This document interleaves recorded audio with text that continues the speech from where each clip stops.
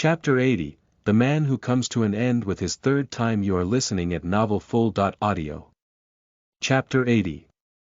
The Man Who Comes to an End with His Third Time. Kanata, who knew that Vandeleur was headed for the area beneath the castle through his target radar, clicked his tongue in frustration.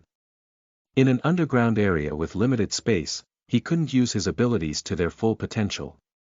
If he were to release his magic with full power, his own life would be endangered by a cave-in.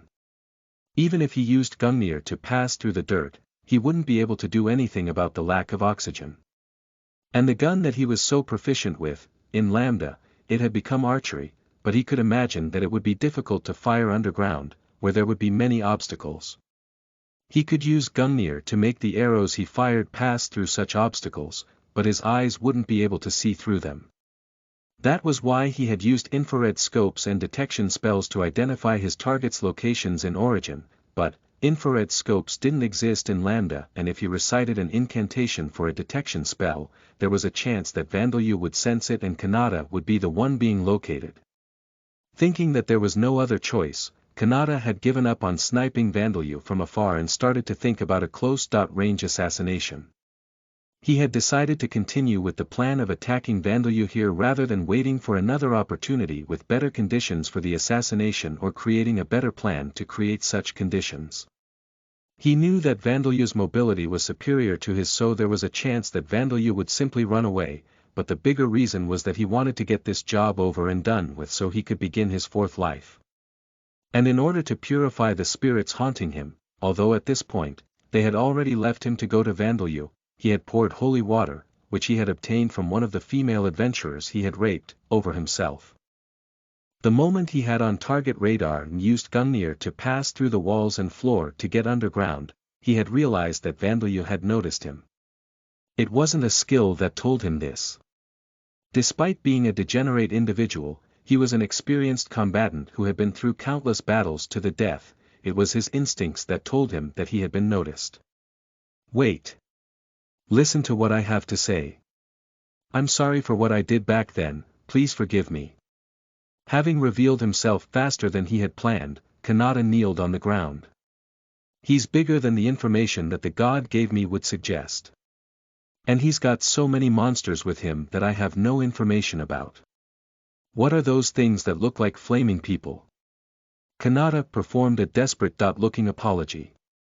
But Vandeleur, who seemed to have gained many pawns, was being held in contempt in Kanata's mind for having an interest in such bizarre creatures.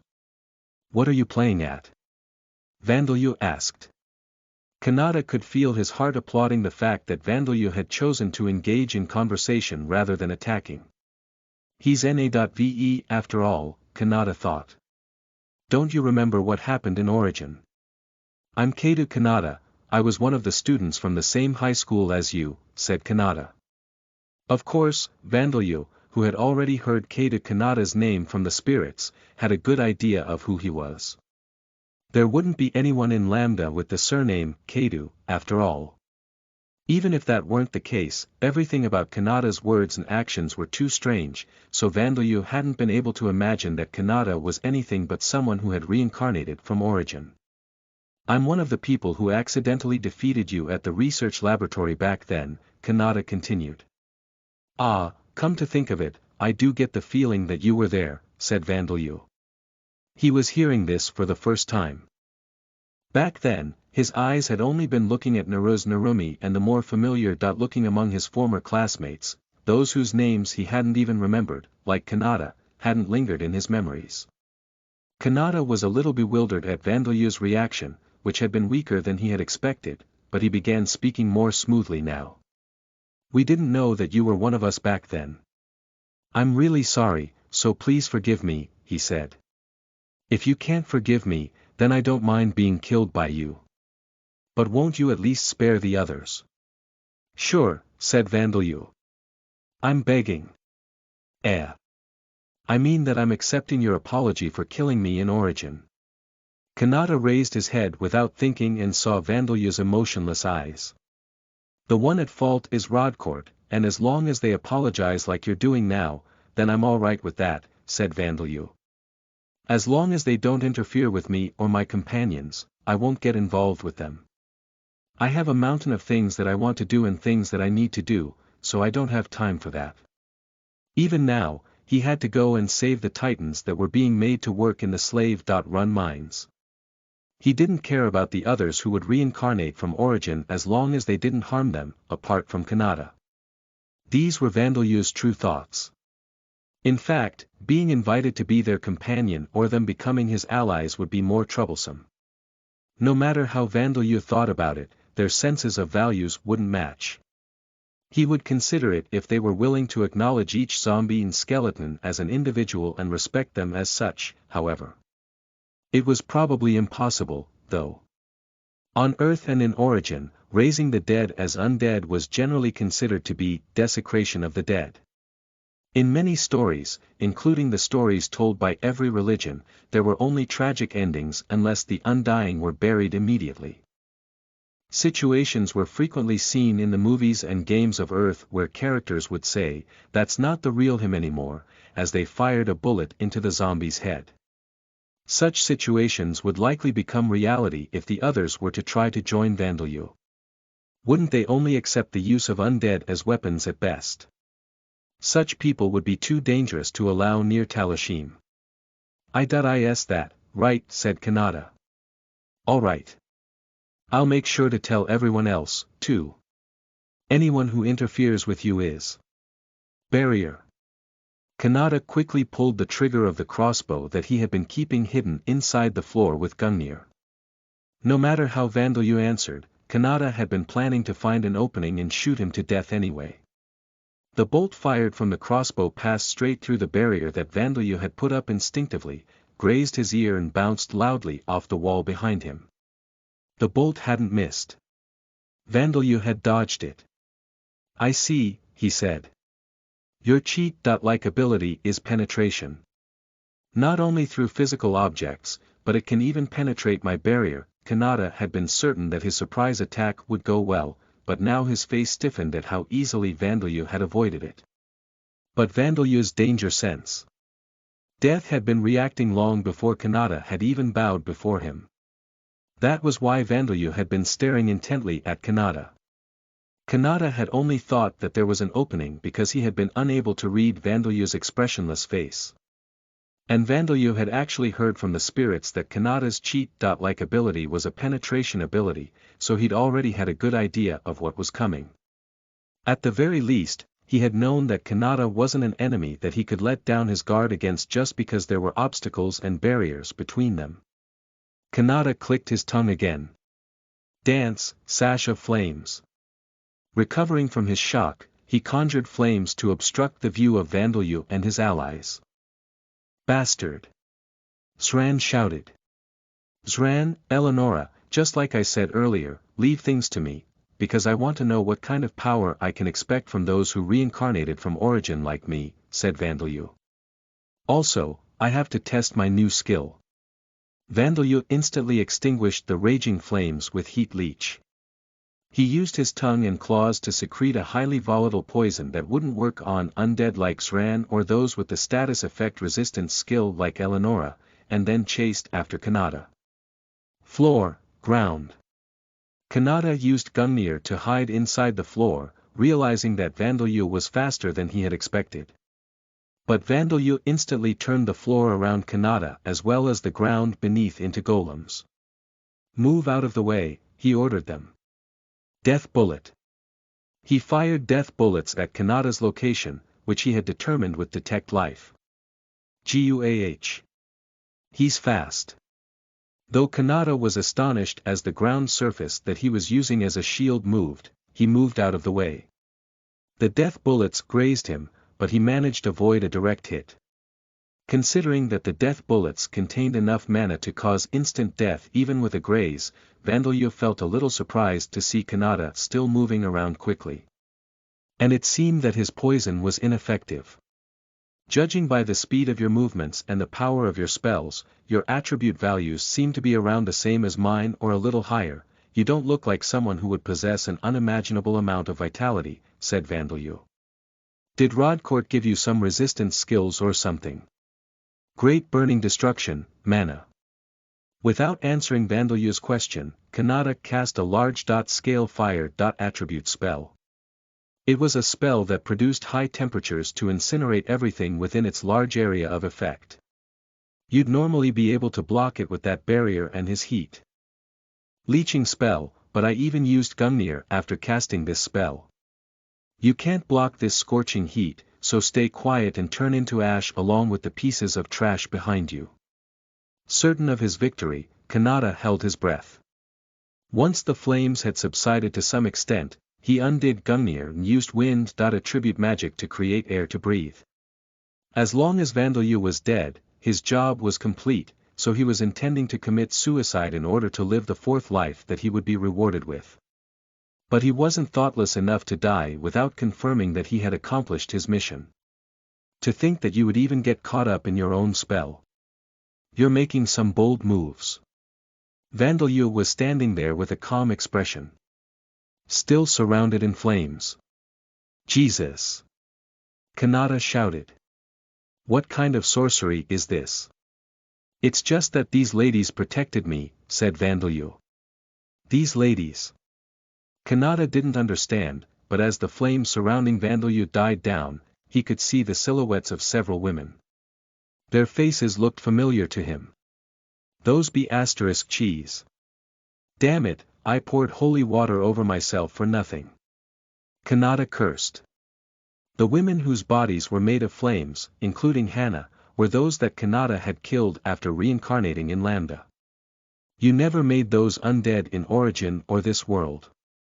Kanata shouted. I just became able to make them a short while ago, said Vandalyu. I suppose I'll name this, Embrace of the Flame Spirits.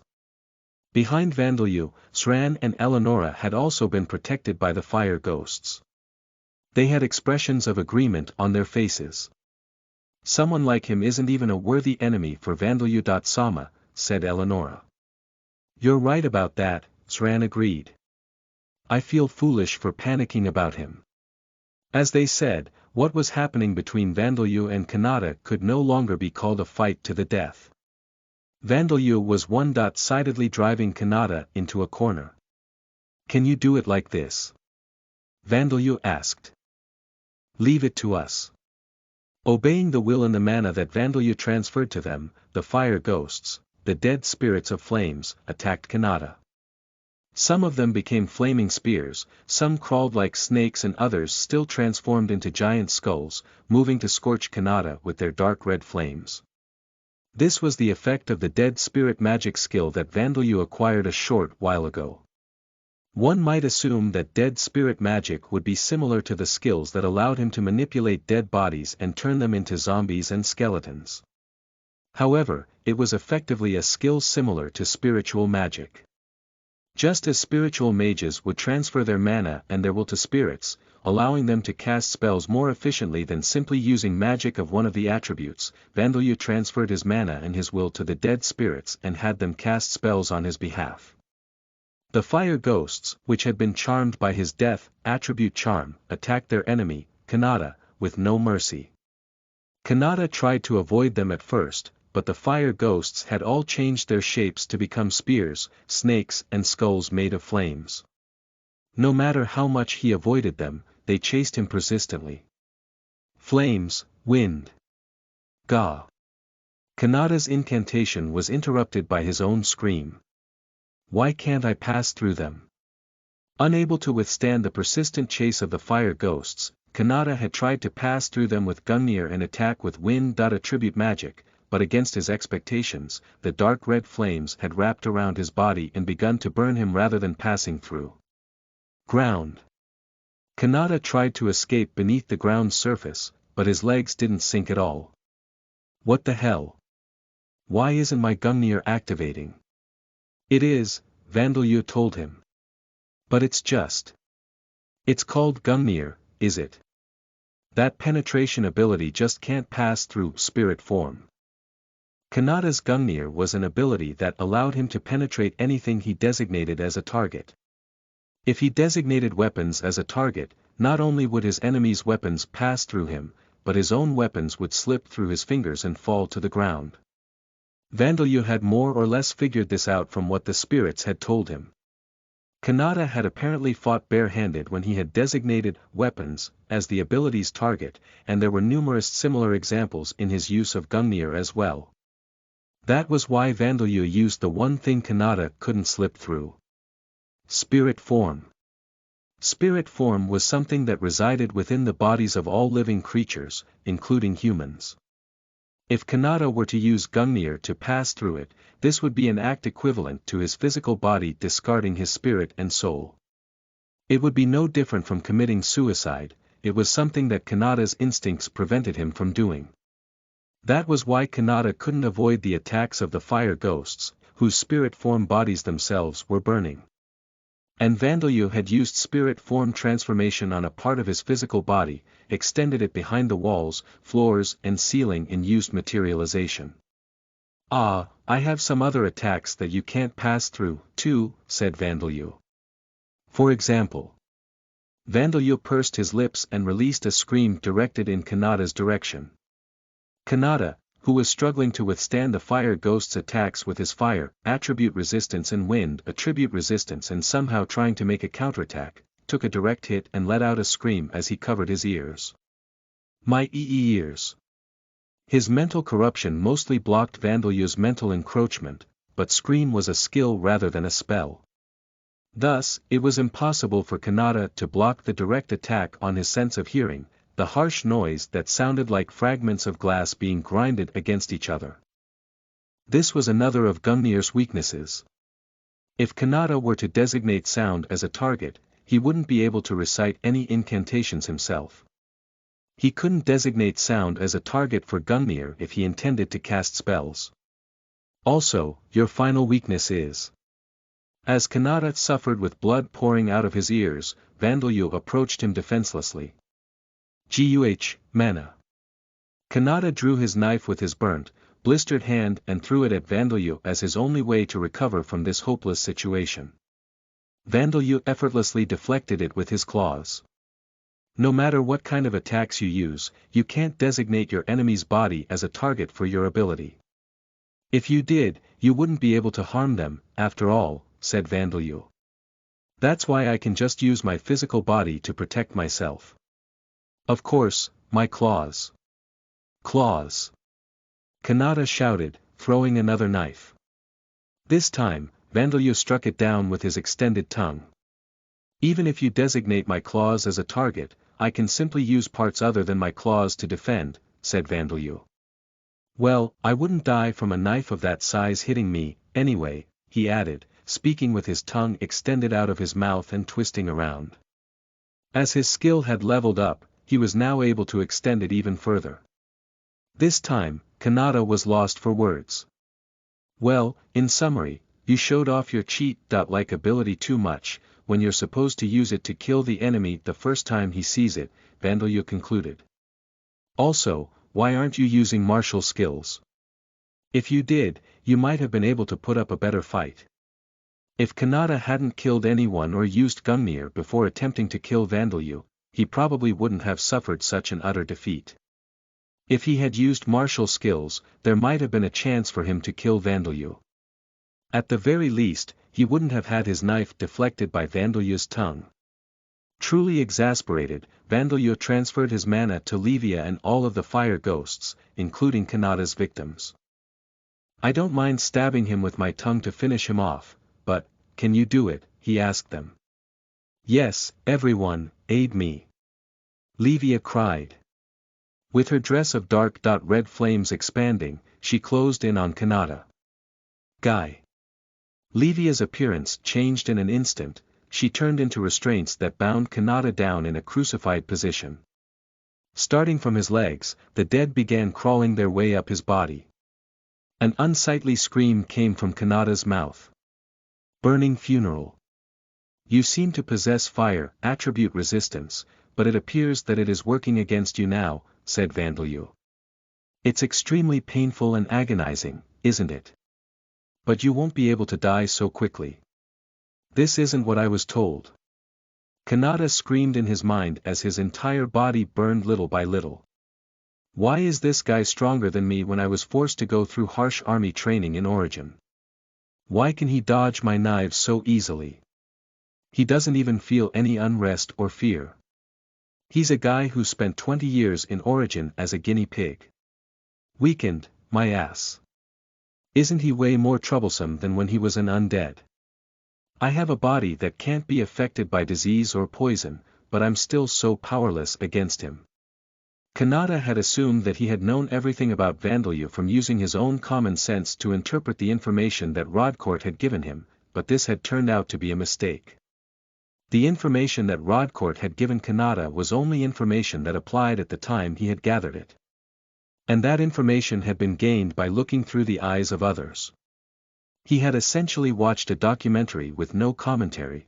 It wasn't information that he had gathered firsthand. Vandalyu had continued growing after this, and he had undergone much harsher experiences after reincarnating in Lambda than Kanata ever had. Meanwhile, Kanata hadn't put in any effort after reincarnating in Lambda. He had no job and his attribute values were just a little above those of the average individual who has leveled one common job from level 0 to 100. Kanata's mana had already run out, he had no means of escape. He had no choice but to simply wait until he became a burnt corpse. But even so, Kanata didn't think back and regret his actions. For him, this wasn't the end. Damn it, he screamed. But don't get so full of yourself, you necrophile bastard. You thought you'd be able to turn me into an undead and make me talk, right? Hi, too bad for you. What are you talking about? Asked Vandalyu. Those of us who are being reincarnated here, even if we die, we can return to the god before you can turn us into undead. No matter how many times you kill us, there'll be no end. We'll just have the god reincarnate us over and over, and we'll definitely kill you. Kanata screamed. Kanata had no intention of dying quietly and giving up on his reward. He intended to request Rodcourt for another chance to get revenge on Vandalyu, who was looking down on him despite being a dropout of a reincarnated individual, and next time, he would certainly receive his reward, the fourth life that he had been promised.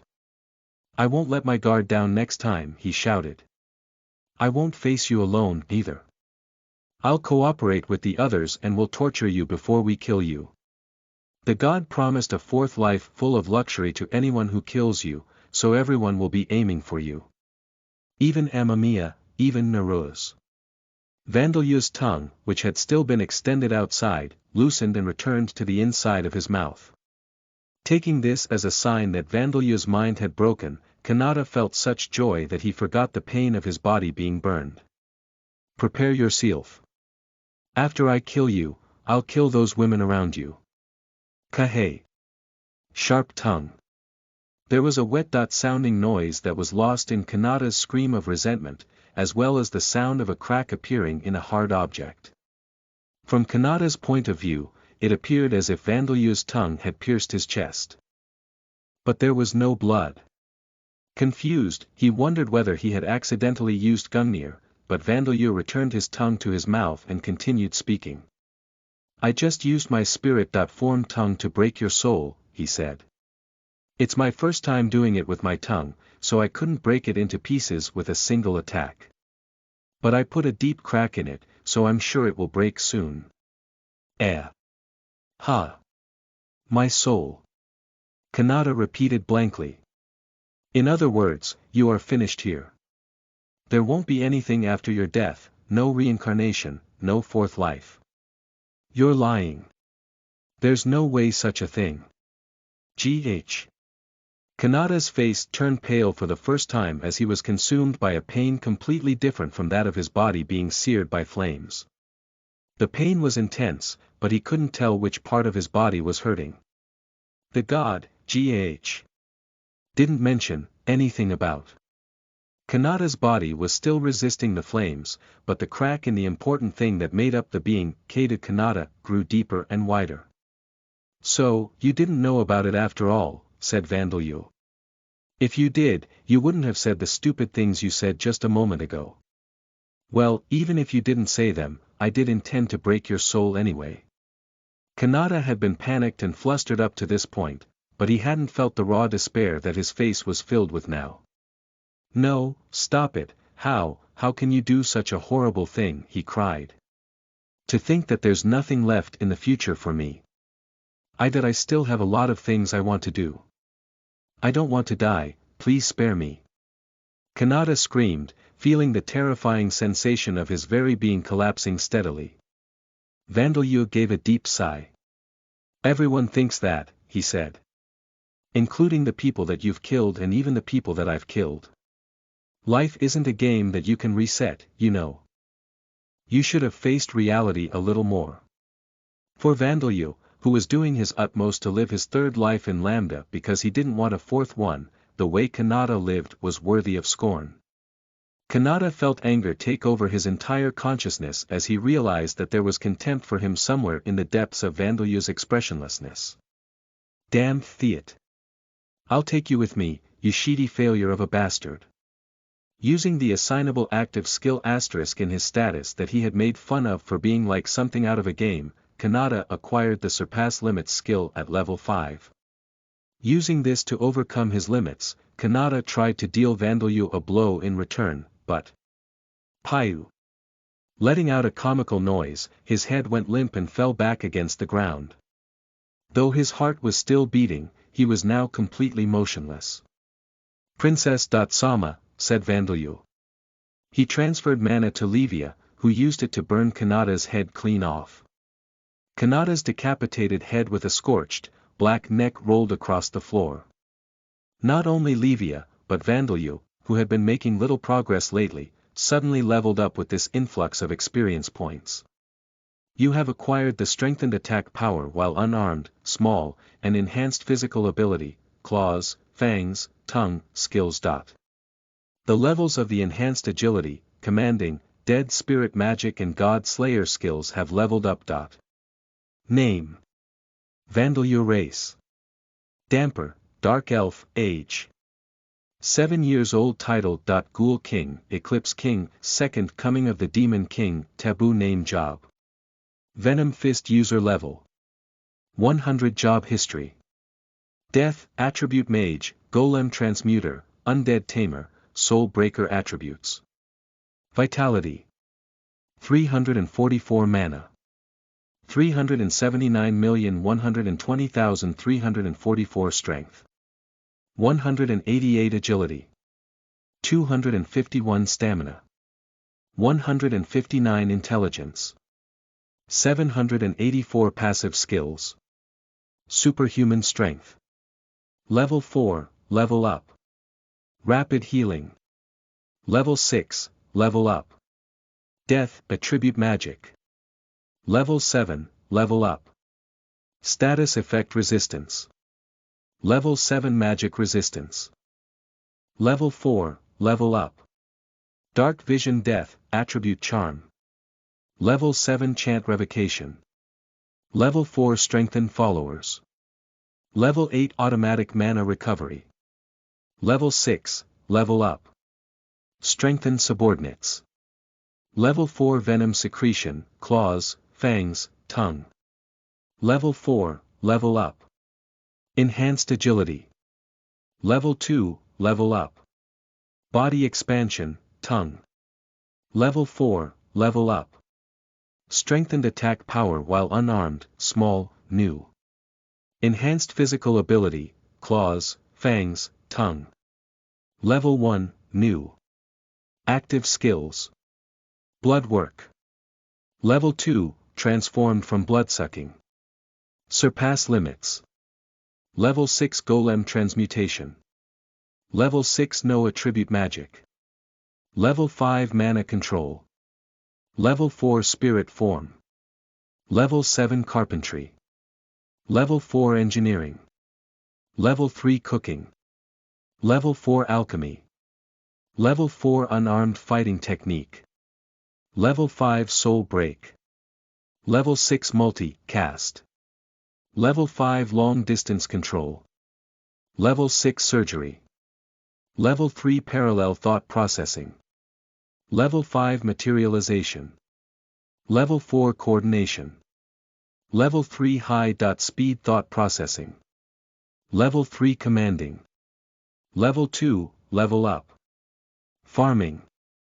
Level 3 Clothing. Level 2 Throwing. Level 3 Scream.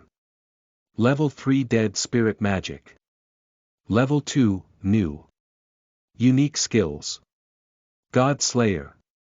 Level 4, Level Up. Grotesque Mind. Level 4 Mental Encroachment. Level 3 Labyrinth Construction. Level 4 Curses experience gained in previous life not carried over, cannot learn existing jobs, unable to gain experience independently despite having a degenerate nature. Kanata was someone who had been granted cheat-like abilities by the god of reincarnation. It seemed that such beings yielded an amount of experience points that couldn't be compared to normal monsters or humans. Vandalu. Sama, there are 90.9 remaining, aren't there? Said Eleonora. Even cheat-like abilities are no match for the Holy Sun, said Zran. At this rate, won't you eliminate them all before you need to become a nobleman? We will be your arms and legs and fight for you, our new king. Said Livia. Everyone was excited over the fact that Vandalu had so one-sidedly defeated someone from another world with cheat-like abilities, who was supposed to have been a powerful foe. But Vandalu himself remained calm. No, I won't necessarily be killing the other 90.9, he said. There might be people who don't want to fight me, after all. But this scum said, Eleonora muttered. We can't trust the words of such scum, said Vandalu. Among the things that Kanata had said, Vandalu didn't really believe the parts about the others who would reincarnate here. Vandalu didn't know what kind of social position Kanata had in origin, nor did he know of his relationships with the others reincarnated by Rodcourt. But judging from his actions and words, it was difficult to believe that he had been an important figure. Even if he did have some close friends, they were probably few in number. The others who would reincarnate here would probably already know, or soon know, about Kanata's demise and the fact that Vandalu was the one who had caused it, but wouldn't there be some who changed their opinions given this information? Other than keeping quiet about my soul break, I think Rodcourt is underestimating me when he tells the others about me. With that being the case, the fact that I've destroyed Kanata should be enough to make the others reconsider coming after me. Of course, there would be some among them that would criticize Vandalu for having broken Kanata's soul. Even if he told them about the inhuman things that Kanata had done, there might be some with flowery ideals in their heads insisting that Kanata was still a human. It was unlikely that all of them would be like that, however. For now, we'll deal with the others reincarnating here with the same policy as we've done up until now, but what should we do if they all reincarnate here with adult bodies? Vandalu wondered. If they were all to start in this world with no bonds with other people, the efforts that Vandalu was planning to make in order to become an honorary nobleman, gain societal fame and create circumstances where it would be difficult to lay a hand on him. It won't be pointless, will it? Said Zran. If you become great before them, Holy Sun, even if they act like heroes and try to find faults with you, those around you will be your allies. Indeed, Eleonora agreed. Even if they have incredible skills, if it comes down to choosing between people whose identities and origins are unknown and a well-known person, people will normally support the well-known person, won't they? You already rule Talashim, yet you want to become even greater, asked Livia. You are an unexpectedly ambitious individual.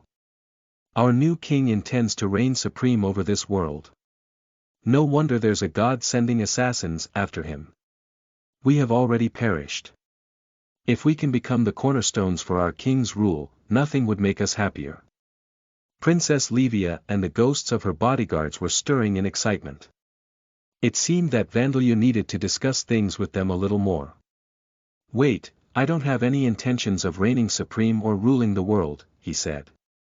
For now, we'll destroy this place so that people don't make a fuss over the seal on the Demon King's blood being removed, make it look like this guy on the ground here was the one who did it, and I suppose we'll stop by the treasury where the treasures stolen from Princess Livia are being kept before we return. It would be bad if it became known that Vandalu and his companions had infiltrated the castle and removed the seal on the Demon King's blood, but with that said, slaughtering everyone in Duke Hartner's castle wasn't a good idea either. Vandeleur decided to be satisfied with these measures. Well then, tomorrow night, let's fly to the city ruins near the tunnel where Borkus and the others are headed, he said. After retrieving the coffin in which the Demon King's blood had been sealed and the remains of the whips that had bound it, Vandeleur and his companions put Duke Hartner's castle behind them. Chapter 81, The Sunken House of the Duke and Visiting the Cultivation Village. Again, you are listening at novelfull.audio. Chapter 81. The Sunken House of the Duke and Visiting the Cultivation Village. Again that morning, there was a somewhat restless atmosphere around Duke Hartner's castle. The current Duke Hartner was completely bedridden, conscious for perhaps only a few hours a day. But the conflict was deepening between the two brothers competing to be the heir who was to act in the Duke's stead. The domestic affairs party advocating that the most important thing was protecting the Hartner duchy from the Empire and that the duchy's army was nothing more than a shield for that purpose. It was led by Lord Belton, the Duke's second son, born to his legal wife. The advocates of war arguing that the Amid Empire should be attacked and the Sauron duchy recovered in order to bring even further prosperity to the Hartner duchy. They were led by Lord Lucas, the Duke's eldest son, born to his concubine. Normally, Lord Belton would be overwhelmingly favored in this dispute, but with the Hartner duchy having become the front line in the war against the Amid Empire, Lord Lucas's influence had grown significantly with the army's support.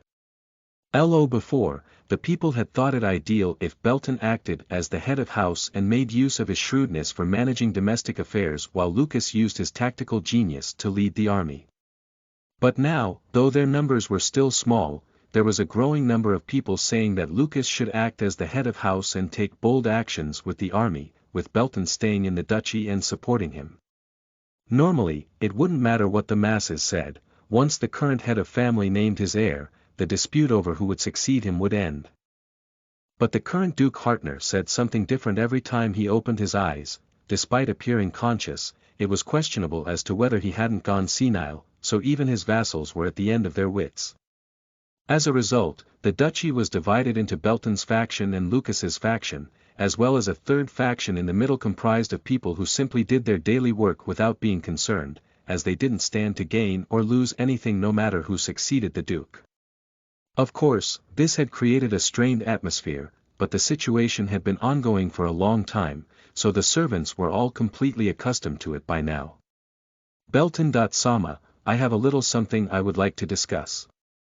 Lord Belton, who had been heading towards the dining hall to eat an early breakfast, was called out by Baron Icus, one of his trusted confidants. Baron Icus was an honorary nobleman serving as a civil official. Though he was a subordinate of the finance minister of Lucas's faction who was trying to use the war to stimulate the economy, Icus himself was on Belton's side. Of course, this was only true because he was expecting a promotion and an increase in his court rank once Belton became duke. What is it, Baron Icus? Asked Lord Belton. It seems that the Mages Guild has been behaving strangely as of late, Baron Icus reported. The guild master Kinarp and several of the higher-ranking members are always inattentive no matter what people try, and it appears that several of their guards have gone missing. Oh dear, Lord Belton whispered quietly. The Mages Guild was one of his bases of support. Although each guild took an official stance of political neutrality, the support of the Mages Guild, which was developing all kinds of magic items and producing exceptional mages in large numbers, couldn't be ignored given the current situation. Belton's policy was that the maintenance of public order and the extermination of monsters should be left to the guards and knights, so he was particularly unpopular with the Adventurers Guild. Bribing the guild master of the guild headquarters was proving effective, but it was still true that there were many in the guild branches of each region who held animosity towards him. Belton did want to maintain his support from the other guilds and the churches in order to compensate for this, however. Is this on E.U's * doing? Had Lord Lucas's subordinates bribed them? Or were they being blackmailed in some way, perhaps? This was what Lord Belton was asking with his brief question. That does not appear to be the case, Baron Icus replied. We were not able to confirm any movements from Lucas. Sama's subordinates. But we have been receiving some curious reports. I believe I can provide further information on these once they have been confirmed. I understand, said Lord Belton. Baron Icus, I am sorry for making you work so hard, but I will be counting on you. Yes, sir. Baron Icus left with a bow. He was a man who excelled at gathering information using spies. No matter what happened, he would be able to thoroughly investigate matters and provide good reports. Lord Belton watched as Baron Icus walked away, holding high expectations of him. Suddenly, without warning, Lord Belton felt a small tremor at his feet. An earthquake, he wondered. It is small, but earthquakes are rare. No sooner had this thought crossed his mind, the tremor grew larger, accompanied by a thunderous noise. A large hole appeared in the floor right below Baron Icus, and he screamed as he fell into it helplessly. Barun! Lord Belton shouted. Belton. It is too dangerous, please get back. Please get back. One of Lord Belton's servants, who had been accompanying him silently like a shadow, hastily stepped forward to pull him to safety. On this day, Duke Hartner's castle sank slightly, in a physical manner. The levels of the carpentry, engineering and golem transmutation skills have increased. Kinarp, the man serving as the Mage's Guild's guild master, was startled as he regained consciousness.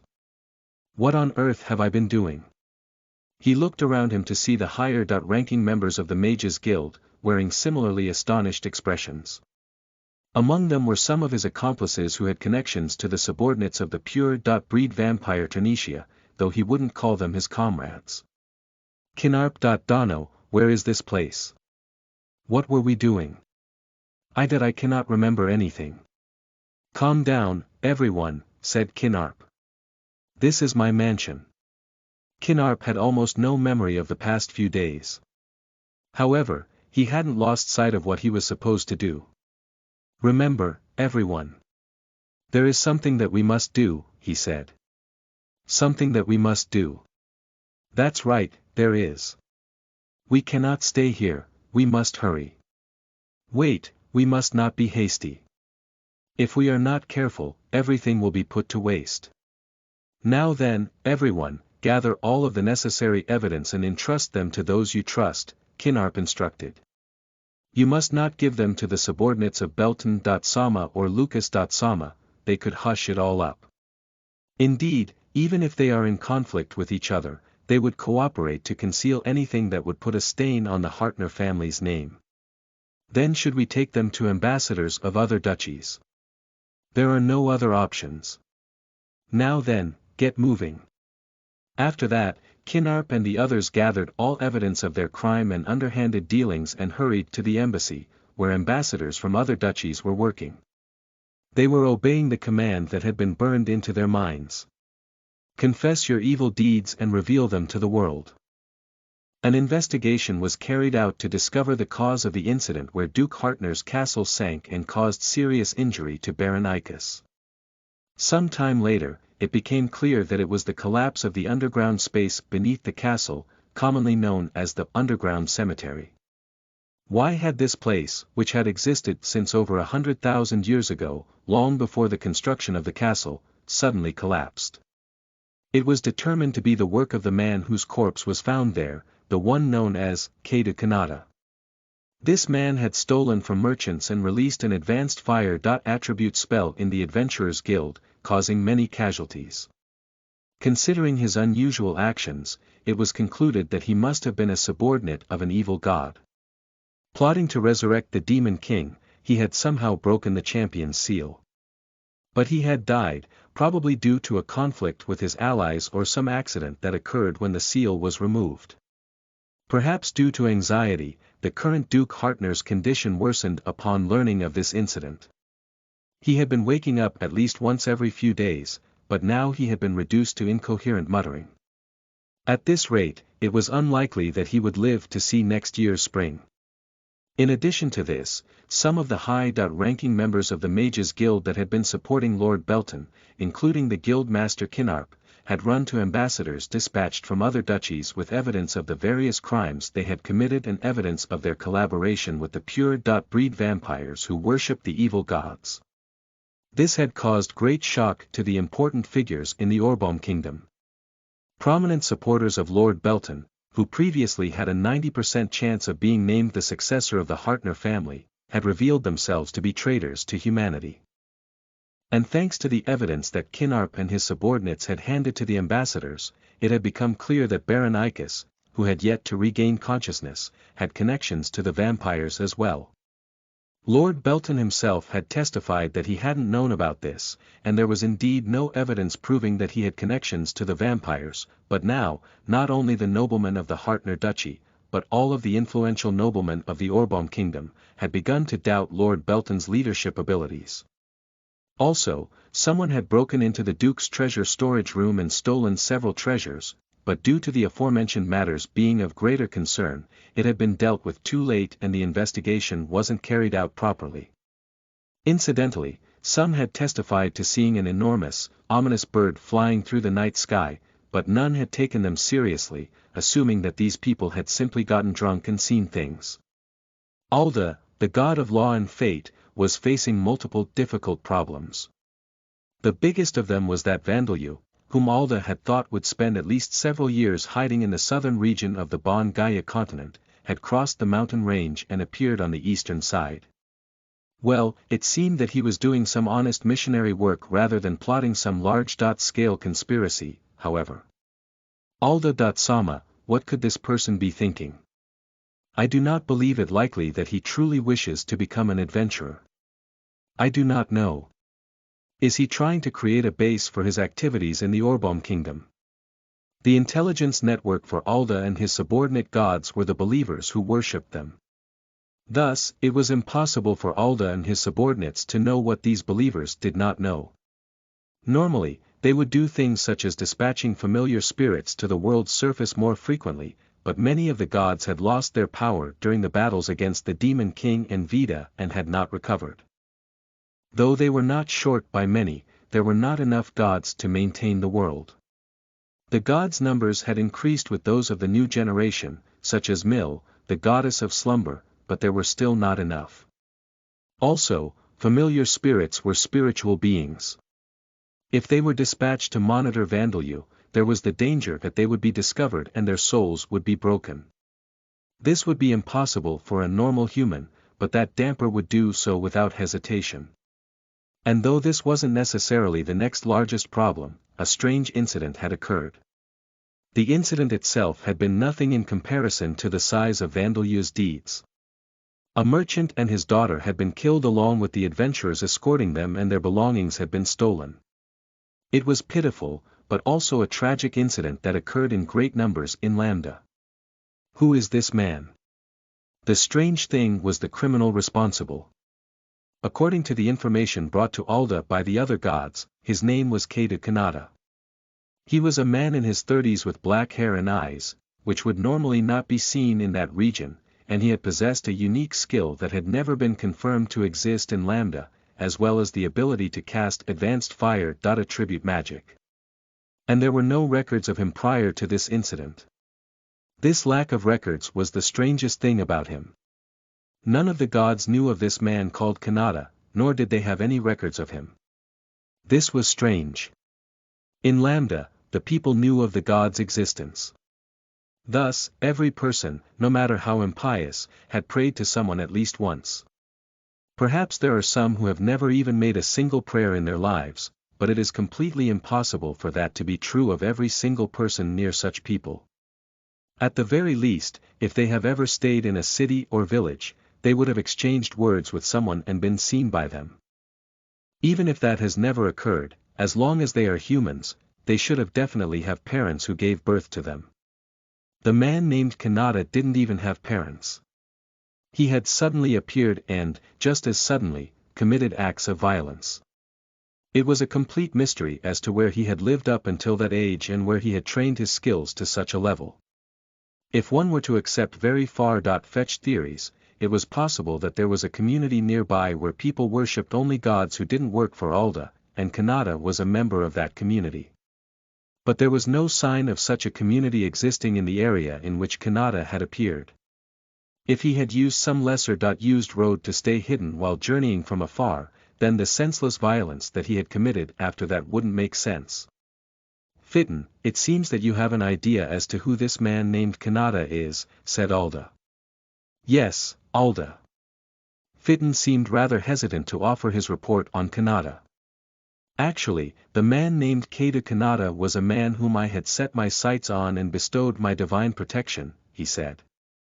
What? Curatos, the god of records, has no record of this, said Alda. Indeed. This man named Kanata is a man who was born from a pregnant woman who died in a monster attack while she was journeying on a stagecoach to meet her husband. After that, perhaps on a whim or to save him as emergency rations later, he was raised by monsters. I believe that is why there is no record of him. Indeed, if Kanata had been born under such circumstances, it wasn't strange to think that Curatos had no records of him. I happened to notice Kanata's existence, took a liking to his talent and qualities, and bestowed him my divine protection, said Fitton. But it seems that this is what corrupted him. So, you are saying that his unusual unique skill also originates from your divine protection? Alda asked. Yes. There is no mistake. It seems that some among his victims were your believers, however.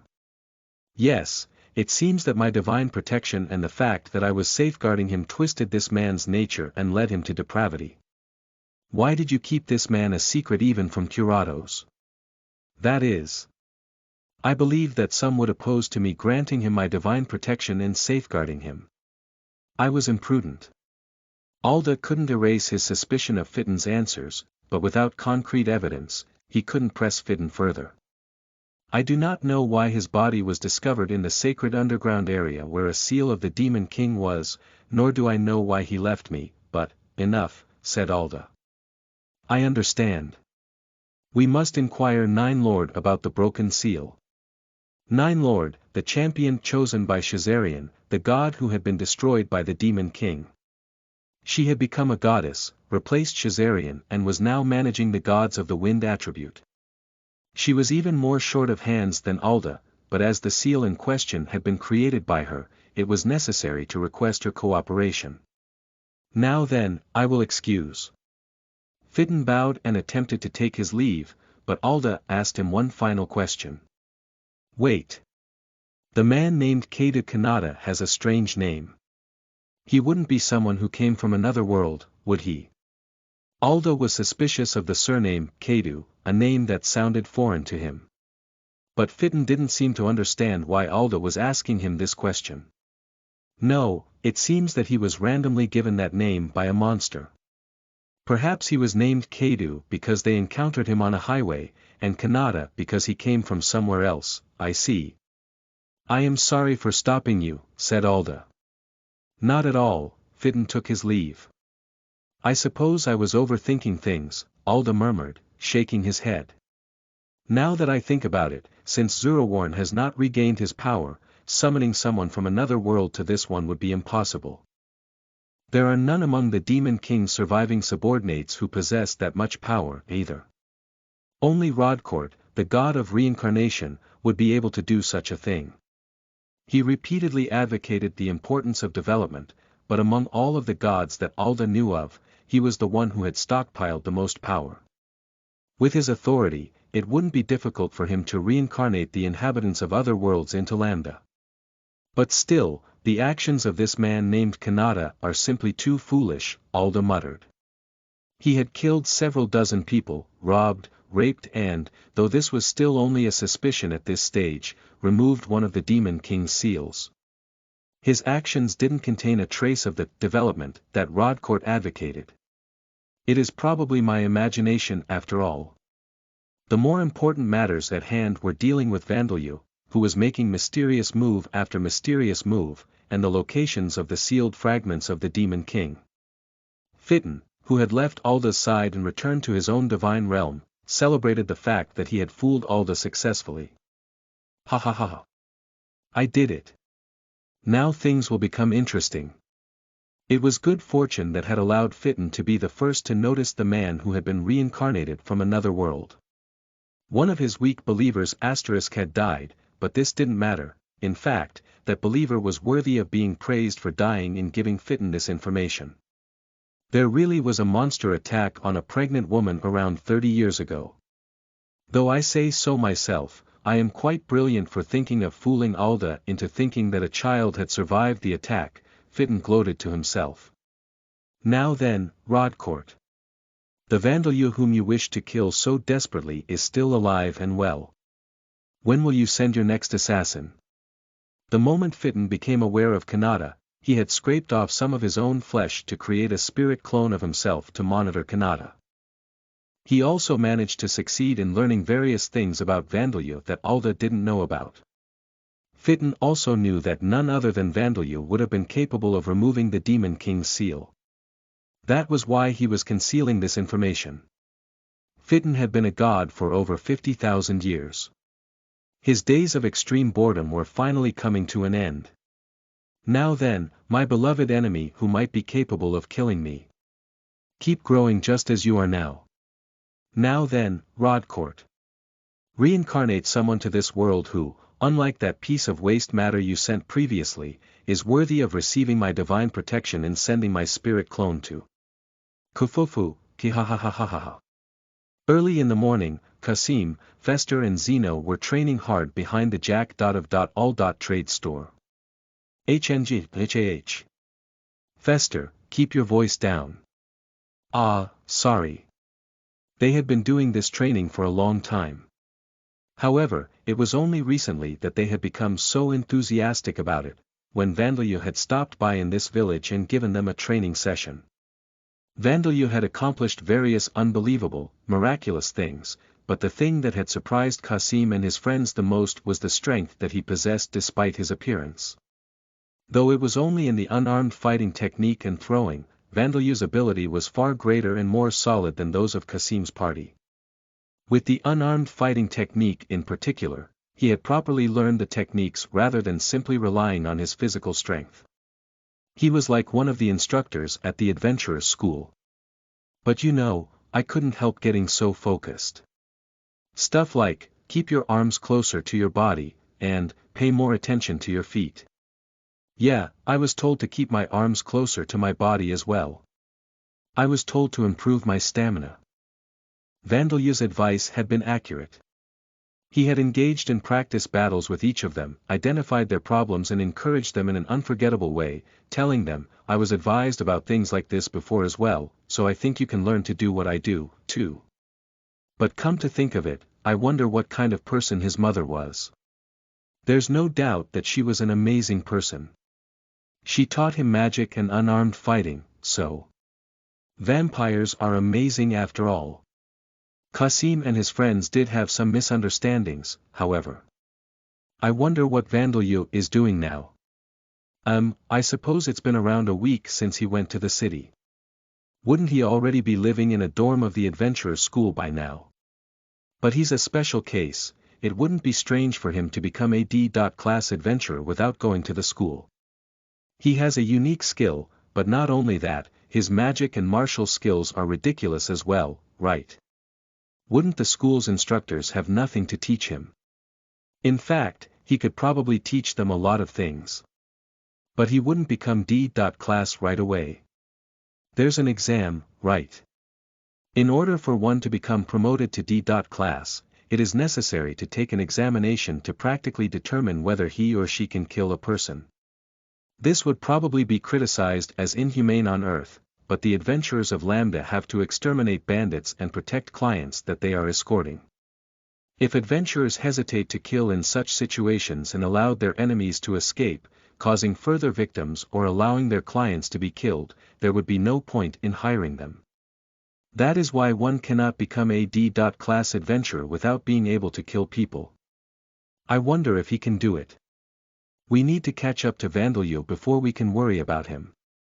He is our senpai as an adventurer, after all. You're right. We need to show him a thing or two the next time we meet. Excuse me. Oi, what are you? Yuwa, Vandalyu, why are you here? Vandalyu hadn't been called out to, or noticed, by the gatekeeper, so he had entered the 7th Cultivate village, found the three of them training behind the Jack.of.all.trade store and approached them. Didn't you become an adventurer in the city? Did something happen in the city? Oyaji.san was worried because the traveling merchant that was supposed to come is late.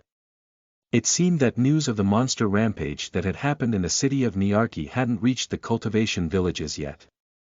No, the rules have changed so that Dampiers below the age of 10 can't register, so I've given up on it for now, said Vandalyu. The rules have changed. Forget that. You're less than 10 years old.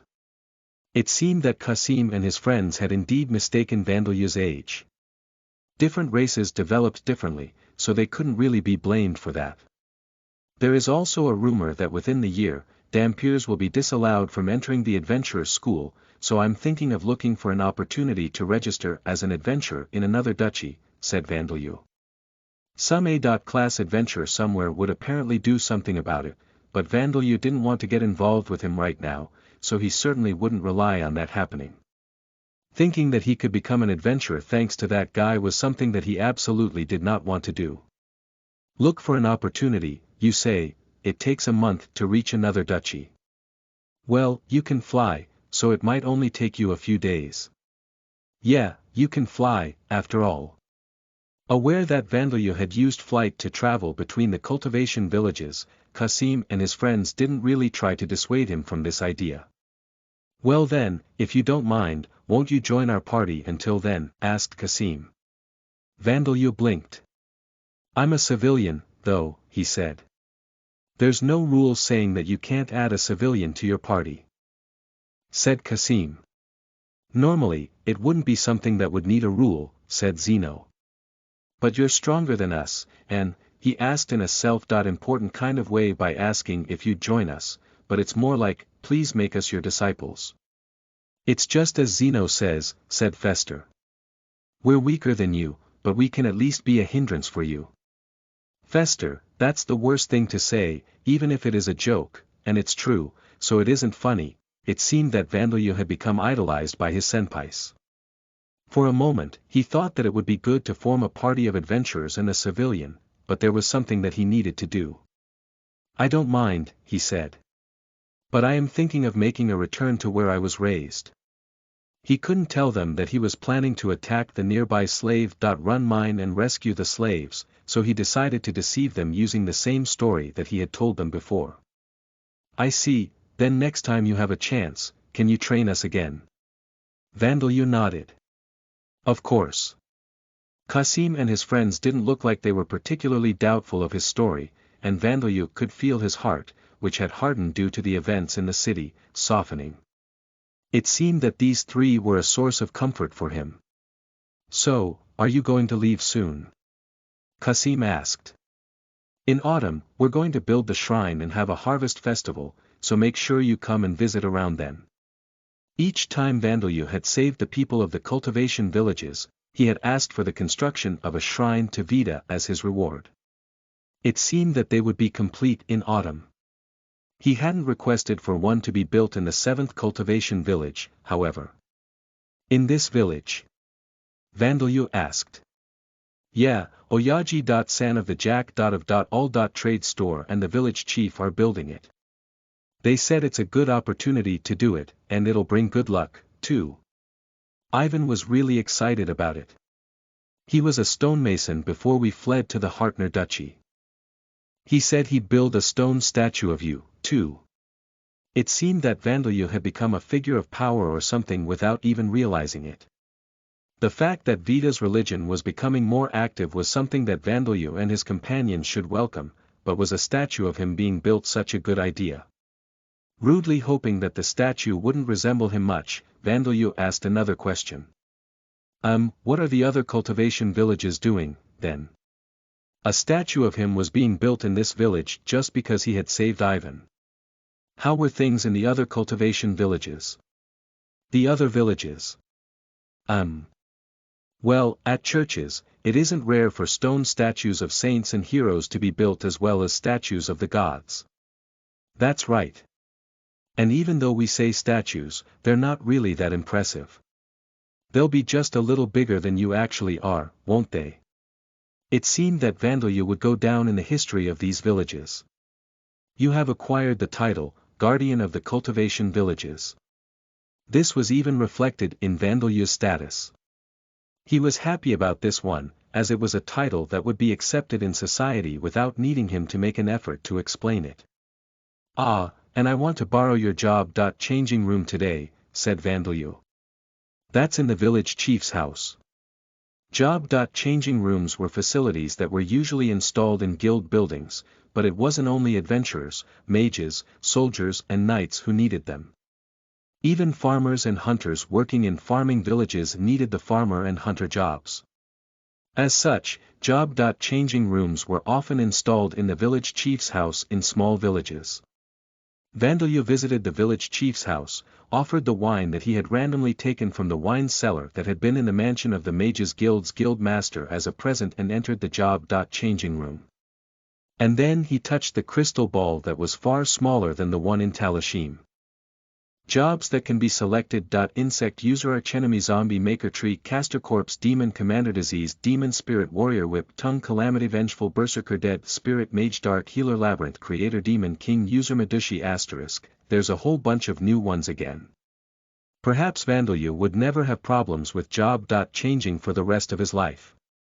No, his lifespan was somewhere between 3,000 and 5,000 years, so perhaps it wasn't to that extent. Was Whip Tongue Calamity Red Benzetsuka *. It had probably appeared because Vandalia had been fighting with his tongue. What could Vengeful Berserker be? Vandalia imagined that it would have something to do with his new skills like Scream, Mental Encroachment and Grotesque Mind. Dead Spirit Mage was a job that would work with the Dead Spirit magic skill. It might let him draw more power out of Princess Levia and the other ghosts.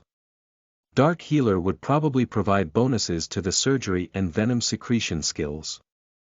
Had it appeared because of the medical deeds he had performed in the cultivation villages. Labyrinth Creator was there because he had created a dungeon, and Demon King User because he had consumed the Demon King's sealed blood. But what could Medushi be? Vandalia's curse was supposed to prevent jobs that had been previously discovered from appearing. It sounded like the kind of job that one would normally be able to acquire. Was it different from the mage job? It seemed suspicious. Wasn't it some kind of trap? First of all, Labyrinth Creator and Demon King User will make people think I'm dangerous if they see it, so I'll leave them for later. The same goes for Dead Spirit Mage, but Medushi is suspicious, so that leaves a choice between Insect User, Tree Caster, Spirit Warrior and Dark Healer, I suppose. Vandalia sighed. If I'd managed to register as an adventurer, I wouldn't have to worry about it so much. Since his status would be seen as he registered, he couldn't acquire jobs that would be problematic if seen yet. Or perhaps he should have registered at the Mages Guild after he had brainwashed the guild master. But it would have been problematic in the future if he had registered under the recommendation of someone who was about to lose his social standing. It was almost certain that he would be executed, or at least imprisoned for life. Alright, let's go with Insect User, Vandalia decided. You have acquired the Insect Binding Technique skill. The levels of the Long Distance Control, Mana Control, Insect Binding Technique and Enhanced Physical Ability, Claws, Fangs, Tongue, skills have increased. Name. Vandalia Race. Damper, Dark Elf, Age. 7 years old. Title. Ghoul King, Eclipse King, Second Coming of the Demon King, Guardian of the Cultivation Villages, Taboo Name Job. Insect User Level 0. Job History. Death, Attribute Mage, Golem Transmuter, Undead Tamer, Soul Breaker, Venom Fist User Attributes. Vitality. 344 Mana. 379,120,344 Strength. 188 Agility. 251 Stamina. 159 Intelligence. 784 Passive Skills. Superhuman Strength. Level 4 Rapid Healing. Level 6 Death, Attribute Magic. Level 7 Status Effect Resistance. Level 7 Magic Resistance. Level 4 Dark Vision Death, Attribute Charm. Level 7 Chant Revocation. Level 4 Strengthen Followers. Level 8 Automatic Mana Recovery. Level 6 Strengthen Subordinates. Level 4 Venom Secretion, Claws, Fangs, Tongue. Level 4 Enhanced Agility. Level 2 Body Expansion, Tongue. Level 4 Strengthened Attack Power while unarmed. Small Enhanced Physical Ability, Claws, Tongue, Fangs. Level 2, Level Up.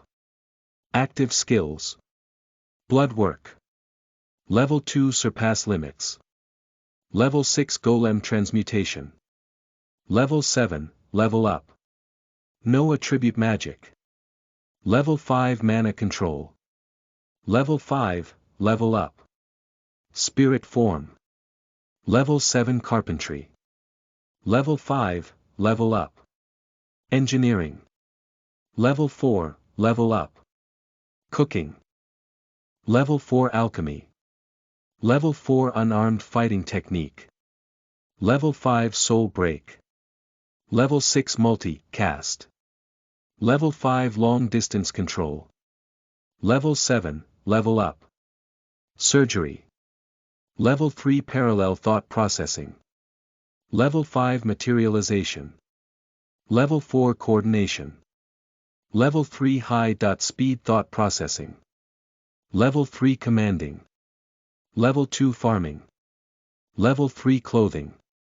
Level 2 Throwing. Level 3 Scream. Level 3 Dead Spirit Magic.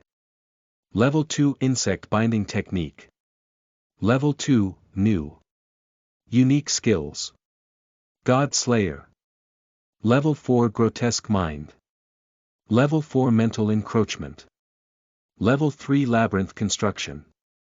Level 4 Curses Experience gained in previous life not carried over, cannot learn existing jobs, unable to gain experience independently, Insect Binding Technique.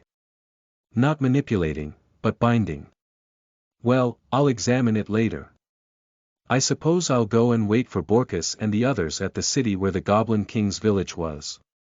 If it seems like they're going to take some time, I could fly to the slave.run mine to have a look at things first, too. Job Explanation. Venom Fist User. A job one can acquire if he meets the attribute value requirements and possesses the unarmed fighting technique skill at level 2, in addition to being knowledgeable in regards to various drugs, having learned their effects, being able to actually produce them and produce antidotes for them. Because it requires accurate scientific knowledge, nobody in Lambda currently possesses this job other than Vandalu. It becomes possible to acquire the Venom Secretion skill, which allows the secretion of various drugs from the fangs, tongue and nails of every limb, as well as an enhanced physical ability skill that enhances the fangs, tongue and claws. It also provides a bonus to skills such as unarmed fighting technique, making it a job suited for fighting on the front lines.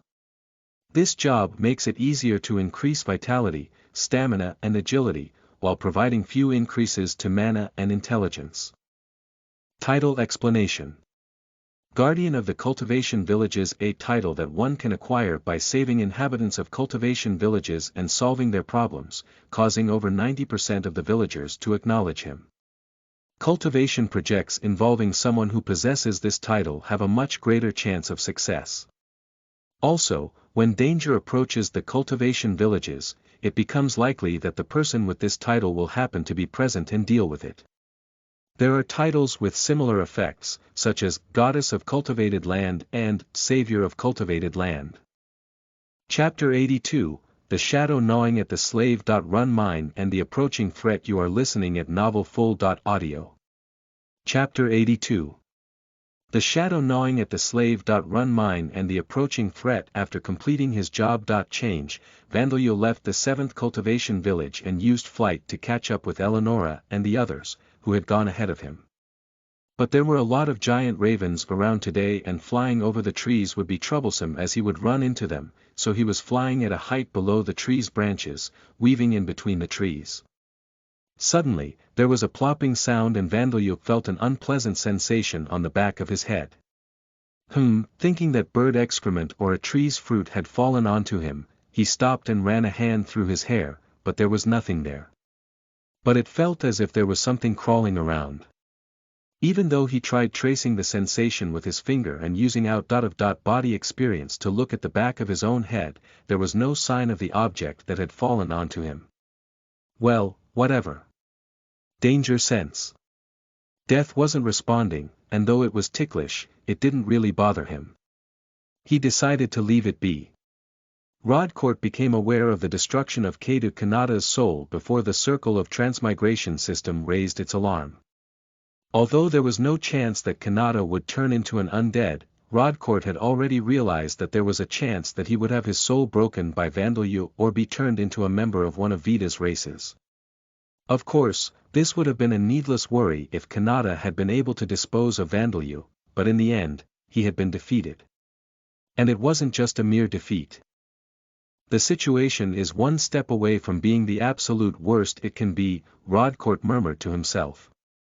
It was unfortunate that Kanada's soul had been broken, but the reward Rodcourt had promised Kanada if he was able to defeat Vandalyu. This reward was to reincarnate him into a world with no magic or monsters, similar to Earth, as the peerlessly handsome son of a rich family. Because Rodcourt had already removed Kanada's soul from the system to prepare to grant him this reward, his soul's destruction hadn't caused large damage to the system. The problem was that Kanada had blurted out to Vandalyu that the rest of the people reincarnating from Origin would be coming to kill him, and that even if they were killed in Lambda, they would be reincarnated again right away. This had caused Vandalyu to become warier and made him think that the people trying to kill him would reincarnate endlessly unless he broke their souls. In reality, things are not going that well. Even after Kanada had reincarnated in Lambda, 3 of the reincarnated individuals in Origin had died. The fact that Shihoin Mari had killed Kanada, and the fact that she had done so because of the evil deeds he had been doing in the shadows, had become clear. Because of these events, there were fewer casualties than Rodcourt had expected, but it seemed that the group of reincarnated individuals had been disbanded. Although they had all been reincarnated from the same Earth and been riding on the same boat, they were a group of people who didn't necessarily all share the same views. And within 3 years of reincarnating in Origin, there would have been changes to their sense of values. The reason they had been part of a single group up until recently was likely due to the great presence of Amamiya Hiroto, whose ability was far above the others. The problem was that the 3 who had died hadn't been happy about Rodcourt's request. They had been surprised that the undead they had killed was someone who had been reincarnated from Earth like them, but when asked to kill him again in Lambda, they had shaken their heads. Rodcourt had tried offering them rewards similar to the ones that Kanada had asked for, but they had still declined. They had told him that they had no intention of killing Vandalyu even if they were to begin life again normally as children, let alone being reincarnated as adults immediately to work with Kanada. "I'm tired of killing others. I want to live a normal life. He has no way of telling us apart from everyone else, right? In that case, I don't want to get involved with him. Work with Kanada. Is that a joke? Even if he was our former comrade, I went through hell because of what he did."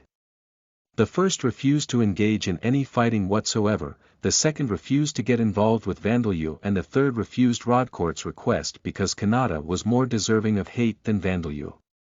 Like in Origin, Rodcourt had given those reincarnating in Lambda destinies so that they would meet each other again, but it was unclear as to how they would act once they met Vandalyu. They could do as they said and try not to get involved, but the opposite was also possible. If Vandalyu were to become someone who caused great harm to the countries and cities that they reincarnated in, they wouldn't be able to ignore him. They might even try to become his allies, but considering the disgraceful behavior Vandalyu had shown directly after his death in Origin, Rodcourt couldn't imagine it likely that Vandalyu would accept them. "Well, I do not know what will happen until I see things unfold," Rodcourt said to himself. "I cannot predict what Vandalyu is truly thinking.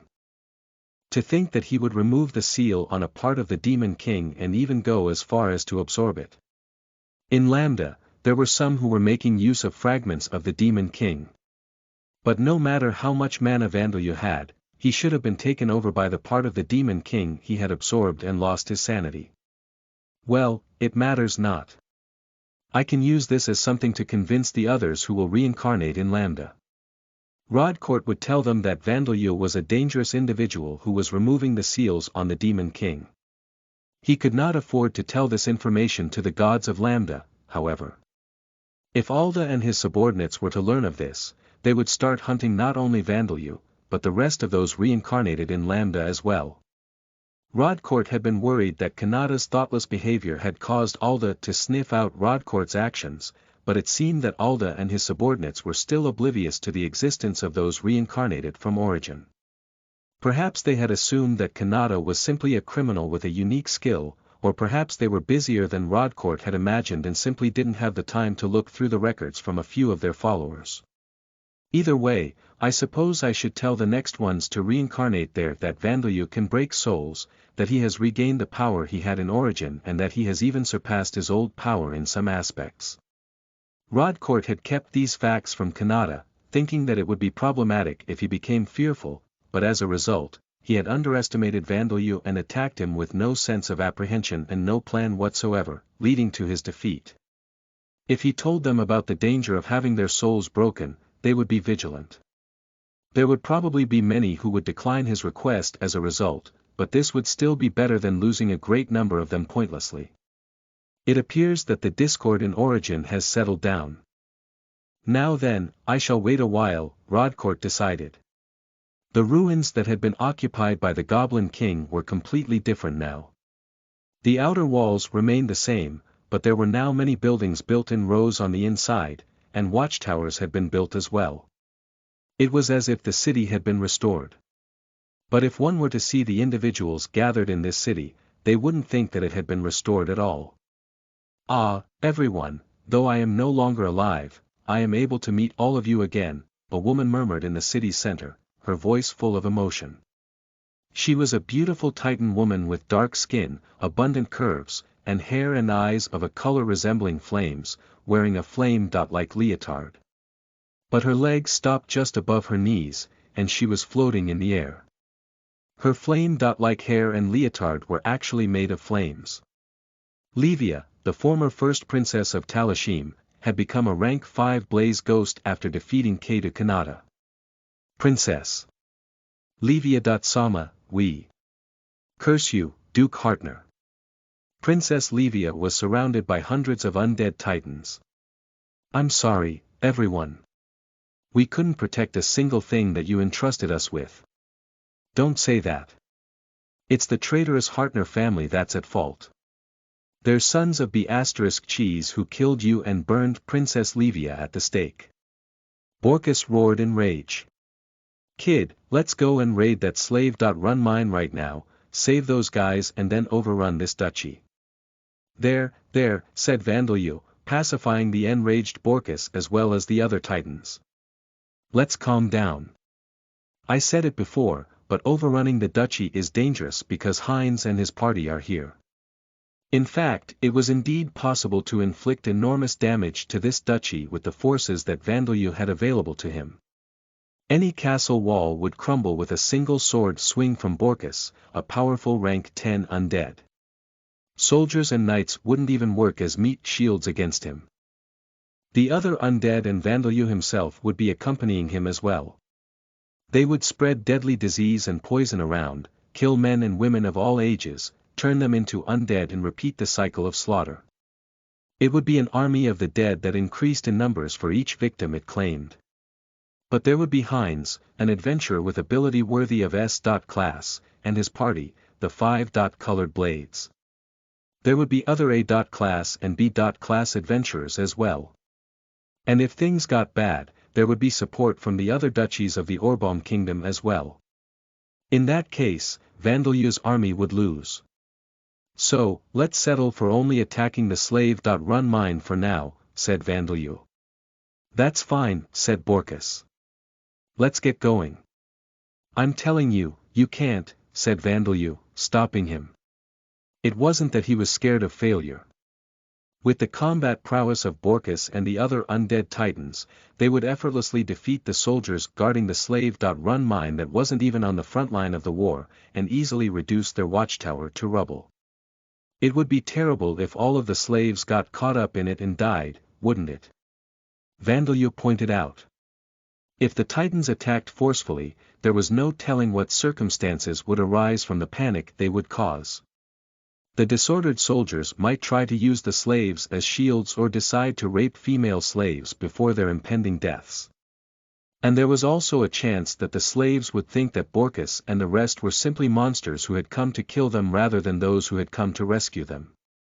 If they decided to kill themselves, thinking that it would be better than being eaten alive, that would be problematic, though Vandeleur didn't want to mention this to Borkus and the other undead titans.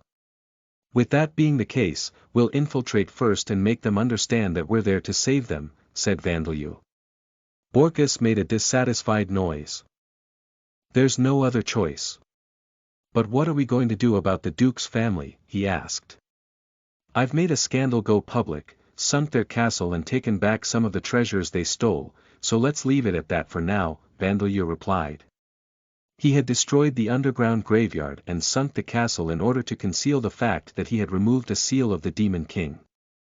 This was something that would cause anyone's face to pale if they learned of it, though he wasn't aware of this because of how simple it was for him to build, repair or even move buildings with golem transmutation. The castle probably wouldn't collapse anytime soon, but it was a national symbol for the Hartner Duchy and, in times of war, a point of defense. It was therefore necessary for a new one to be built, but this would probably require a vast sum of money. As long as Vandeleur didn't help them, anyway. By the way, Bakken, about the treasures you took back, said Saria. Yes, I'm holding on to them right now, said Vandeleur. He had taken about half of the stolen treasures back from the castle, the rest of them had been scattered and lost. They were items that had been given to noble families as rewards, potions that had been consumed or treasures that had been donated to the Orbon Kingdom's central region, sold for support under the pretense of donation. What remained was mostly jewelry rather than precious, expensive magic items like the item box. According to the spirits that had been haunting the Duke until recently, the item box was still around, but it was being used for transporting goods to a military base connected to the former Sauron Duchy. Borkus's magic sword that was broken by Mikhail had also been a national treasure given to him by Talashim's king, so there had been fewer magic items among Talashim's national treasures to begin with. Other than a few like the second Princess Zandia, the Titan race wasn't suited for magic and Talashim had been isolated for 100,000 years, so excluding the relics left behind by Zakhert, it had been a magically underdeveloped nation. But let's have Braga and the rest take them back for us, said Vandeleur.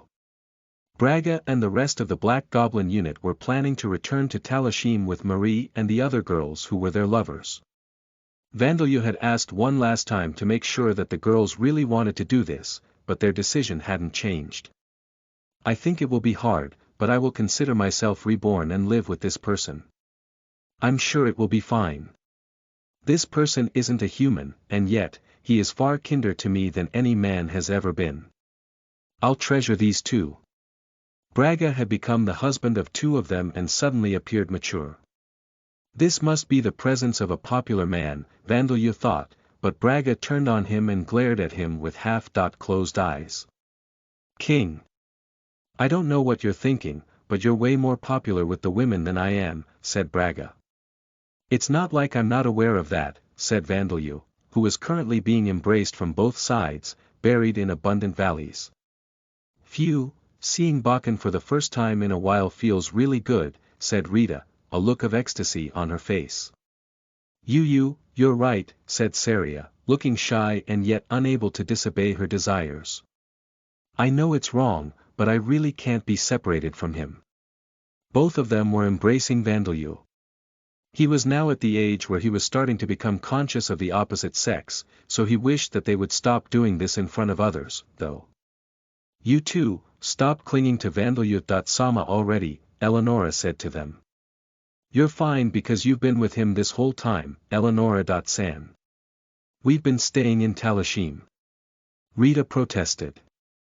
Eleonora.San, us maids suffer withdrawal symptoms if we are separated from our master for more than 3 days, said Saria. I'm not sure if being a maid is really that kind of occupation. Vandeleur said calmly, but for some reason, it seemed that Eleonora had accepted their points. It cannot be helped, she said. But make sure you do not tire Vandeleur.Sama out. Apparently, it couldn't be helped. Yes, said the sisters in unison. Rita and Saria loosened their grip slightly, making it a little easier for Vandeleur to breathe.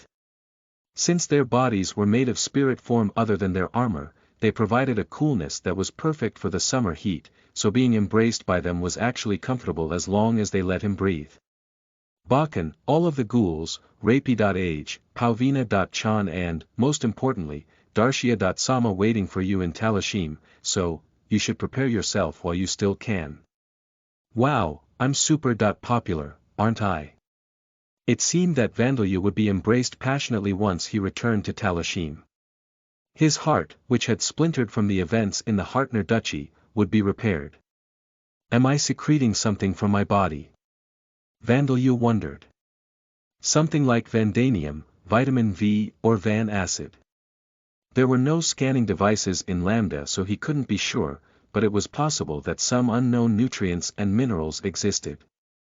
Suddenly, he heard a small, grinding noise. Ah, Bakan, there's a large centipede in your hair. Large centipedes. They were rank 1 monsters, centipedes around the size of medium-sized snakes. Their diets consisted mainly of small animals such as mice and insects, and they didn't harm produce. As such, they were often considered to be useful creatures.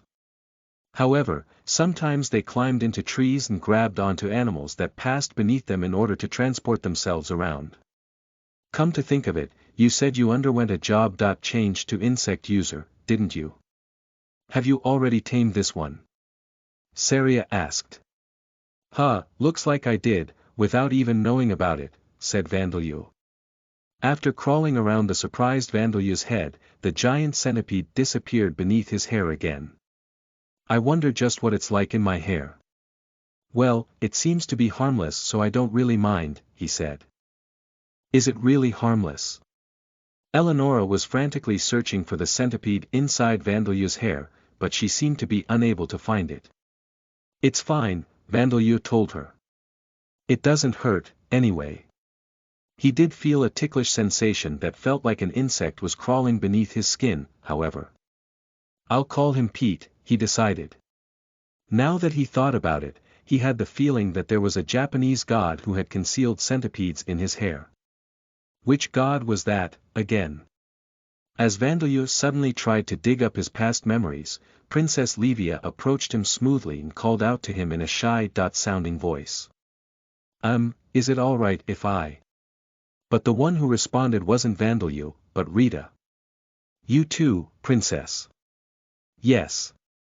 For now, going beyond holding hands with your Majesty is, but I believe it is natural for things to go that way, said Livia, whose flames grew brighter. Judging from her expression and behavior, it was probably a sign of embarrassment, similar to one's cheeks growing red. Natural for things to go that way. Well, I suppose you are right, Eleonora agreed. The daughter of the former royal family and the new king. Historically, it is not unusual. Though the majority of such cases are tragedies or political marriages, Sam added. According to these two, Vandeleur and Livia ending up in that way would be a natural course of events. Wow, said Vandeleur. Everyone is coming to an agreement. That was how things were apparently going to go. Vandeleur wasn't particularly dissatisfied with it, and Princess Livia was essential for using his dead spirit magic skill, so it would be convenient for her to be with him. Emotionally speaking, he was also happy to be adored by a beautiful woman. Thanks to his physical age, Vandeleur's desires of that sort were still questionable, but it was only natural for him to prefer people he thought were beautiful.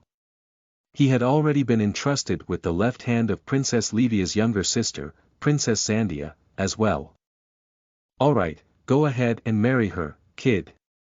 I didn't think you'd paint Princess Livia with your colors before Zandia. Jushin, but that's how a man is, said Borkus.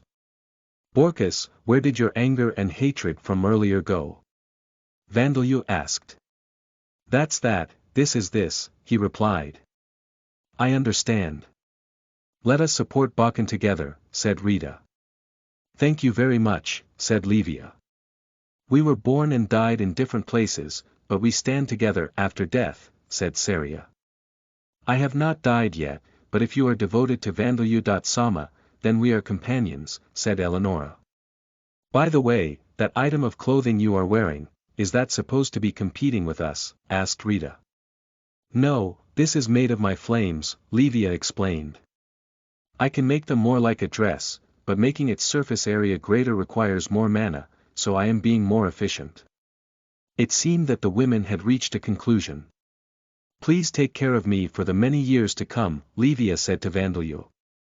And you too, if possible, great sisters, she added to Rita and Saria. Being embraced by the beautiful Titan who would have been more than 2.5 meters tall if she had legs, Vandalyu felt as if he had been completely surrounded. I have a long future ahead of me, Vandalyu told her. I'm going to live for millennia, after all. Incidentally, Livia and the fire ghosts could control their heat, allowing them to lower it to the same temperature as a bath. Though Livia's flames were warm, they weren't enough to burn. She gave a giggle as she covered Vandalyu in these flames. So you say, but our lifespans are unlimited. We are already dead, after all. You got me there, said Vandalyu. Eleonora and the undead blessed the quiet couple, but there were also those who felt a sense of danger. Honey, could it be that Vandalyu. Sama is the type who uses anyone he can lay his hands on? Asked Marie. She and the other lovers of the Black Goblins felt anxious about the way the king of the nation they were about to move to handled his relationships with women. They had almost no knowledge of politics, but it had been said that the philandering of kings of the past was the greatest among the causes of their nation's demise. That's not true, king chooses his women properly, said Braga, reassuring them. Although the Hartner Duchy was adjacent to the Boundary Mountain Range, its mineral resources were limited. This was because even underground areas of the mountain range were danger zones where monsters ran rampant, making it impossible to work there, and because no promising veins of ore had been discovered in other mountains. Thus, the Hartner Duchy had been dependent on several dungeons as well as the mine on the southern tip of the duchy for its mineral resources. But the ore yielded by that mine had decreased drastically around 200 years ago and had never recovered. When the duchy had still been conducting trade with Talashim, they had continued importing metal while searching the mine for new veins of ore, but these efforts had been given up now. The miners had vanished from the mine and been replaced by walls like those of a prison, soldiers and slaves. Now, it wasn't normal miners, but mostly criminal slaves who were mining and smelting the ore. But in the mine's earlier days, it was run not by criminal slaves, but the women of children of Talashim who had been made criminal slaves on false accusations, so they were handled differently from how one might normally expect. Although the exterior looked like a prison, there was a village of slaves on the inside. The criminal slaves would normally be treated worse than horses or cattle in a mine, but the Duke of the Past had apparently feared that some might have survived the destruction of Talashim. It had been unknown as to whether the A-class adventurers, the Sword King Borkus and the Saint Gina, as well as the tiny genius Zandia, were alive or not. The reality was that the three of them had been killed by Mikhail, but subordinates of the pure-breed vampire government had stolen Gina and Zandia's remains, while the third subordinate ran into and engaged in mortal combat with the fatally wounded Mikhail. Thus, the Hartner Duchy had no accurate information on these heroes.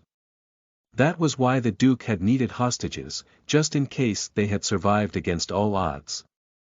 Princess Livia would have worked as well, but if he had left her alive, it was possible that the other duchies would have used her as a symbol to put the blame on the Hartner Duchy rather than the Amid Empire. Also, Titans had robust bodies, and even their children were capable of greater physical labor than an adult human. That was why they had been used in the mines while the utmost care was taken to ensure that they were not worked to death. As time passed, this treatment of the Titans had become normal and the slaves of the slave.run mine were granted a living environment that would allow for living there for longer periods of time than other mines. There was a city of soldiers who managed a family who had essentially been born as slaves. That was how things were in the mine. In this slave.run mine, there was a pair of soldiers amusing themselves with idle talk as they watched over the miners who were working with collars on their necks. "I've heard about it, but they don't know when new goods will arrive," one of them said. "Yeah, something about a monster rampage occurring at the city, right?" "I'm sick of hearing about that," said the other. The traveling merchant who had transported supplies of food and such to the mine, who had arrived yesterday and left this morning, had delivered news that a monster rampage had occurred at the city of Niarki. This news had spread throughout the entire mine. Soldiers who had been born in Niarki had given the merchant letters to deliver to their families. But the two soldiers who were talking in this spot had been born elsewhere, so the monster rampage wasn't any of their business. "But that means that there won't be any noisy new recruits, so isn't it a good thing?" "Well, that's true. From time to time, we get guys who hesitate to kill goblins and throw up, too." The soldiers assigned to this slave mine were largely divided into two different kinds. There was the retired group, who were made up of those who couldn't work on the front lines due to age or injury but had been assigned here because they would go hungry or turn to crime if they were fired. The other group was made of new recruits, who had been sent here to perform exercises and training because this was a vast region with only weak monsters such as goblins. This pair of soldiers were a part of the former group, and when new recruits were sent here, these soldiers would have to take care of them and their workload would increase. Those from noble families born as the third or later son had a lot of pride, so they were particularly troublesome. They were merely new recruits in rank, but at the same time, they were noblemen and future government office candidates, so they had to be treated carefully. If the soldier's superior officer had things together, this would be easier, but the current governor of this slave.run mine was Viscount Besser, an honorary nobleman. He had been a nobleman of Lord Lucas's faction who was involved in military affairs, but he had made a blunder that caused him to be demoted. He was someone who believed that noblemen were superior beings, declaring that only noblemen were real humans. It didn't need to be said who Viscount Besser favored more between the commoner-born soldiers like these two and the young men who were frail, but still born from noble families. Still, the goods not coming is. We've had nothing to hunt but goblins these days, too. Now that you mention it, there are a lot of goblins for some reason. There have been less of them more recently, though. I wonder if a king has appeared nearby. Stop that, it's ill-omened to say stuff like that. What I'm trying to say is, with no goods and no tasty things to eat, there's no enjoyment in our everyday lives. Well, we are in a place like this. The slave.run mine wasn't an adequate workplace for these soldiers. If they wanted to eat something tasty, they had to go out and hunt. Of course, there were no theaters, show tents or street performers to ease their daily boredom. For these soldiers, their only sources of pleasure they had were the supplies provided by the traveling merchant and a little shopping. That, and the goods. For now, we have the goods that were brought yesterday, right? Haven't you seen it? There wasn't a single quality person among the goods that arrived yesterday. You're just being too greedy. They're just slaves being brought to the mine. It'd be stranger if there were any quality ones, wouldn't it? The goods that the soldiers had been talking about were slaves. Of course, they weren't provided to the soldiers in order to provide enjoyment by putting on performances. There was that female bandit that became a criminal slave and was brought here, wasn't there? Well, her face was nice, but she had no chest. Her mind seemed a little broken, too. And that was years ago, man. The slaves being brought to this mine were the slave traders' stockpiled unsold products who had become a burden on him. In fact, most of them were criminal slaves, the kind that nobody wanted to buy. But of course, some of them were women. Those women became playthings for the soldiers. There are always the titans, right? The women among Talashim's refugees were treated the same way as well. Unlike some people, I happen to not like giant women. It kind of feels like they're looking down on you. And if we do it too much, we're the ones who are going to get punished, so you can't go too crazy. Ah, man, won't those cultivation villages hurry up and become ghost towns? No, we get punished if we do it too much with the other slaves, too. There was the time we went crazy and some of them died, remember? The Viscount was screaming at us not to reduce our working force for no reason. You're right. It can't be helped, I'll just choose one at random for now, that one will do, I guess. One of the soldiers' eyes had stopped upon a white-haired child slave who was wearing a cloth over one eye. The child's dead-looking eyes weren't unusual to see among the slaves working at the mine, but perhaps the soldier had been attracted to her white skin that looked as if it hadn't ever seen the sun. Oi, isn't she too small for that? His partner questioned. It doesn't matter, right? She won't even survive until next month anyway. What I do is just going to shorten her already short life by a bit. The soldier called out to the white-haired slave who was pushing a cart full of ore, pulled her away and took her away somewhere. Of course, they were still on duty, but this kind of thing had been occurring for a long time, so Viscount Besser overlooked it as long as the soldiers didn't do it in front of the new recruits. Naturally, the other soldier overlooked his partner's actions as well. However, his partner returned less than 20 minutes later. Thinking it strange, the soldier called out to him. Oi, that was unusually quick. What happened to that slave? If she died, did you at least dispose of her body properly? Though the slave was a child, the soldier didn't consider her life precious for a moment. But he knew that it wouldn't be good to leave her corpse alone. There would be insects everywhere, and if there was an outbreak of disease, he would be at danger as well. As the soldier called out to his partner moved only his eyeballs to look at him. Everything is fine. There is no problem, replied the soldier's partner. His face was as expressionless as a doll's. Oi, are you really all right? I am really all right. I am perfectly normal. No, you're not looking fine at all. Go and have the priest Dono take a look at you. The soldier grabbed the shoulder of his partner, who was clearly not behaving normally, and tried to take him to the priest, who also served as a doctor. He called out to another soldier as well. Hey, this guy's acting strange. I'm going to take him to the priest Dono and have him checked out, he said. The other soldier that he had called out to approached, as if wanting to help out. Is everything all right? I shall help out as well. Yeah, thanks. Oi, get a hold of yourself. Not even looking at the third soldier, the first soldier walked away, looking at the face of his colleague, who was also his friend, with a worried expression. Seeing the two soldiers return and continue working as if nothing had happened, another soldier called out to them. Are you all right? You look a bit pale. Yes, we are fine. It is just a lack of sleep. After visiting the priest Dono, we feel better. How about you go and visit the priest Dono too? You will feel brighter. I see. I'll sit out on that one. The soldier who had called out to the pair stiffened his expression at their eerie behavior as he returned to his post.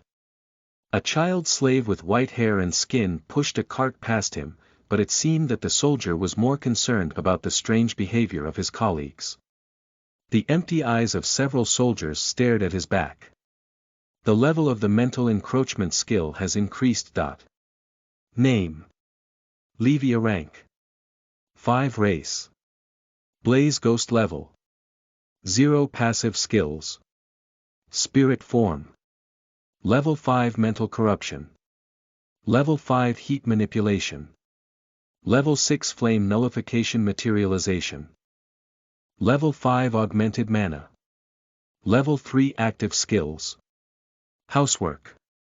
Level 5 projectile fire. Level 5 possession. Level 3 monster explanation. Fire ghosts, flame ghosts, blaze ghosts. These are monsters created when evil mana contaminates the spirits of victims who were burned to death or criminals burned at the stake with deep hatred in their hearts. Many of them are evil monsters who have gone mad with the pain of being burned to death, losing their previous memories and even their ability to reason, simply attacking the living in order to have them join them. When criminals burned at the stake are buried, they are revived as these monsters and try to attack people. They progress from fire to flame to blaze in terms of how dangerous and powerful they are. Their main method of attack is to employ body slams and unarmed attacks with their burning bodies, while those that have preserved more of their intelligence are capable of using long ranged attacks by firing the flames that make up their body as projectiles. But the most dangerous is their possession. Unless exorcised, those possessed experience the agony of being burned alive until they suffer the worst death in absolute madness. Physical attacks are mostly ineffective unless they use the materialization skill. They cannot be defeated without martial skills or magic of attributes other than the fire attribute. Despite having spirit form bodies, they produce magic stones, but as they do not provide any other materials, they are unpopular monsters to hunt among adventurers. The ghosts of Levia and the warriors who were her guards transformed into these monsters after Vandalya's mental encroachment skill caused them to remember the feelings of defeat they felt when they were killed, so they possess most of their former memories. Also, these monsters normally look like moving, burnt corpses, but Levia and her guards mostly resemble their appearances of when they were alive other than missing their feet, knees and half of their thighs, wearing clothes made of flames. They can exert their power beyond their limits due to Vandalya's dead spirit skill and vast mana pool. Chapter 83, The Difference Between Making Requests and Making a Selection. You are listening at novelfull.audio. Chapter 83. The difference between making requests and making a selection. In the residential area for the slaves inside the walls of the slave.run mine, in the village of slaves, the most important decision-making figures among the Titan slaves had gathered together. Normally, there would be eyes observing the residential area and the Titans would never be allowed to gather together unless instructed, so that they couldn't plot rebellions. But all of the soldiers that were posted as guards right now were behaving like dolls. Levia.Sama, isn't that Levia.Sama? Yes, she looks a little different from how I remember, but there is no mistake. How could I mistake Levia.Sama for anyone else? So, it was true that you would bring Levia.Sama here. Seeing the Titan's eyes open wide in blank amazement with tears streaming from them, Levia's flames flickered in her happiness, but at the same time, her hand was placed over her chest in sadness. Everyone. Thank you for staying alive until this day. I failed to protect you and made you suffer, she said. For Titans, who had lifespans of 300 years, 200 years was a long time. Those who had been elderly individuals during that time had perished long ago, and most of the adults of the time were also gone. Those who had been children back then were now adults. Until the age of 15, Titans age at about the same rate as humans, and after that, they age slowly, their bodies reaching their peaks at around the age of 200. From the age of 250 onwards, they start growing physically old. For this reason, few Titans actually have an aged appearance. It's fine, everything is Duke Hartner's fault, the one who betrayed us. Levia.Sama, you kept us in your thoughts even after you died, didn't you? That is more than enough for us. And you're helping us like this now. That's more than enough. Nobody, not my mother, not my grandfather, not my younger brother, would blame you, Levia.Sama. The Titans were all extremely thin and had bad complexions. Many of them still had whip marks and burns remaining on their arms, legs and faces. Their treatment at the mine had been somewhat mild compared to how other criminal slaves were treated, but they were still treated cruelly. The soldiers had done whatever they wanted, thinking, it's fine as long as they don't die, and, it doesn't matter if one or two of them die. In fact, all of the elderly had died early, and quite a few of the women and children had also died because they were unable to endure this treatment. Their spirits hadn't been sealed away magically by anything like a champion's barrier, many of them had already vanished from the mine long ago. I don't know how you did it, but the soldiers watching over us are like dolls right now, and you've brought Livia.Sama to us, said Gopher, Borkus's daughter. Everything you said was true. I couldn't believe the words of a midget like you at first, but, then, does that mean that it's true that you're going to rescue us from this mine, Van? It's Vandalyu, Gopher.San, said Vandalyu. I don't mind if you call me kid like Borkus does, though.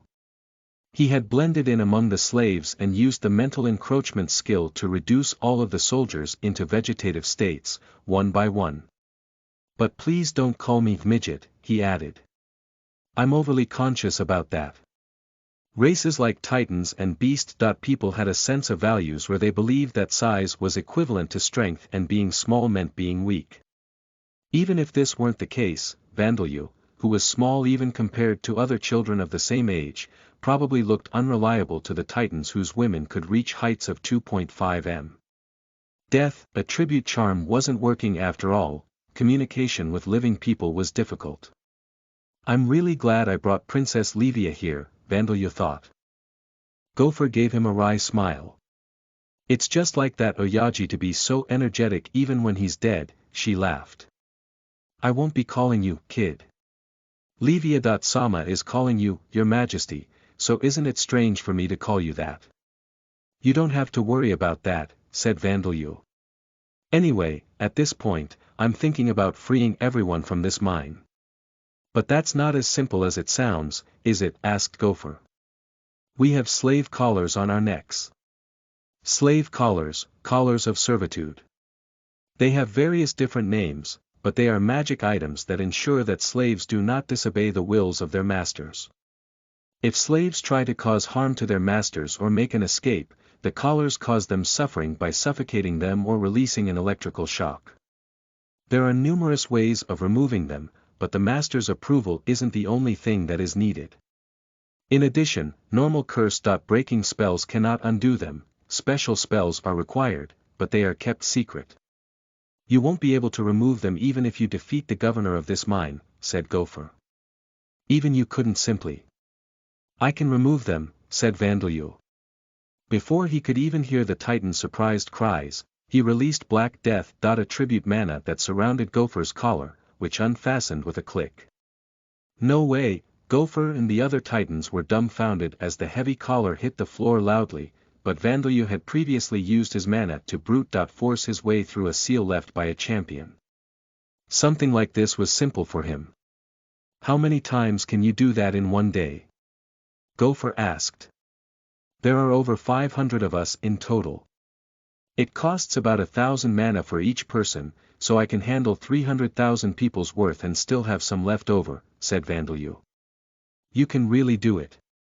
Sorry, but time is also a problem, so it would help if you kept that number below 10,000. Alright, I understand, you can really free all of us within the day, right?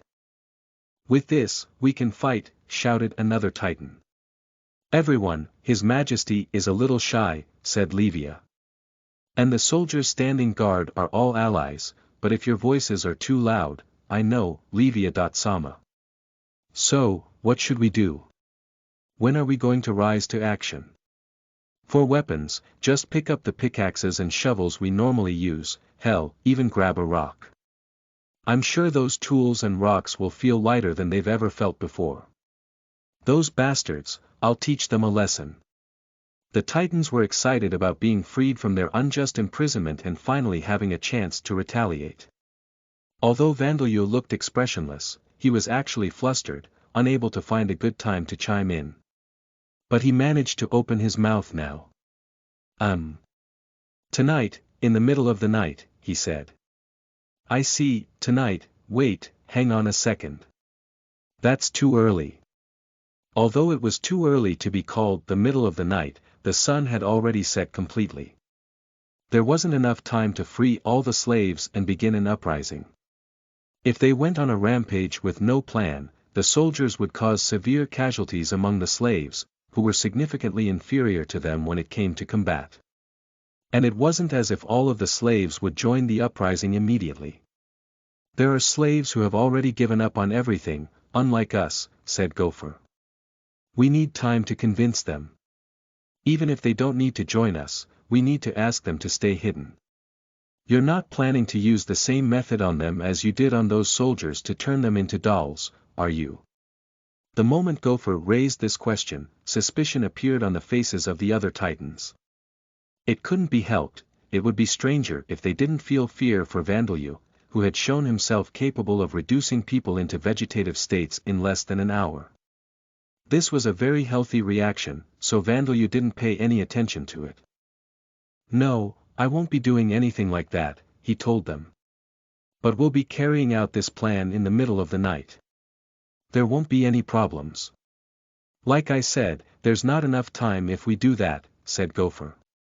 Not at all, there's plenty of time, Vandalyu reassured her. We will have occupied this mine by the early morning tomorrow. It won't matter if some people don't help us, everything will be done by the people I've called here. What did you say? The Titans were dumbfounded. They did believe that Vandalyu had come to rescue them.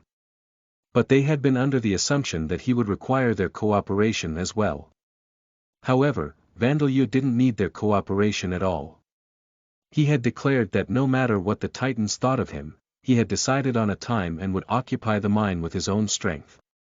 So then, why had the Titans gathered here beforehand? This was what Gopher and the others were wondering now. But Levia answered this question. We want everyone to stay where they are tonight, she said. And after that, you must decide whether you wish to become citizens of the new Talashim or not. The slave.run mine, which had been as sturdy as a fort, quietly surrendered and was occupied by the time the morning sun rose. The soldiers' dinner had been poisoned. The soldiers had consumed their food without noticing the odorless, tasteless poison and entered comatose states in their beds. There had been a very small number of soldiers with resistance skills who realized that something was wrong and tried to tell this to their colleagues who were still on their feet, but those colleagues, the ones that Vandalyu had turned into dolls, took them by surprise and restrained them. Viscount Besser, who had been sleeping, as well as his knights and servants, were all captured alive. And the soldiers who had been positioned on the outer walls as lookouts couldn't do anything even after realizing that something was strange about the rest of the soldiers. There is an armed force approaching. Those are Titans. Hi. Undead Titans. With a terrifying roar, Borkus and the others charged in from the front of the mine at a speed surprising for their size. The lookouts blew their horns and rang their bells to indicate a state of emergency, but none responded. No, some did respond, but this was not the response that they had desired. We're going to slaughter you all anyway, so entertain us as you die. Steel cutter. Armor break ear. Iron pierce. Borkus and the other undead Titans unleashed martial skills, one after another, against the outer wall. The wall and gate were cut, broken and pierced through as if they were made of tofu. They found amusement in seeing the soldiers being sent flying alongside the pieces of rubble. And so, the next morning, Borkus and the others, who had reduced the outer wall and soldiers who had been watching them into ruins. There's something lacking, Borkus murmured, scratching his exposed cheekbone as he looked down at Viscount Besser's soldiers and 100 or so civilians, who were bound and unconscious. If you enjoyed yourself to your heart's content, this mine would have turned into a wasteland, wouldn't it? Vandalyu pointed out. I wouldn't be that wild, Borkus protested. I'd at least leave some rubble behind. I was planning to kill all of the soldiers right from the beginning, but it would have been problematic if you didn't at least leave the buildings behind, Vandalyu told him. Ha ha ha. You're right about that. Vandalyu gave a nod as Borkus laughed. Hearing their conversation, half of the former slaves looked fearful. Your face has changed, but you're still acting like a kid as always, Oyaji, said Gopher, showing no signs of fear. She gave a wry smile as she looked at Borkus, who had become half-bone. Borkus looked at her and stopped laughing. I'm sorry for lying, he said. Are you talking about your promise to repel the Merg shield nation and chase them back? Asked Gopher. Nobody took that seriously. But you know, we left you guys for 200 years even after we died. It's fine. I've heard from Levia.Sama and His Majesty over here that you protected Zandia.Sama and the others, and the goddess's legacy beneath the castle. That's what I was trying to do, but, the reality was that Arist was all that remained of Zandia, and it hadn't been Borkus who protected the goddess's legacy, but the cursed ice that had sealed it away. It's nothing to beat yourself up over, said Gopher, giving her father a clap on his cold back. Don't be showing me that disheartened face, it's not like you. I can't introduce you to your grandchildren like this, can I? Grandchildren. Borkus repeated. Did you say grandchildren? I have grandchildren. Yeah, 3 of them, said Gopher. I can only introduce you to 2 of them, and I can't tell you who the father is, but, the female slaves had been treated as playthings by the soldiers. Contraceptives were expensive in this world, they weren't things that slaves could use. That was how things were. I see, Borkus looked at Vandalyu. Kid. Vandalyu shook his head.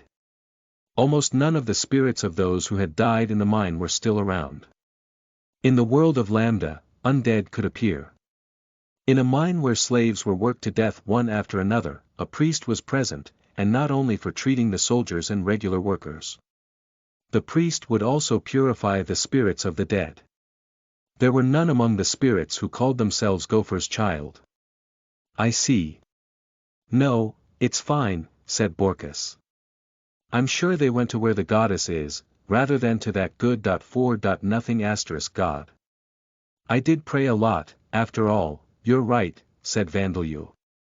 All around him, he could hear the voices of the undead titans and the slaves crying out in joy over their reunion, as well as voices of grief as they mourned over those who were no longer here.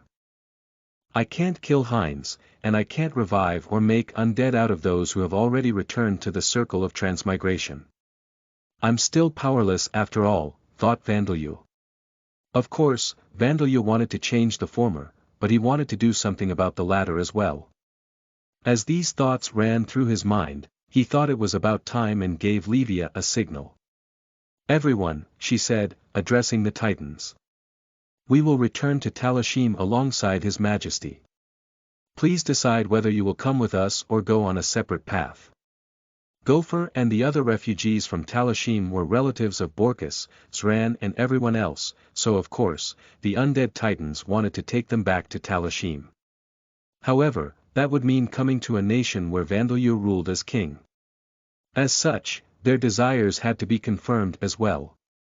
Talashim is currently a nation of undead and ghouls ruled by His Majesty Vandalyu, as well as the monsters that he has tamed, Levia continued. I believe that many things will be different from how they were in the past. I, too, am considerably different from how I was when I was alive. There are also many enemies. The Hartner Duchy would never let us be if they were to find out about us, and the Amid Empire, including the Merg Shield. Nation, still desires our annihilation.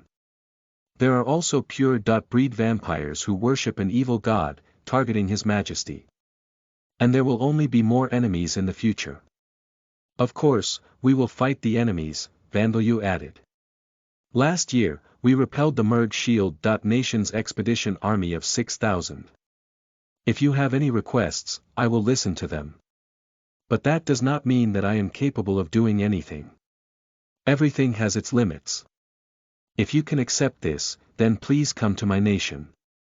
The current Talashim had many enemies and its laws were borrowed. It was a nation full of problems.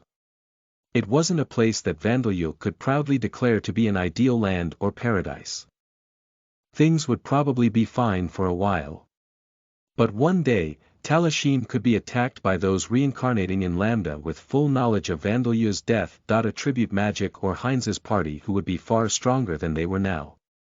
One day, gods like Alda, the god of law and fate, or Yupian, the god of ice, might descend upon this world and lead an army of tens of thousands of mighty, superhuman individuals and march on Talashim. That was the kind of nation that they were being told to come to, so asking them first was only natural. That was what Vandalyu thought. But Gopher's reply was, what are you saying? Isn't it obvious that we're going to come with you? I'm grateful to you for saving us, and I was even able to meet Oyaji again. Also, since you had the strength to take over this mine, I'm sure things will be fine. It's not like I don't have any misgivings when you say that it's a nation of undead and monsters, but Oyaji-Dano and the others haven't changed at all from when they were alive, other than their outward appearances. I believe in you. And even if we went our separate paths, there's nowhere for us to live in this duchy, no, in this kingdom. It seemed that all of the former refugees would come back to Talashim. Thank you, everyone, said Livia, looking delighted. Leaving the explanation of future plans to her, Vandalyu headed towards the next group. Other than the Titans, there were two other kinds of slaves in the mine. There was a group of criminal slaves and a group made up of the slaves who had been brought here after nobody had purchased them elsewhere, as well as those from the first cultivation village. It really was a plan to simply leave these people to fend for themselves. Should I have made the castle sink more and tilt at more of an angle? Vandalyu wondered as he headed towards the group of criminal slaves. Their slave collars hadn't been removed and they had been restrained, just like the soldiers, and Vandalyu had made the doll. Like soldiers watch over them. They were formerly fiendish criminals, so Vandalyu couldn't let down his guard. Some of them were those who had been brought to this mine only a couple of days ago. There were many who still had their willpower and stamina. You heard what I said, didn't you? Vandalyu asked them. Now then, I'm going to make a selection. Don't we have any right to decide? Asked a bearded slave with scars on his face. Vandalyu looked at those around him as he answered. You do have a right to decide, he said. But I have the right to decide whether or not to accept your decision. Even if your crimes were committed in another nation, I have no intention of welcoming evil criminals. These criminals had been exploited by the Hartner Duchy that had done horrific things to Talashim, but that didn't make them good people. Vandalyu had no intention of bringing them to Talashim unless they had some extraordinary circumstances. I see, said the bearded slave. Then I'll bid you farewell here. Won't you at least let me take some of the soldiers' equipment and the food in the dining hall as a farewell gift? Very well, said Vandalyu. Hana.san, he wants to bid farewell to this world. What? Shouted the slave. Wait a second, I didn't choose anything like. Okay. I understand. The scarred man screamed as the flame ghost Hana enveloped him, surrounding him in flames. Before long, he collapsed and stopped moving. Alright, next person. Vandalyu began. Wait a second. What are you playing at? Why did you burn him to death? He didn't disobey you or demand that you give him money, right? The criminal slaves were shocked and frightened. Vandalyu blinked at them a few times before answering. I did say that I have the right to decide whether to accept your decision, didn't I? Based on that right, I decided that I wouldn't accept that person's decision, he said. So then, why did you kill him? I mean, if I gave a former bandit weapons and food and set him free and then he returned to being a bandit and harmed more people, I'd feel bad for his future victims. The spirits of those who had died at the mine had been purified by the priest, but the spirits haunting the criminal slaves were still there. Thus, Vandalyu was able to tell which of them were evil people by listening to the spirits behind them. Vandalyu had given up on the Hartner Duchy, but he wouldn't consider releasing evil people into the wild. And if he did let evil people go free here, they might cause trouble for the nearest place where people lived, the cultivation villages. But what if we reform after being saved by you? I haven't saved you criminal slaves, said Vandalyu. You're just extras that happen to come along with saving the relatives of Borkus and the others. I'm simply deciding whether to take you with me or discard you here. Vandalyu wasn't trying to become a protector of the weak or a liberator of slaves. His objective was only the rescue of Talashim's refugees. For him, these criminal slaves were nothing more than those who happened to be involved in that process. Leaving them alive would probably cause harm, so Vandalyu would kill them and make use of them, along with the soldiers of the mine. All right. I'm going to follow you and do whatever you tell me. I'll definitely be useful. Then please burn to death, said Vandalyu. Arya.san, please go ahead. Okay, look over here, Jaya. Whyyyyyyyyyyyyyyyy. I mean, it would be troublesome if a serial robber, rapist and murderer were to come with me, said Vandalyu. The women of Talashim would probably twist the necks of a sex offender with ease, but it would be bad for Paulina and the other girls to see that. Now then, next. Wait. I'm fine with being a slave, I won't ask you to set me free, but please spare me being burned to death. The third man begged, skillfully managing to press his forehead against the ground despite being bound. There were no spirits behind him, it was possible that he wasn't an evil criminal. Incidentally, under what charges were you turned into a slave? Vandalyu asked him. Stealing, said the man. I entered an inn to steal something and saw a valuable item, and it just happened to be something belonging to someone related to a nobleman. Vandalyu thought that sending someone to the mines for stealing was a bit of a heavy punishment for the crime, but it was certainly possible if the person being stolen from was related to a nobleman. Then please work hard in Talashim for a while, he said. But if you try steal things in Talashim as well, things will go horribly for you. Vandalyu would have him work in Talashim for a year, and if there were no problems, he would be set free. The noblemen of the Hartner Duchy weren't noblemen of Talashim, so things would probably be fine like that. Yes. He. I shall do my best to serve you in humility. Vandalyu gave a nod towards the man who had skillfully managed to fall prostrate while bound, delighted that he wouldn't have to die. And then Vandalyu shifted his gaze to the next criminal slave. I don't want to follow you, you creepy corpse. User. So if you're going to kill me, do it with your own hands rather than dirtying the hands of your subordinates. What's wrong, you can't do it after all. Oi, you titans. Even if you follow this guy, he's just going to work you to death. So come with us and... What are you? The man began choking. Vandalyu used both hands to grab the head of the man who had tried to stir up the titans, used surpass limits and twisted it 180 degrees, destroying his cervical vertebrae. I didn't want to kill with my own hands because I won't get experience points that way, Vandalyu thought with a sigh as he looked down at the man's face and back before throwing him aside. Now then, next. After that, the criminal slaves, having learned from these examples, seemed to have decided that being taken away and remaining as slaves was the best option for them. Of course, even then, Vandalyu disposed of those who were evil people.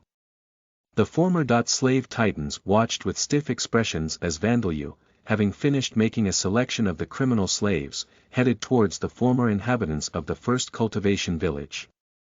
Just as he appears, he's not normal.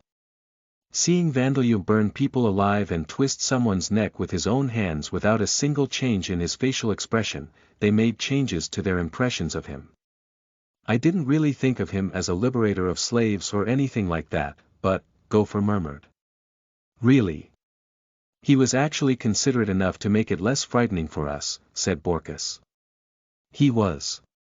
Yeah, the reason he twisted that guy's neck earlier was so that he wouldn't show you guys the blood. Then I'd like him to do something about the smell, too.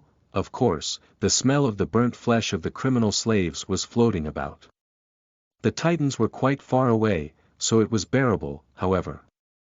You're right, it's starting to make me hungry, said Borkus. Gopher almost responded to her father's remark with, exactly, but managed to stop herself and stiffened. She did a double take as she looked at Borkus's face before looking towards Livia. Livia looked up, as if wondering what was wrong. Gopher then realized that Borkus and Livia had changed more since they were alive than she had previously thought. I suppose I have no choice but to just think of Oyaji and Livia-sama having been reborn as slightly different races and get used to it, she told herself. But you really gave birth to a crazy son. Are you talking to me? Eleonora blinked as she turned around after Gopher's sudden remark, which had been directed at her. Yeah, you're His Majesty's mother, aren't you? Said Gopher. Vampires really do look young, I'm jealous. No, having realized that she had been mistaken for Vandelu's mother because he was a damper and she was a vampire, Eleonora was indignant in her denial. I am Vandelu.Sama's servant, his mother is Darshia.Sama. I want to eat some barbecued meat, Vandelu thought as he finished talking to everyone from the first cultivation village, his hunger having been stimulated by the pleasant smell of burning flesh. They were quite fearful of Vandelu, but in the end, they had decided to come to Talashim. Even if they stayed in the Hartner Duchy, there was nowhere for them to live.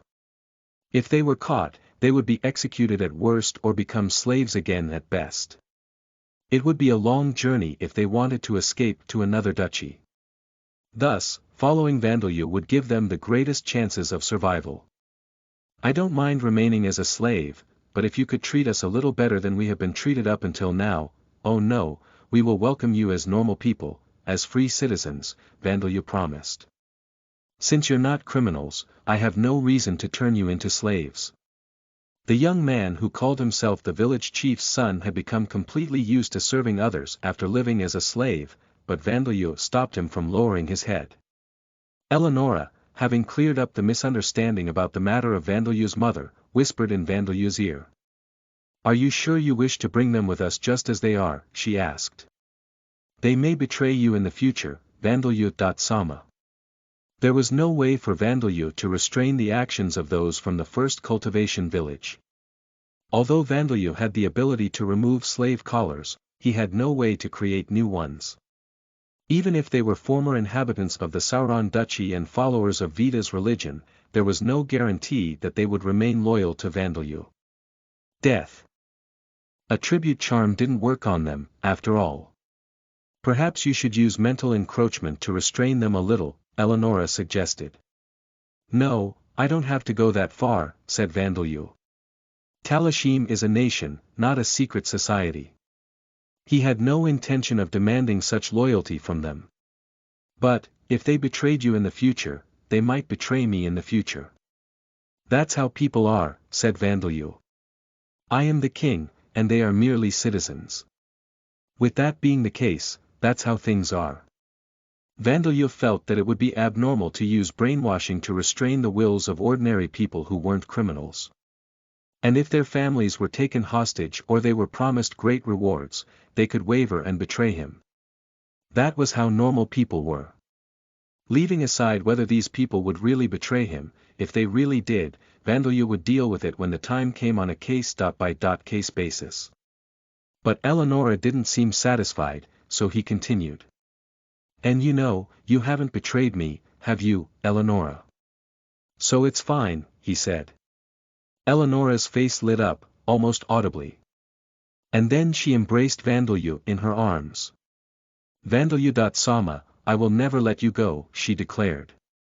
The speed at which you hug me is steadily increasing. Being surrounded in softness that had a warmth unlike Rita and Saria's, Vandelu was surprised at the fact that Eleonora's movements had no signs of hesitation or wasteful motions. He was already a user of the unarmed fighting technique at such a level that he would be considered a master on Earth, but he hadn't been able to see Eleonora's movement at all. Even now, her grip was superb, ensuring that Vandelu couldn't slip out of it. It was a sight to behold. As Vandelu couldn't slip out, he asked her to carry him to the final group of slaves. These were the slaves who had failed to sell or brought here immediately after the slave trader decided that they wouldn't sell anywhere else. Many of them were girls so young that even brothels wouldn't willingly buy them, and young boys who would take too long to grow enough to become useful for manual labor. They were slaves with large scars and damage to their bodies. Their eyes were all dead looking, and their faces were blank, as if their minds weren't thinking of anything at all. Normally, it would be good to confirm what the slaves wanted. Even if their ability to think and decide for themselves had weakened, it would be best to stimulate that ability and prompt them to make a recovery and make a decision of their own will. However, the slaves all stared at Vandelu as he approached. They exhaled, groaned and looked up at him as if they were longing for him. It seemed that death attribute charm was working on them. If there is anything you want to do, anywhere you want to return to, anyone you want to kill, please tell me and I'll think about how to proceed with those, said Vandalyu. If there aren't, then please follow me. Accept what I give you, do what I tell you to do and do as you wish once you become stronger. As long as death attribute charm was working, confirming what they desired wouldn't work properly. That was why Vandalyu had made it appear as if he were asking them, but then given them an order. Once their bodies and minds recovered and they learned to read, write and do arithmetic, they would become able to think for themselves even if they remained under the skill's effects. Yes. I understand. Goshijin.Sama, the slaves, who were even more lifeless than the doll-like soldiers, nodded. Vandalyu would need to heal their wounds and make sure they ate properly before they moved from the mine.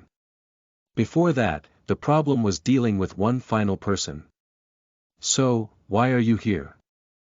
Vandalyu asked. There was a man lying on the ground, his hands and feet bound. Vandalyu looked at this man through half-closed eyes. At Luciliano, the degenerate. Chapter 84, Mountains Don't Move, so they're simpler than people. You are listening at novelfull.audio. Chapter 84. Mountains don't move, so they're simpler than people. The knight Karkin, who had managed to successfully repel the sudden monster rampage before the city suffered any damage, was in a peculiar predicament. Why was there a monster rampage and the appearance of a new dungeon at a time like this, he wondered. Some of the company that he led were heavily wounded, but fortunately, none of them had died. The lord of the region, Viscount Niarchy, had also thanked him. However, many of the achievements had gone to the blue-flamed sword Heinz, the one who was rumored to likely become the Orbaum Kingdom's second S-class adventurer. The monsters had chanted, "Kill Heinz," as if it were an incantation and all aimed for him, after all. With that being the case, Heinz might have been blamed for being the man who had summoned the monsters and brought a disaster to the city, but he had already gained a good reputation and was adored by many. Rather than being blamed, his reputation has only improved for being the champion who faced the large pack of monsters without running away. The people were also praising the fact that Heinz had been targeted by the monsters, saying that this must be a sign that the evil gods who were surviving servants of the Demon King were after him. In other words, Heinz was a hero who was feared even by the gods. As it was Heinz and the other members of the five-colored blades who had defeated most of the monsters, it was only natural that they received praise. With that being the case, one might wonder why the adventurers and Karkin's men had participated in the defense, but that would only be in hindsight. There had been no proof that the monsters would actually only aim for Heinz. Even if there was no way that they would have been able to say, well then, it has nothing to do with us, and look unconcerned. And so, Karkin's company had exhausted themselves in a fierce battle. Heinz and his party were now clearing the ominous dungeon that had been discovered in the forest near the city. And Karkin had been told that the next expedition for his company wasn't necessary. In fact, it's true that it's not the time to be doing things like an expedition. The men of the company are being completely healed by Frodo's healing magic, but they're not in a state where they are able to move around so easily. The source of this monster rampage was almost certainly the newly formed dungeon, but it still wasn't completely certain. Until Heinz and his party returned, Karkin and his men, who had been assigned to be part of the city's defenses, couldn't move. Even after Heinz and his party returned, it would take time to set up a system to control and watch over the dungeon. Karkin didn't have any obligation to cooperate in this, but if he flatly ignored the expectations of Viscount Niarchy who was relying on him, his social position would be jeopardized. But with that said, that didn't mean that Karkin would necessarily be valued highly even if he did meet the Viscount's expectations. After all, the cultivation project to the south that he was supposed to be in charge of had been left alone. The earliest we'll be able to move is winter, Karkin sighed. He had lost count of how many times he had done so. The city of Niarchy still hadn't received news that the Duke's castle built by Nine Road had sunk or the scandal that had shaken the Orbaum Kingdom, or that the guild master of the Mages Guild as well as several noblemen had been revealed to have connections with vampires. Luciliano, the degenerate. He was a human-class adventurer, and when he first encountered Vandalyu, he had been working in the Merg Shield. Nation. He had created a live, dead out of the woman who had become Pauvina and used it as a familiar to infiltrate the village of the noble Orc Bugin in order to gather information. And after the battle between the ghouls and orcs finished, he had encountered Vandalyu through the live, dead, but. So that's what this person's face looked like. I guess I really do get a different impression now that I can see his physical body, Vandalyu thought. Back then, when he was still 3 years old, he hadn't known what Luciliano's face looked like. Even if he did, Luciliano now had hollow cheeks and a freely growing beard. If Gopher and the others hadn't told him that there was a former human adventurer among the slaves, he wouldn't have noticed Luciliano at all. So, why are you here? Vandalyu asked one more time, as Luciliano hadn't answered him the first time, but there was still no response. Rather than deliberately staying silent, it seemed that he had fainted. Eleonora quietly raised her foot. Eleonora, he looks like he will break if you step on him, so let's not do that, said Vandalyu. Yes, Vandalyu-sama.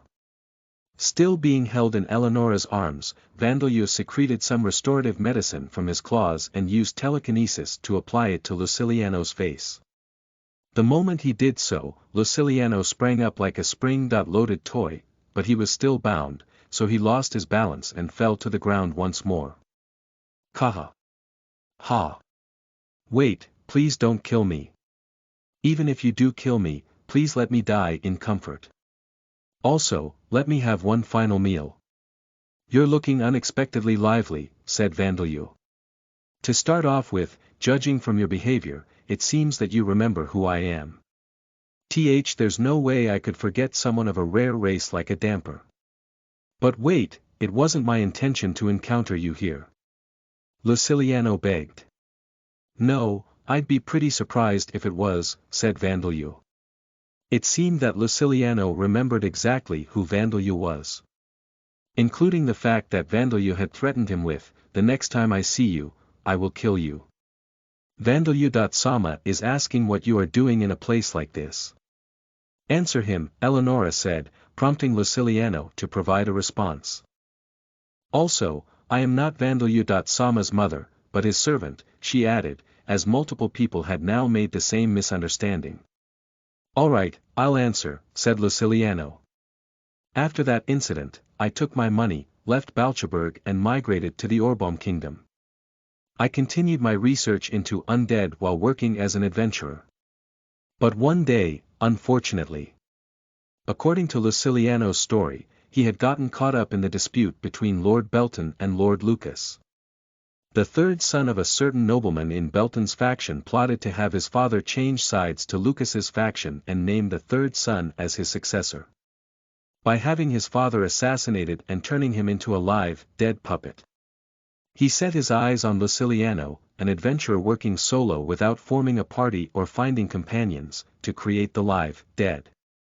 Of course, Luciliano didn't want to get involved in such a conspiracy, but he was kidnapped and threatened without being given a choice, so he pretended to do what was being demanded of him. But he secretly used a live, dead mouse as his familiar to find help, and the third son's conspiracy was stopped before it began and those involved were arrested. But I was arrested as well, Luciliano explained. That noble family seemed to want to make it as if the incident had never happened. I was taken straight into imprisonment and then sent here as a criminal slave. Thanks to the slave collar, I can't use magic. Well, even then, my attribute values are higher than the average person, so I managed to survive up until now, but I suppose that ends here. I wanted to at least have some mellow wine, warm soup, fresh salad, soft bread, a fish dish with fresh fish, a meat dish with thick chunks of meat and a dessert before the end. Isn't that a full-course meal? Vandalyu pointed out. Luciliano's oval-shaped face had grown thin, making him look even seedier, but his request was quite extravagant. It was possible that he could get along with Vandalyu unexpectedly well. So, Vandalyu-sama, are you going to kill him? Eleonora asked. What should I do? Vandeleur wondered, looking troubled. Luciliano was a man with quite a peculiar relationship to Vandeleur. He wasn't an ally, so there wasn't any reason for Vandeleur to assertively help him. If he had to decide, he was more of an enemy. But Vandeleur couldn't answer whether he was someone worth killing in this situation. For Paulina, who wasn't present, Luciliano was the man who had manipulated her previous life's body without permission and turned it into a noble orc's plaything, but he wasn't directly responsible for her death, and Paulina hadn't shown any signs of hating him after being reborn. In fact, hadn't she forgotten about it? But if Vandeleur let him go here, there was a high chance that information on what had happened in this mine would leak. However, Vandeleur felt reluctant to kill him. Unlike the criminal slaves who had been evil criminals, Luciliano wasn't an evil person, nor did Vandeleur harbor any personal grudges towards him. Considering the details of how he became a slave, Vandeleur actually felt a considerable amount of sympathy for him. I suppose I'll try asking Paulina first, Vandeleur decided. He would reserve judgment for now until asking Paulina whether it was all right for him to bring Luciliano back to Talashim. After that, Vandeleur woke up the noblemen and soldiers in the mine and gathered them in one place. It's all right if their limbs fall off or their heads smashed to pieces, but please try not to crush them all over. Ah, but it's totally okay to turn them into paste, he said. His dangerous-sounding words were directed not at the conscious yet paralyzed individuals behind him, but the new inhabitants of Talashim, who were breathing loudly through their noses with clubs, shovels and pickaxes in their hands. You bastard! What are you planning to do? Demanded one particularly large voice among the countless pleas for mercy. A public execution, Vandeleur replied. Don't, censored, with me, the voice shouted back. Vandeleur found this rather unpleasant. However, these would be the final words of the people who were about to be executed in a gruesome way. It would be immature to think of them badly for shouting at me, Vandeleur thought as he turned around. I am Viscount Besser, the one who has been entrusted with the management of this mine by His Excellency, the Duke. I firmly protest to this unjust treatment, shouted the Viscount, his mouth open so wide that it looked as if his entire face consisted of only a mouth. Vandeleur gave him a perplexed look. Unjust treatment, you say, isn't this normal? The Viscount and his soldiers had done things that Vandeleur would hesitate to even say aloud. The positions had simply been reversed now, so this was normal, wasn't it? In fact, they would die within 10 minutes without being subjected to the same treatment, so weren't they actually lucky? Do not fool yourself. I am a nobleman, the Viscount exclaimed. I mean, I know that. Is that relevant? Vandeleur asked. He had explained the situation to the Viscount and his men. He had the feeling that doing this instead of killing them without them knowing anything would allow him to turn them into stronger undead. You bastard. Even in war, it is common sense to take noblemen as prisoners whenever possible and give them treatment appropriate to their status. Are you not even aware of this? Shouted the Viscount. No, I wasn't. Sorry. Vandeleur, having learned something new, made a mental note of the Viscount's words. If he became an adventurer, he might have opportunities to participate in wars, so it was good that he could learn this piece of common knowledge early on. I'll do that next time, he said. No, do it now, the Viscount demanded. Do you think that you can get away with killing me? I think I'll make sure that I will, said Vandeleur. There is no way that you could. I am a nobleman. If you do such a thing, all of you low-birth creatures will be sentenced to death. My kingdom will put its prestige on the line to hunt down those who kill noblemen and end their lives without mercy. Viscount Besser shouted. The faces of some of the former slave titans turned pale in fear at his words. They began lowering the weapons in their hands. That was how much of a difference there was between commoners and noblemen in the world of Lambda. Not everyone's lives were equal, the lives of nobles and royalty were clearly more precious. That was common knowledge. Do you understand now, you vulgar brat? Viscount Besser shouted at Vandeleur, the current king of Talashim. At this moment, a rising bloodthirst was coming from Borkus and Eleonora, but Vandeleur raised a hand to calm them. The important thing here wasn't to deal with the fact that he had been insulted by the Viscount, but to make the new citizens of Talashim acknowledge his power. If he relied too much on Borkus and the others, some might change their minds and decide that they couldn't follow him after all. And if the criminal slaves didn't take him seriously, that would cause problems later on in the future. "Everyone, please come over here," said Vandeleur. Okay, thinking that he should show his power, Vandeleur summoned Levia and the other ghosts, and transferred mana to them. He looked up at the mine, the small mountain that was protruding from the surface of the earth, the small mountain that was about 500 meters tall. Corpse Flame Prison Destruction Barrage. Small flames appeared, like a countless number of fireflies. But in the next moment, they turned into a countless number of skulls made of black flames. The skulls cackled as they flooded towards the mountain that Vandeleur was pointing at. The resulting sight was fearsome to behold. Over 100 skull-shaped flames sank their teeth into the rocky mountain. The hard boulders became brittle and broke, burned and crumbled. This process continued endlessly, and before everyone's very eyes, the mountain's shape changed as it was gouged from the earth.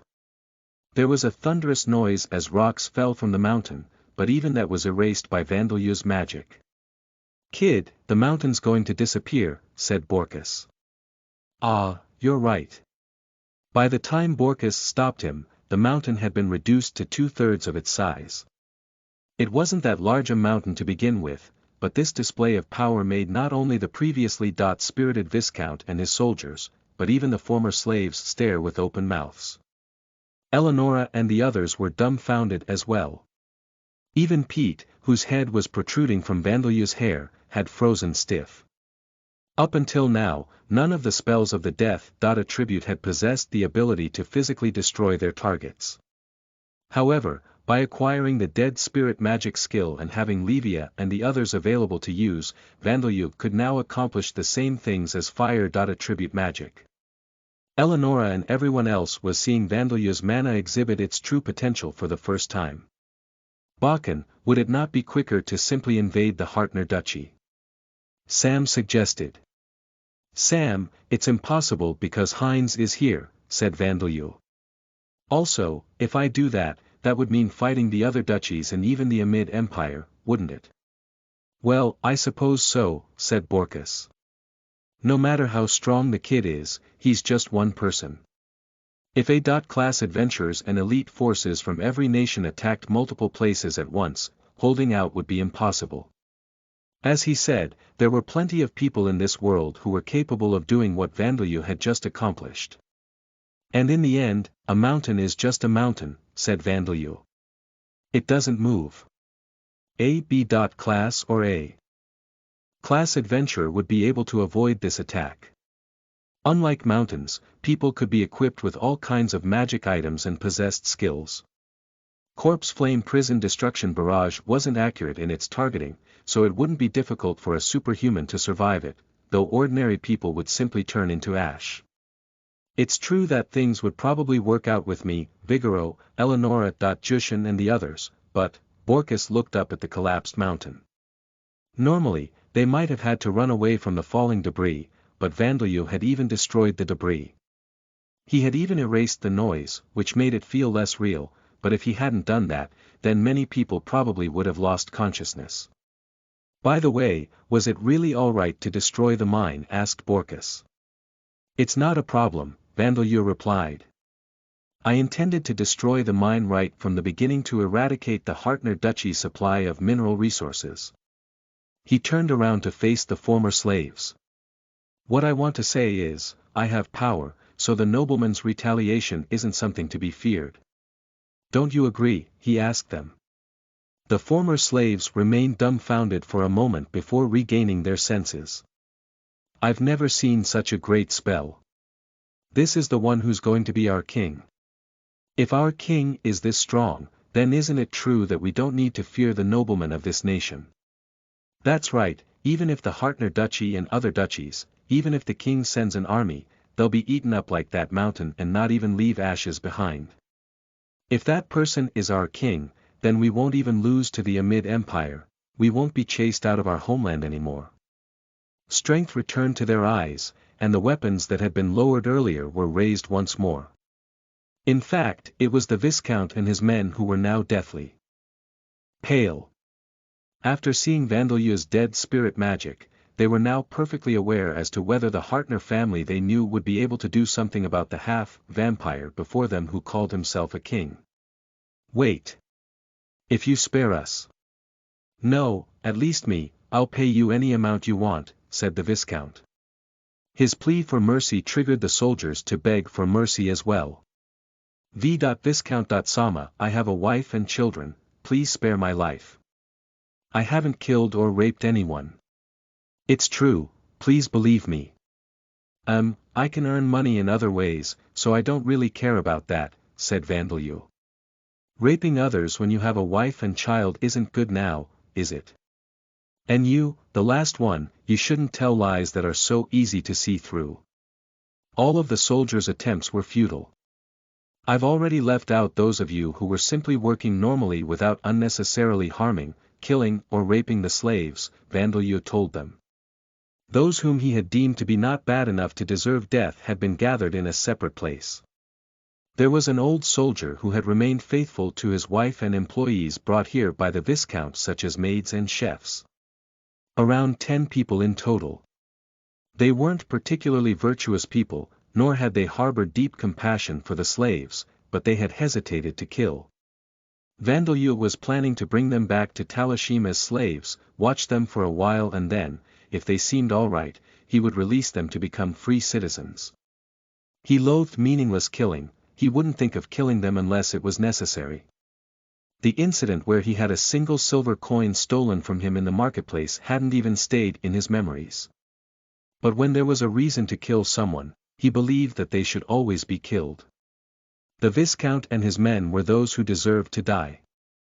Now then, as part of my duty as the Eclipse King of Talashim, I will carry out your sentence, Vandelu declared. The war cry of Gopher and the rest of the Titans, who were armed with the weapons that they had chosen, combined with the screams of the Viscount and his men in a pleasant-sounding chorus. The screams grew gradually quieter, but the pleasant sensation and sounds of flesh being crushed and bones being broken soothed Vandelu's heart and a thick smell of blood stimulated his hunger. Now then, shall we leave this place to Princess Livia and the others while we get ready to eat? I'm sure everyone wants to fill their stomachs up, said Vandelu. I'm sure that Saria and the others have finished preparations in the kitchen. By the way, what are they making? Livia asked. In the kitchen, there were food supplies that had been supplied by the traveling merchant. The slaves had been forced to eat food similar to what would normally be fed to livestock or turnip-like crops that would grow even in dry land, which they had grown in the slave village. But today, Vandelu intended to prepare food for them made from the ingredients that the soldiers had been eating. Vandelu and the others found these ingredients rather strange, however. Sam and the others brought other ingredients here for us, so let's use those as well to make a stew, said Vandelu. Oh, miso stew. That's good stuff, said Borkus. There were no dairy products available, so the stew would contain miso to provide a deeper flavor. It was a fine example of a homemade Talashim dish. If there was fresh, undried meat, I would have considered a barbecue as well, said Vandelu. Vandelu.Sama, I have to question that sentiment, said Eleonora. It seemed that she was the only one to have noticed that eating barbecued meat would be difficult after seeing the burnt corpses. The levels of the dead spirit magic and commanding skills have increased. Please allow me to call you master. No, having seen the dead spirit magic, Luciliano begged Vandelu to accept him as an apprentice. Vandelu wondered what Luciliano had in mind. He doubted that he had any techniques that he could teach Luciliano. I don't mind remaining a slave, said Luciliano. Please teach me your supreme techniques. He is quite the promising man, said Eleonora. She seemed to have taken a liking to Luciliano. She was probably happy with the way he gazed at Vandelu as if worshipping him. Well, teaching others rather than being taught will be a good experience as well, said Borkus. I don't think he'll be able to do the same things as you, though, kid. He'll have different magical affinities. Palvina.Chan has forgotten about it and doesn't mind, so isn't it fine, said Rita. We'll have another civil official, at least. Well then. I will teach you, but what I'm using isn't life.attribute magic, so you shouldn't get your hopes up, said Vandalyu. I would be more surprised if you were to tell me that it was the same attribute of magic as mine, said Luciliano. It seemed that Corpse Flame Prison Destruction Barrage couldn't be mistaken for life.attribute magic. In any case, Vandalyu now had a new apprentice. After that, Vandalyu and the others stayed for 2 days in what was now formerly .slave.run.mine. In fact, the underground tunnel had now collapsed and turned into a graveyard. During that time, they made various preparations, had Gopher and the other titans gather some stamina and spirit, and Vandalyu performed physical examinations on them. As they had spent long years being exploited as slaves, there were some who didn't have the strength to make the journey to Talashim. They would certainly be over the limit for Vandalyu to fly them there. As a result, Vandalyu needed to create carriages and horse-shaped golems, similar to the clay horses in textbooks on Earth, with golem transmutation. Carriages in Lambda don't have suspension, do they? Said Vandalyu. Sam doesn't have them either, though he doesn't shake because of his skill. Bakken, why are you talking about pensions? Asked Rita.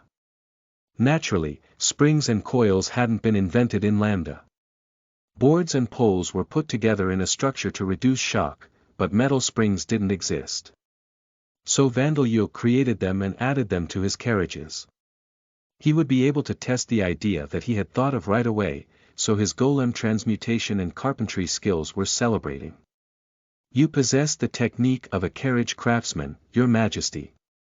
But still, the world's technology has progressed from where it was 200 years ago when we were alive, Levia remarked. No, Levia.Sama, this is something that the kid's invented himself, Borkus told her. In truth, however, Vandalyu hadn't actually invented springs. He had simply reused his knowledge from Earth and Origin to reproduce them. You can praise me more, said Vandalyu. He was happy to be praised, so he showed no modesty. Although he was using his prior knowledge, it was his own skills and magic that were reproducing the technology, so Vandalyu considered it to be his own achievement. Patents on Earth and in Origin meant nothing in Lambda, anyway. It would be perfect with some golem tires, but, were those made just by hardening some rubber? Vandalyu wondered. Tires would be convenient in various ways, so he would try making them when he got back. And so, Vandalyu reversed the Titans' aging while telling them that he was performing physical examinations. They had wasted 200 years of their lives. This was a service he was doing them so that they could live enough to make up for that. Vandalyu had gained their permission, albeit in an indirect way, so it was probably fine. This massage, do people ever tell you that they feel younger afterwards? I feel 100 years younger, seriously. Things were going like this. Vandalyu couldn't complete the task for all of them in 2 days, so he was planning to do the rest along the way. This also acted as training to his mana pool, so it was killing 2 birds with 1 stone. And then he used the monster bones that Borkus and the others had brought to create decoy undead. I have a complete understanding of Titan and human skeletons. Using golem transmutation to change the shapes of monster bones to disguise them as Titan skeletons is simply a little heavy labor for me, Vandalyu explained. It's heavy work. I have to make a lot of them, so it's just troublesome. Incidentally, Vandalyu had used decomposition on the gruesome corpses of the Viscount and his men to make them rot away, put their broken bones back together and created skeletons. With this, even if the people of the Hartner Duchy noticed that something strange had occurred at the mine, they would simply assume that someone had killed everyone here and that all of the soldiers and slaves had turned into skeletons. They wouldn't think that the slaves had been rescued. After finishing all preparations, everyone headed towards Talashim. You have acquired the title, Holy Son of Vita. The level of the carpentry skill has increased. Name. Eleonora. Rank. 9 Race. Noble. Born Vampire. Viscount. Level 47. Job. Subordinate. War Princess. Job level 27. Job history. Slave, servant, apprentice. Mage, apprentice. Warrior, mage, demon. Eye user, vassal. Warrior. Age 10 years old, 20 years old at time of vampire transformation, 30 years old in total. Passive skills. Self, enhancement, subordination. Level 6, level up. Superhuman strength. Level 6, rapid regeneration. Level 4, level up. Status effect resistance. Level 6, intuition. Level 4, level up. Mental corruption. Level 3, automatic mana recovery. Level 5, level up. Detect presence. Level 4, level up. Sunlight resistance. Level 4, level up. Allure. Level 1, new. Active skills. Mining. Level 1 time, attribute magic. Level 5 life, attribute magic.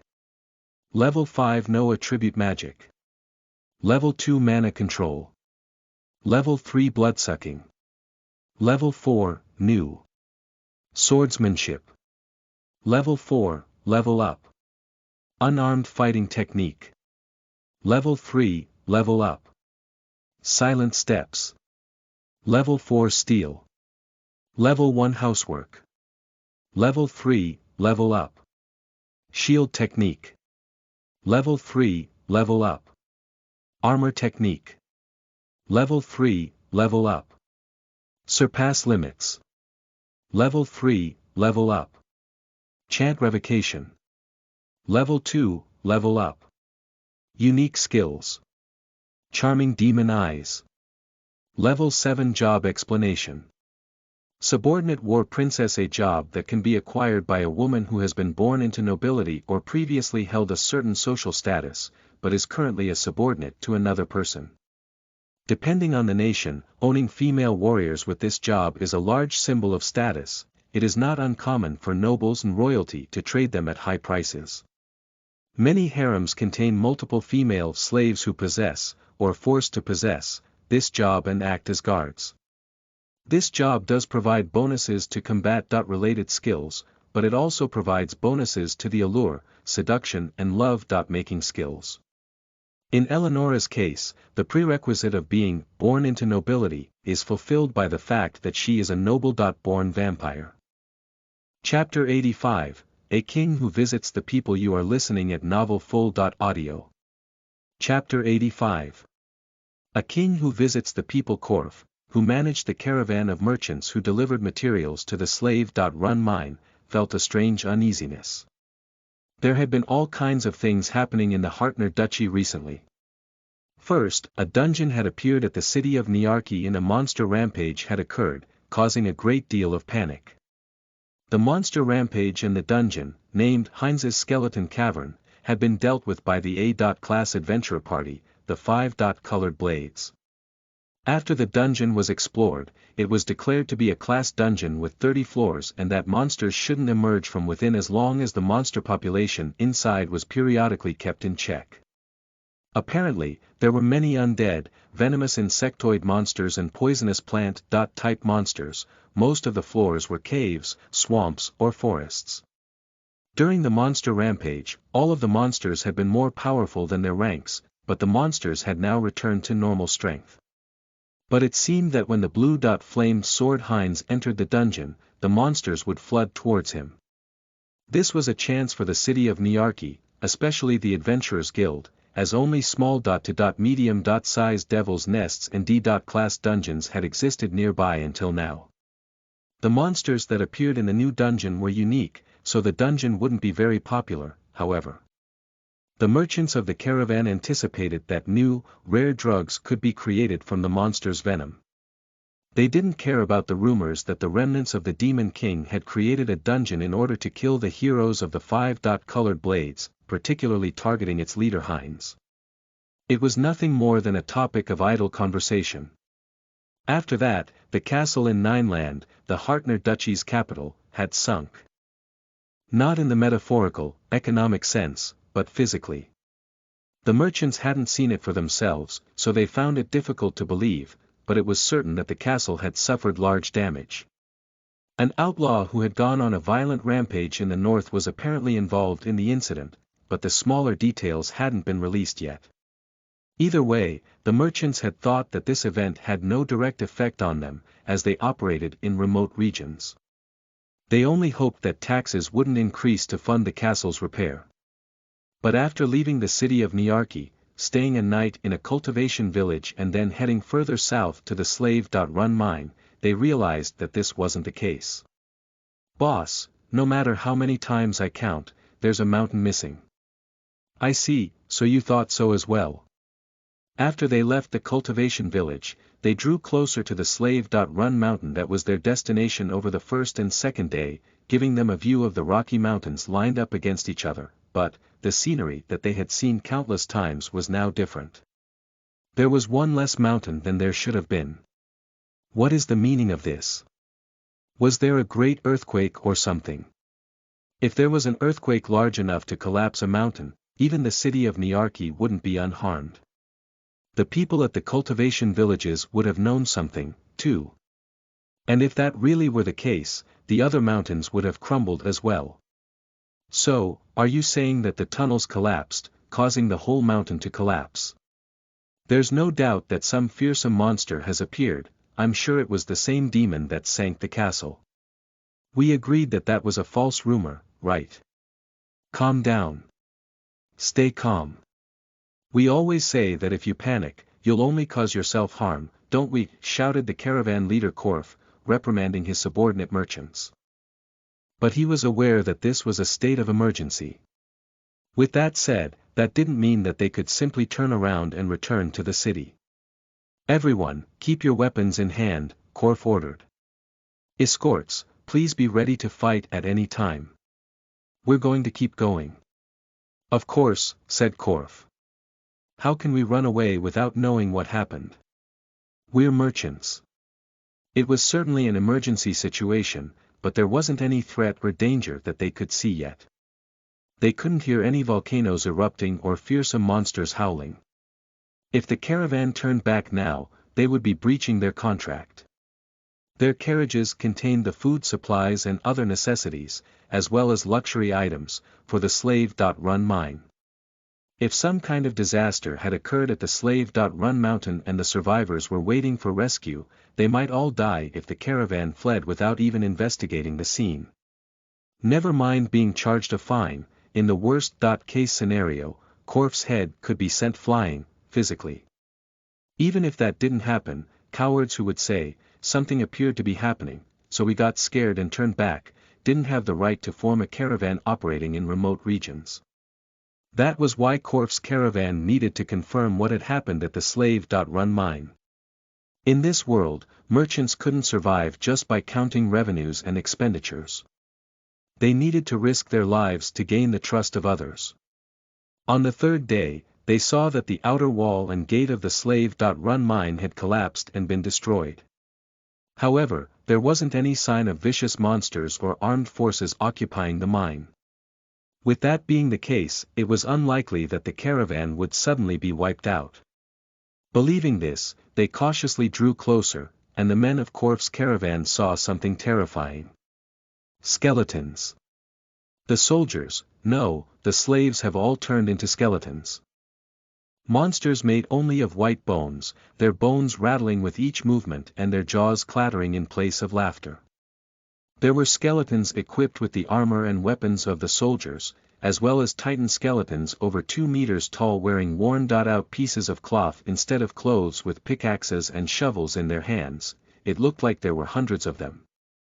Run back to the city, we have to tell the people in the city about this. L.rg There probably weren't any survivors, even if there were, this was too much for Korf's caravan to do anything about it. Having decided this, they fled back to the city of Niarki with the news that the mine had vanished and that the soldiers and slaves had turned into skeletons. And so, news of a third large incident spread, sending shockwaves throughout the Hartner Duchy. One of the members of the Five-Colored Blades, Edgar, noticed that the higher-ranking members of the Fangs of Dark Knights had been replaced by undead, and through the party's efforts, a vampire zombie was exterminated. After that, they headed for Nineland by joint request of the Hartner family and the Church of Alda. Around the same time, Vandalyu and those accompanying him arrived back in Talashim and were now resting. Holy Son, congratulations on the fulfillment of the prophecy. Please grant us permission to build a new statue of you. Mwaza exclaimed, worshipping Vandalyu as if he were a god walking on this world now that he had gained the title of Holy Son of Vita. Your Majesty, now that you are ruling over new citizens, there has never been a better opportunity to create our own currency, said Shayar, insistent now that the nation had gained hundreds of new citizens. Vandalyu, I told you through the communication devices as well, but there's a new dungeon. When are we going to clear it? Asked Vigoro, excited about the upcoming new adventure. The three of them were all talking to Vandalyu at once in the castle, but he didn't have the ability to answer them right now. It's been quite a while since I felt this smooth, cool sensation of patting him, Badia remarked. You are absolutely right, Teria agreed. By the way, won't you people hold back a little? If you don't, it will feel like I am embracing you. If you feel that way, lose some of your meat, said Zadiris. Not only your upper arms, but you must get rid of some of your fat as well. Right, boy. Wow, King's tongue can grow so long. Look, Mama, it's like an earthworm, exclaimed Varby. You're right, it's longer than you are, Varby, said Bilda. King, what's the inside of your mouth like? There were clicking noises. Ha! This isn't his tongue, but a centipede. San. Rapey. Groaned. Your tongue won't grow, Bilda told her.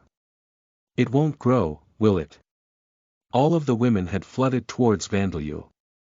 For the men, the only parts of Vandalyu visible between all of the women who were engaging in physical contact with Vandalyu for the first time in a month were his limbs and his tongue. I did hear about it, but he really is popular with the women, Livia remarked in a surprised tone. That's right, it is Vandalyu. Sama, after all, said Eleonora. Rita giggled. Are you surprised? She and Eleonora seemed to be boasting, for some reason. Hey, why are you boasting, Eleonora? Rita. Shouldn't your reaction be a little different here, asked Saria. But she couldn't stop Badia and the others from doing what they were doing, she had done the same thing as them. Incidentally, Borkus was leading Gopher and the other titans around the city, and for some reason, Sam was practicing flying through the sky. It seemed that he had been provoked by the fact that Vandalyu had become able to turn into an enormous bird and fly through the sky, but would a carriage really become able to fly through practice? Isn't it about time you all calmed down? Asked Vandalyu, surrounded by warm, soft, pleasant-smelling skin. And my tongue won't grow any longer, so stop pulling it. Everyone wasn't so assertive before.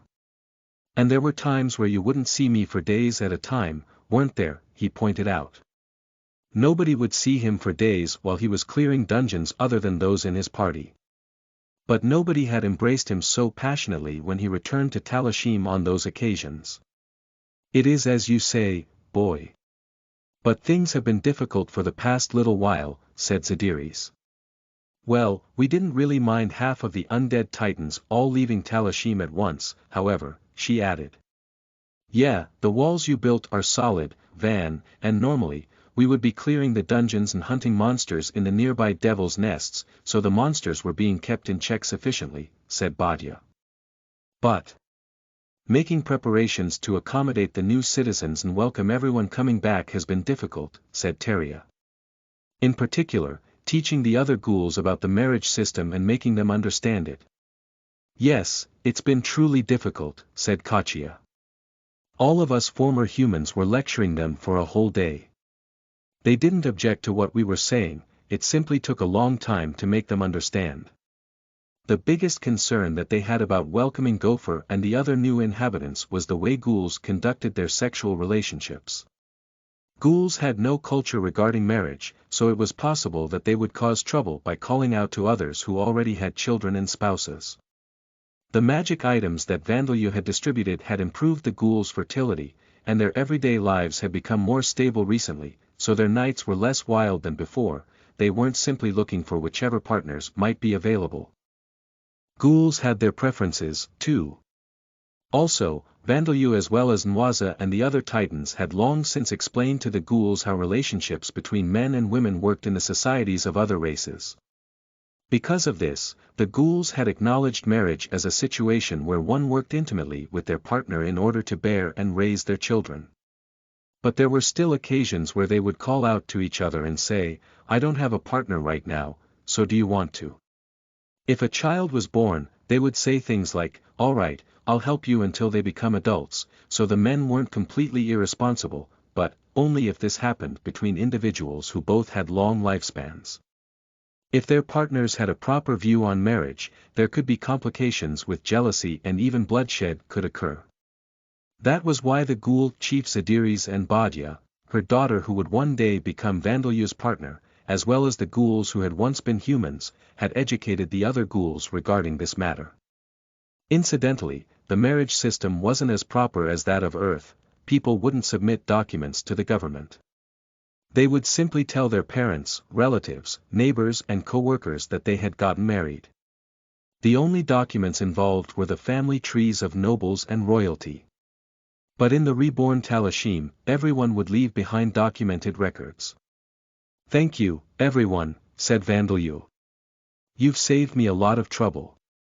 "Shayar, how is the family register coming along?" "The documents have already been prepared," Shayar reported. "Now we simply need to have them filled in and everything will be complete." According to Vandalyu's will, a family register had been introduced to Talashim. There was a system for distributing food, so it would be more convenient to have a family register. Shayar and the others currently managed it, although he was a general, not a civil official. Had he forgotten this himself, perhaps? "Well then, how is the dungeon?" Vandalyu asked.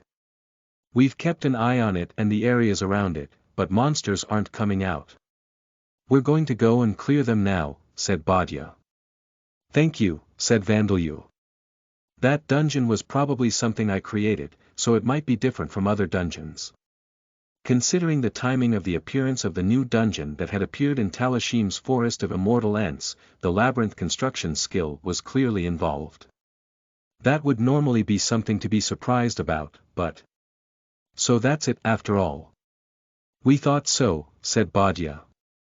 "Indeed," Sam agreed. "All of the citizens believed that this was the case," said Nwaza. Nobody was surprised. "Everyone's reactions are so weak," said Vandalyu. "Everyone knows that you put a huge amount of your mana into that forest, Van," said Badya. "Everyone was already saying that a dungeon might appear there." "Dungeons are not things that could normally be created artificially, but your mana is in the hundreds of millions," Zadiris added. "Normal limits do not apply to you." "Yes, it is wonderful," said Teria. "If you simply create dungeons in hostile nations and cause monster rampages, we can defeat them without having to fight." "Hey, if there are monsters other than undead and insects, we'll be wiped out as well," Kachia pointed out. "If you can choose what the terrain of the dungeon is like, I kind of want to see an ocean." "Can you do it?" asked Badya. It seemed that Vandalyu's ability to create dungeons had been accepted. Teria's thoughts were quite dangerous, but Kachia had reprimanded her for them. Incidentally, Varbi, Jadal and Pauvina were playing with Vandalyu's tongue as if they were grabbing an eel. Vandalyu's tongue was secreting a lotion-like substance that was gentle on the skin, so there weren't any problems with hygiene. "First of all, let's sort out places for Gopher and the others to live and allocate food and other necessities so that they won't have problems for a while," said Vandalyu. "Then we'll decide how the criminal slaves will be treated, and after that, let's start clearing and inspecting the dungeon. Regarding currency, I've given dat era the coins we brought from the Hartner Duchy, we'll need to figure out their ratios of valuable metals first. But please think of possible names for the currency and hand your suggestions to Shayar. And about the statue of me, go ahead and build it whenever you want. Examining the dungeon and ensuring that it was safe was the top priority. Currency came after that, and the statue, there was an additional one being built every year, so Vandeleur didn't really mind it now. Let's leave Bone Man and Nochin to watch over the dungeon while we get our new citizens settled in, said Vandeleur. If we neglect to do this, it'll become a disaster in the future. Vandeleur didn't know how things were in origin, but on Earth, there had always been conflict with existing inhabitants when new inhabitants moved in. The strain caused by immigration policies. Just because he had brought new citizens and convinced them to live here didn't mean that the work was over. So, it's about time you let me go, Vandeleur told the women. Let's play some more. Palvina protested. In the end, Vandeleur went to check up on the new citizens while dragging everyone along with him. It seemed that the new citizens would settle into Talashim more quickly than Vandeleur had imagined. I was surprised about a lot of things at first. It was like we'd gone back in time 200 years, and when we went inside, the buildings and streets looked even more fancy than they did 200 years ago, said Gopher as she placed a reversi piece on a board with a clack. Vandeleur had used golem transmutation to repair Talashim's townscape that had turned into a ruin. Thus, it didn't look much different from before the city's destruction. But carvings in the shapes of faces and eyes of people and birds created by undead Titan stonemasons now decorated the city all over. They were actually all golems designed to detect intruders, but they looked artistic and gave the city a mystical appearance. As a result, Talashim's townscape was something that wouldn't fall short even if compared to Nineland, the capital of the Hartner Duchy. Also, you're very generous, said Gopher, pointing at the honey-colored cloth of the simple piece of clothing that she was wearing. These were the new clothes that had been distributed to her and the other former Titan slaves after only ever having worn clothes made of tattered linen. They had all been made from the honey silk produced by the cemetery bees. Each person had been given several of them. They had even been given shoes, hats, essential furniture, and houses. It's quite a cheap product, you know, said Vandeleur. The cloth isn't dyed, and I'm sure it won't do much against the cold in the winter. Over half of the furniture is stuff I put together really quickly, and the houses were already there and I just allocated them to you. Actually, the houses belonged to you in the first place, didn't they?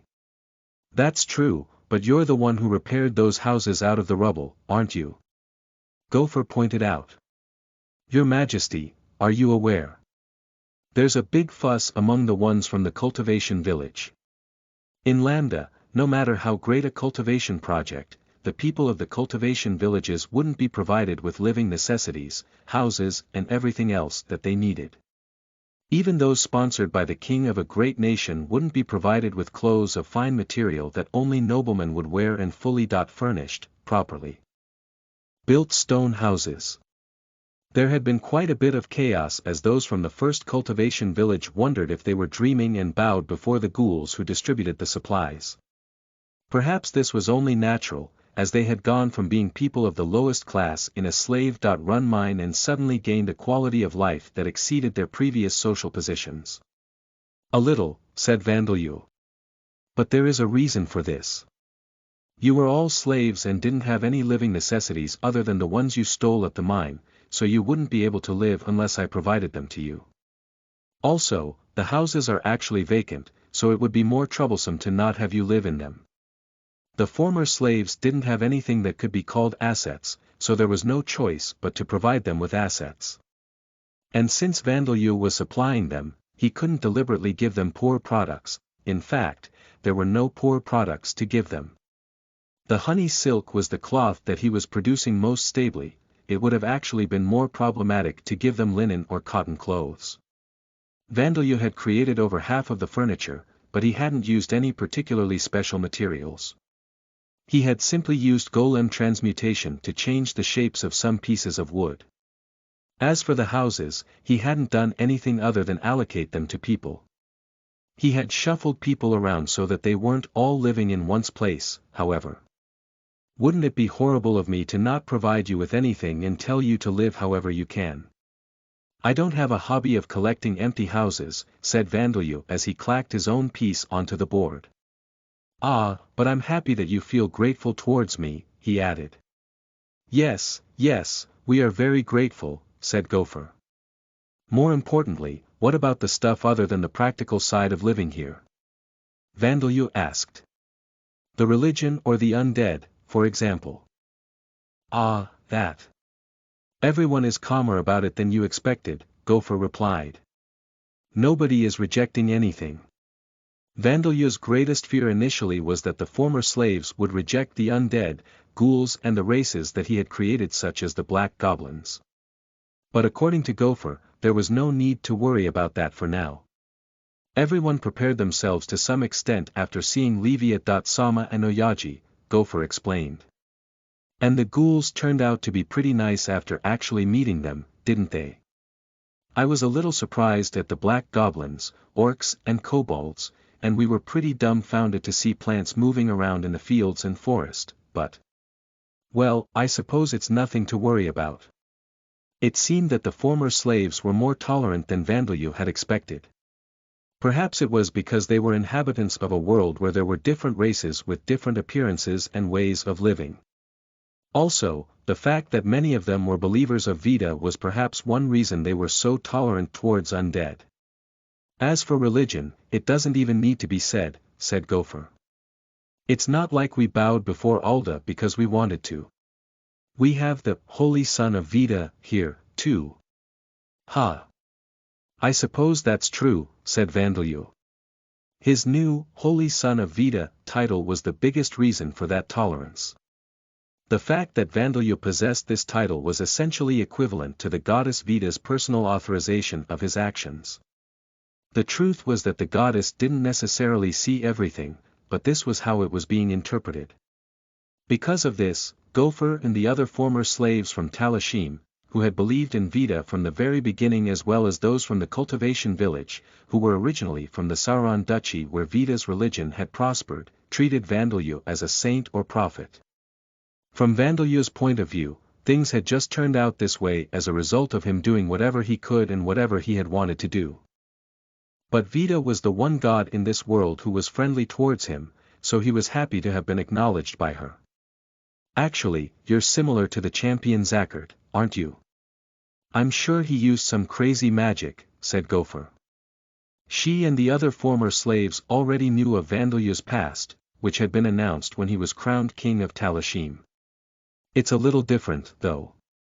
I don't have cheat-like abilities or anything, said Vandalyu as he placed a black piece on the board, flipping a white piece over to turn it black.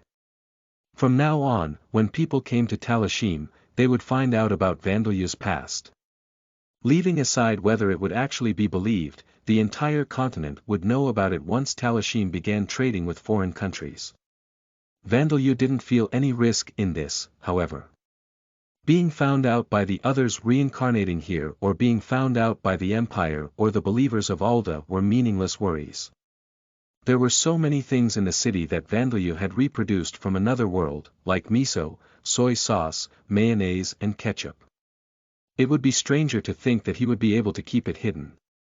If those reincarnated here learned that there was a nation exporting miso and soy sauce, they would probably realize that someone from Earth like them was in that nation, and he would be noticed by the Empire and followers of Alda who prohibited the use of knowledge and technology from another world. That was why it would be healthier on Vandalyu's mind to simply announce that he had lived in another world in his previous life than to deal with the stress of keeping it a secret. That was what he thought.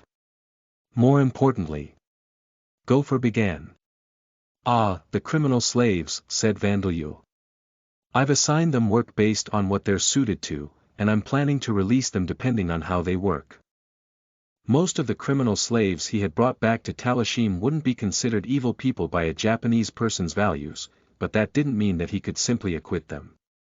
That was why he had heard their requests and had them work under stonemasons, blacksmiths, arms smiths and potters, as well as having them do manual labor and farming work.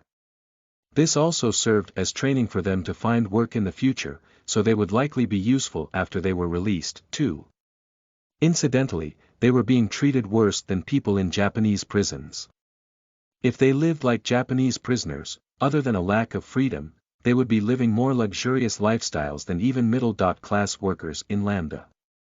Japanese prisoners had 3 meals a day with sufficient nutrition, worked 8 hours a day with no overtime and got 1 day's rest every week.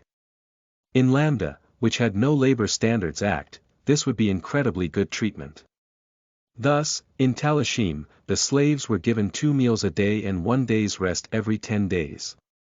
Even then, it was difficult to call this treatment poor in comparison to Lambda's servants and employees who were only given a few days' rest a year, and it was heaven compared to the lifestyle they had in the slave-run mine.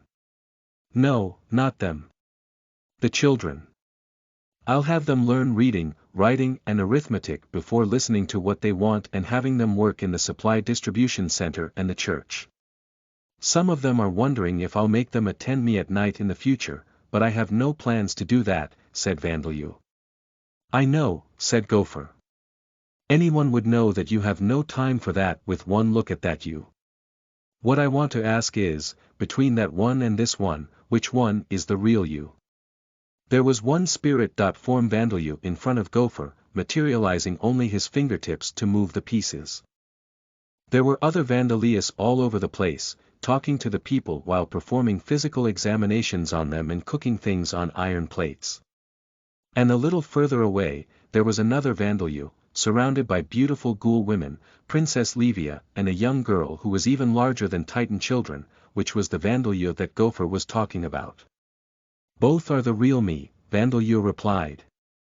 You're the one I find most difficult to understand after all, Your Majesty, said Gopher. Communication is difficult after all, Vandalyu murmured. Why is it so hard when I'm such a friendly, honest king who visits the people like this? He wondered. Title explanation. Holy Son of Veda. This is a title that indicates that the bearer is especially loved or acknowledged by Veda, the goddess of life and love.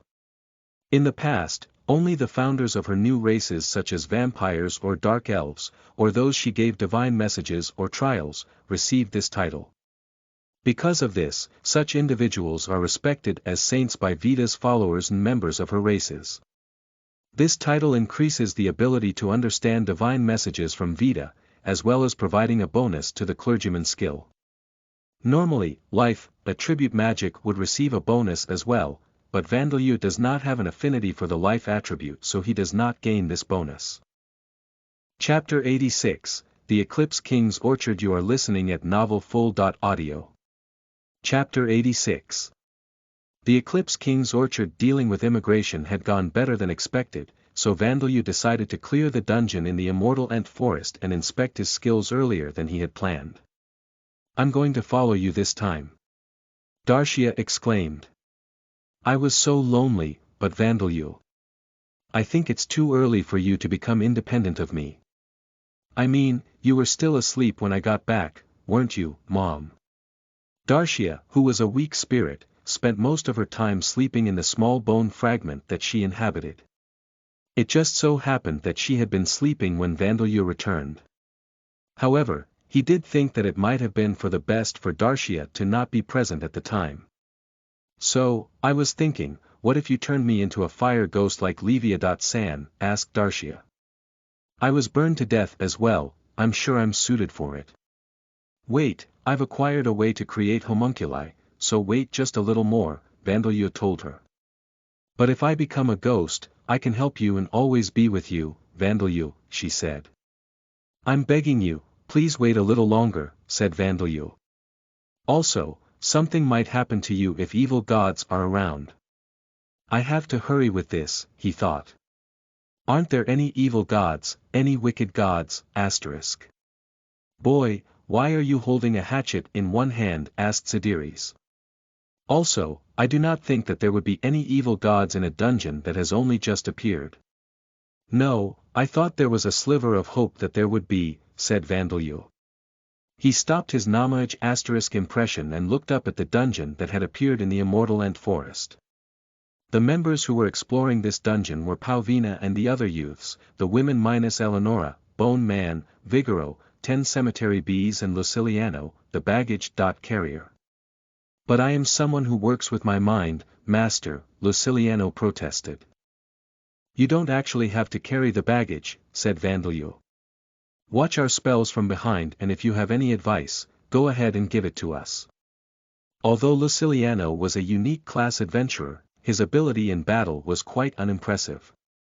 However, although he had apparently been partially excommunicated, he was a mage who had studied under a master at the Mages Guild. He might have knowledge or ways of thinking that Vandalio and the others didn't have, as they were mostly self-taught. And you're supposed to be my apprentice, aren't you? Please watch my magic, and if you think that there's somewhere else I could apply it, let me know, said Vandalio. I shall do that, master, said Luciliano. Thinking that this was impossible, Vandalio faintly hoped that Luciliano would give up. But if the inside is too narrow or the monsters are strong, we'll come back and start again, said Vandalio. I know, said Kachia. But it's all right, I've become much stronger than I was last time. You won't cry? Vandalio asked her. I won't cry. I definitely won't cry. They entered the dungeon while teasing Kachia to find that there was a forest inside. It was different to the Devil's Nest forest, the forests full of broad-leaved trees near Talashim and the forests filled with giant ferns in Borkas's sub-dragon savanna. It was a coniferous forest with pine and cedar trees. While you were away, we ventured into the first floor to ensure that a monster rampage did not occur, and this was how it appeared, my lord, said Bone Man. The monsters were like that. Bone Man was pointing at an enormous, brightly colored mushroom that completely destroyed the feeling of this place being a coniferous forest, a rank 3 poison mushroom. They looked like giant mushrooms with limbs, but despite their charming appearance, they were vicious monsters that attacked living things and killed them, leaving spores on their corpses in order to reproduce. There were 3 of them standing there. They're standing up, said Vandalio. At this distance, they're within range of bows and arrows, but why are those monsters just standing there? Badia asked. Perhaps it's because there are so many of us that they are on guard now. Darshia suggested.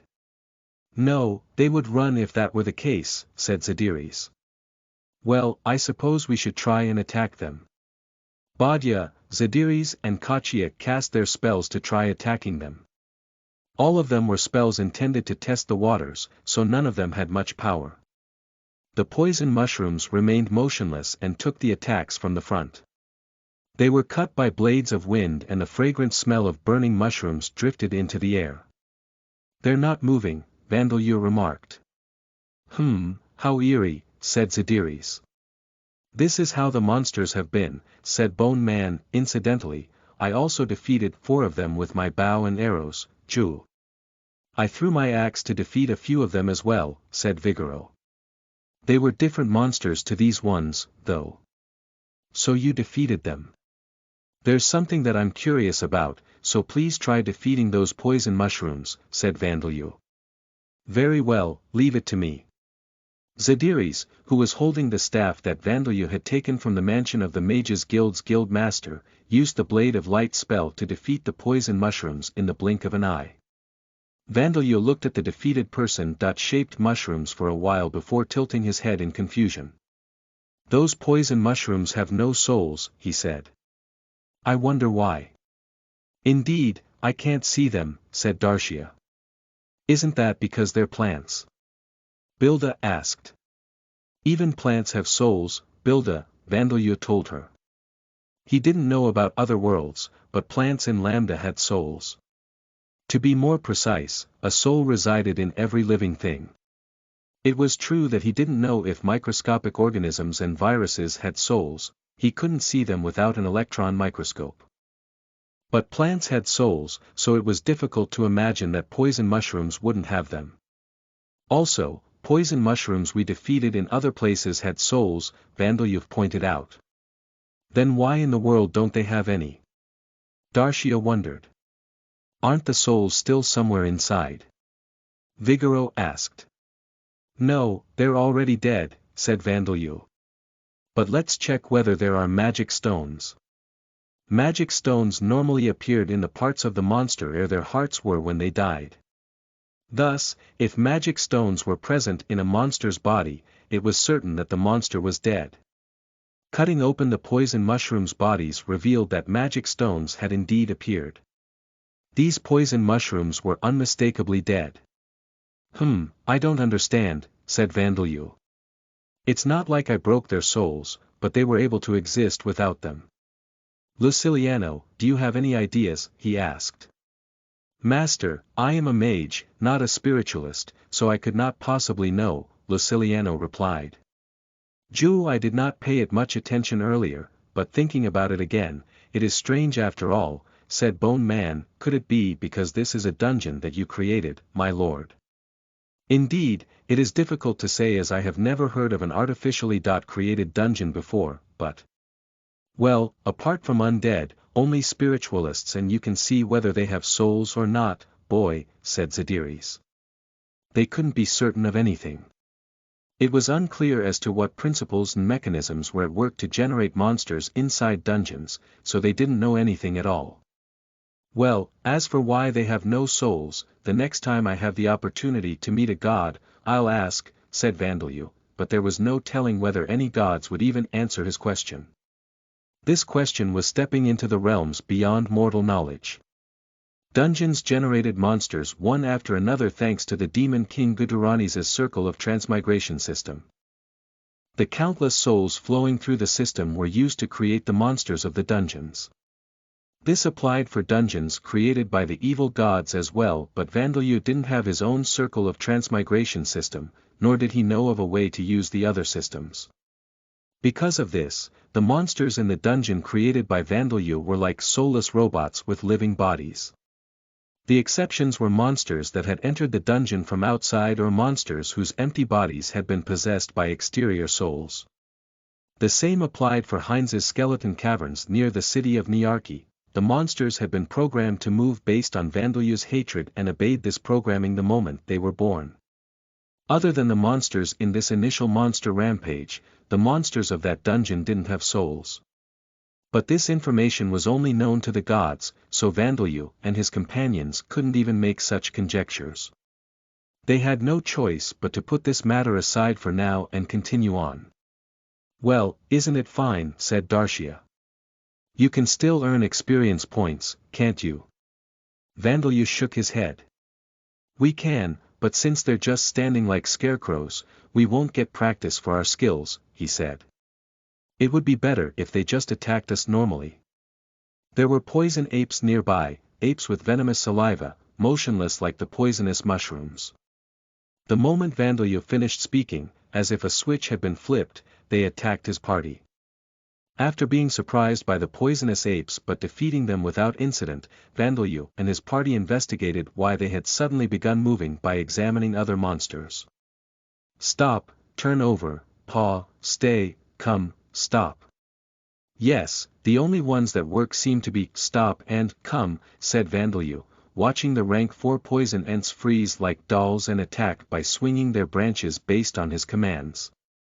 How surprising, is it different from taming them? Asked Kachia. Yes, it is, Vandalyu replied. They don't obey any other commands. For example, please take me around this place 3 times. There was the sound of buzzing wings. The cemetery bees grabbed Vandalyu's legs, flew up and took him around 3 times before letting him back down on the ground. And now, take me around this place 3 times. Vandalyu tried giving the same command to the poison ants, but they stayed frozen, not moving an inch. As you can see, they don't respond to my words. Wouldn't one normally tell them to spin around 3 times? Luciliano muttered. His words were ignored as everyone gave these strange monsters bewildered looks. It does seem to be different from taming, said Badya. Isn't it because they have no souls? I don't know much about soulless creatures, though, said Kachia. Perhaps they do listen to some of Vandalyu's commands because he's the one who created this dungeon. Darshia suggested. Indeed, now that I think about it, they seem quite similar to golems, said Badia. Similar to golems. Luciliano repeated. Feeling relieved that he hadn't been ignored this time, he began explaining. Golems are puppets created by alchemists. Although there are various ways to create them, the one thing they have in common is that they produce golems with no souls. Thus, in order to move, they require direct orders from the alchemist, that is their master, or they must be provided with artificial personalities with orders given to them beforehand. It is said that golems as useful and capable of making decisions as humans existed in the age of the gods, but now, even those that merely respond to the sound of their masters' voices and are able to obey a number of simple commands are considered high-class products, master. The golems that Van creates are quite different, though, said Badia.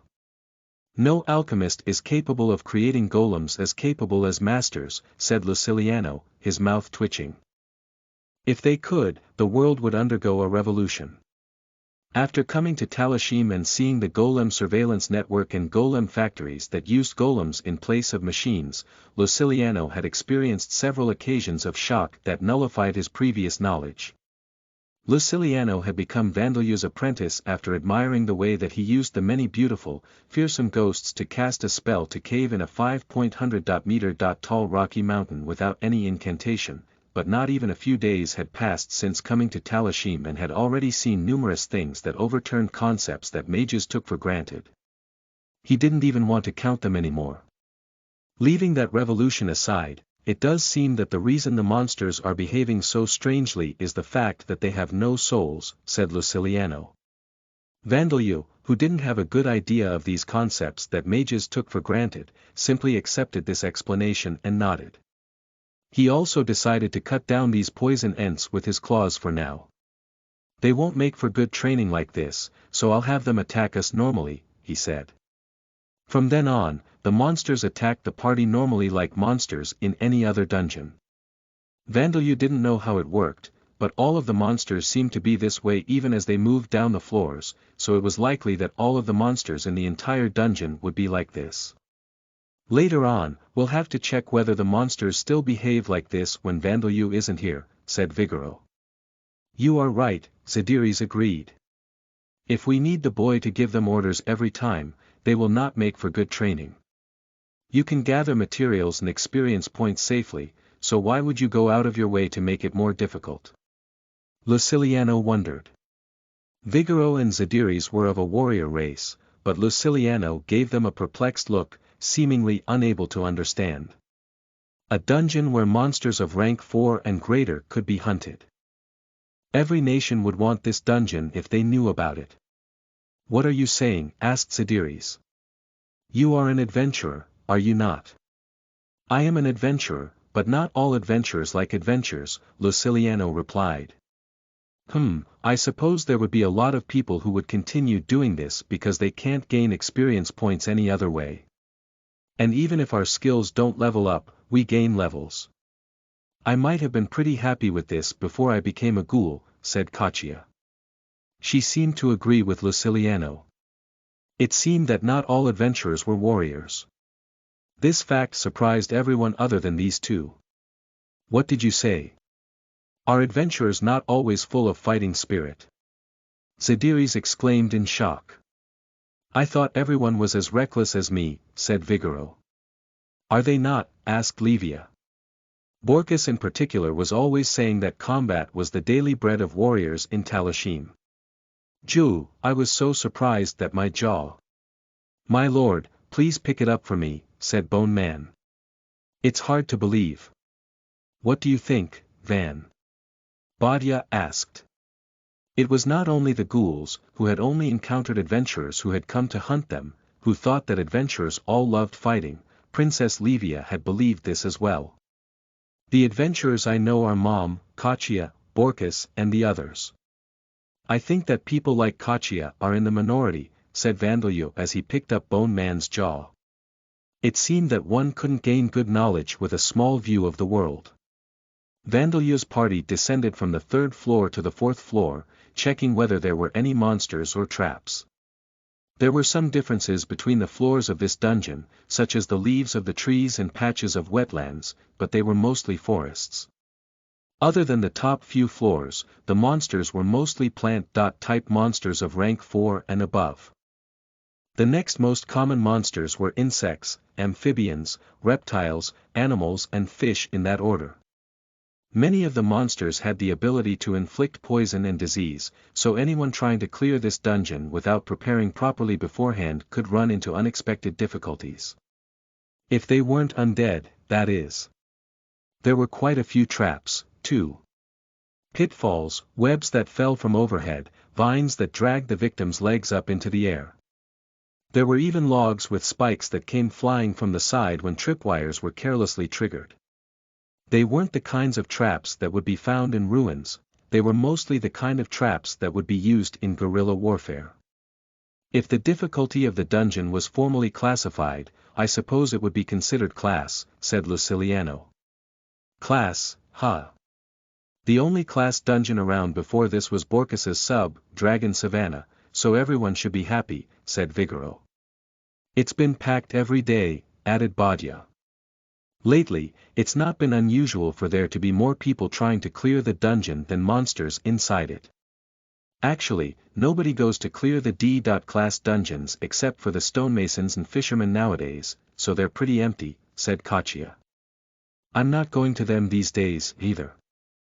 There were 4 other dungeons near Talashim, but there was only one B.class dungeon and one class dungeon, so Badia and Kachia had been finding it troublesome to find a place to train. The class dungeon is packed full of people. Are the people here monsters? Luciliano wondered. Normally, dungeons of class and above wouldn't be packed. There were few adventurers who could progress to class and beyond. D.class dungeons, on the other hand, would be contested hunting grounds for the many D.class adventurers. The only times when class dungeons were full of people was when the first couple of floors contained desirable items for veteran D.class adventurers, or when certain products or monster materials were selling for a higher price than normal. Nobody could blame Luciliano for being amazed.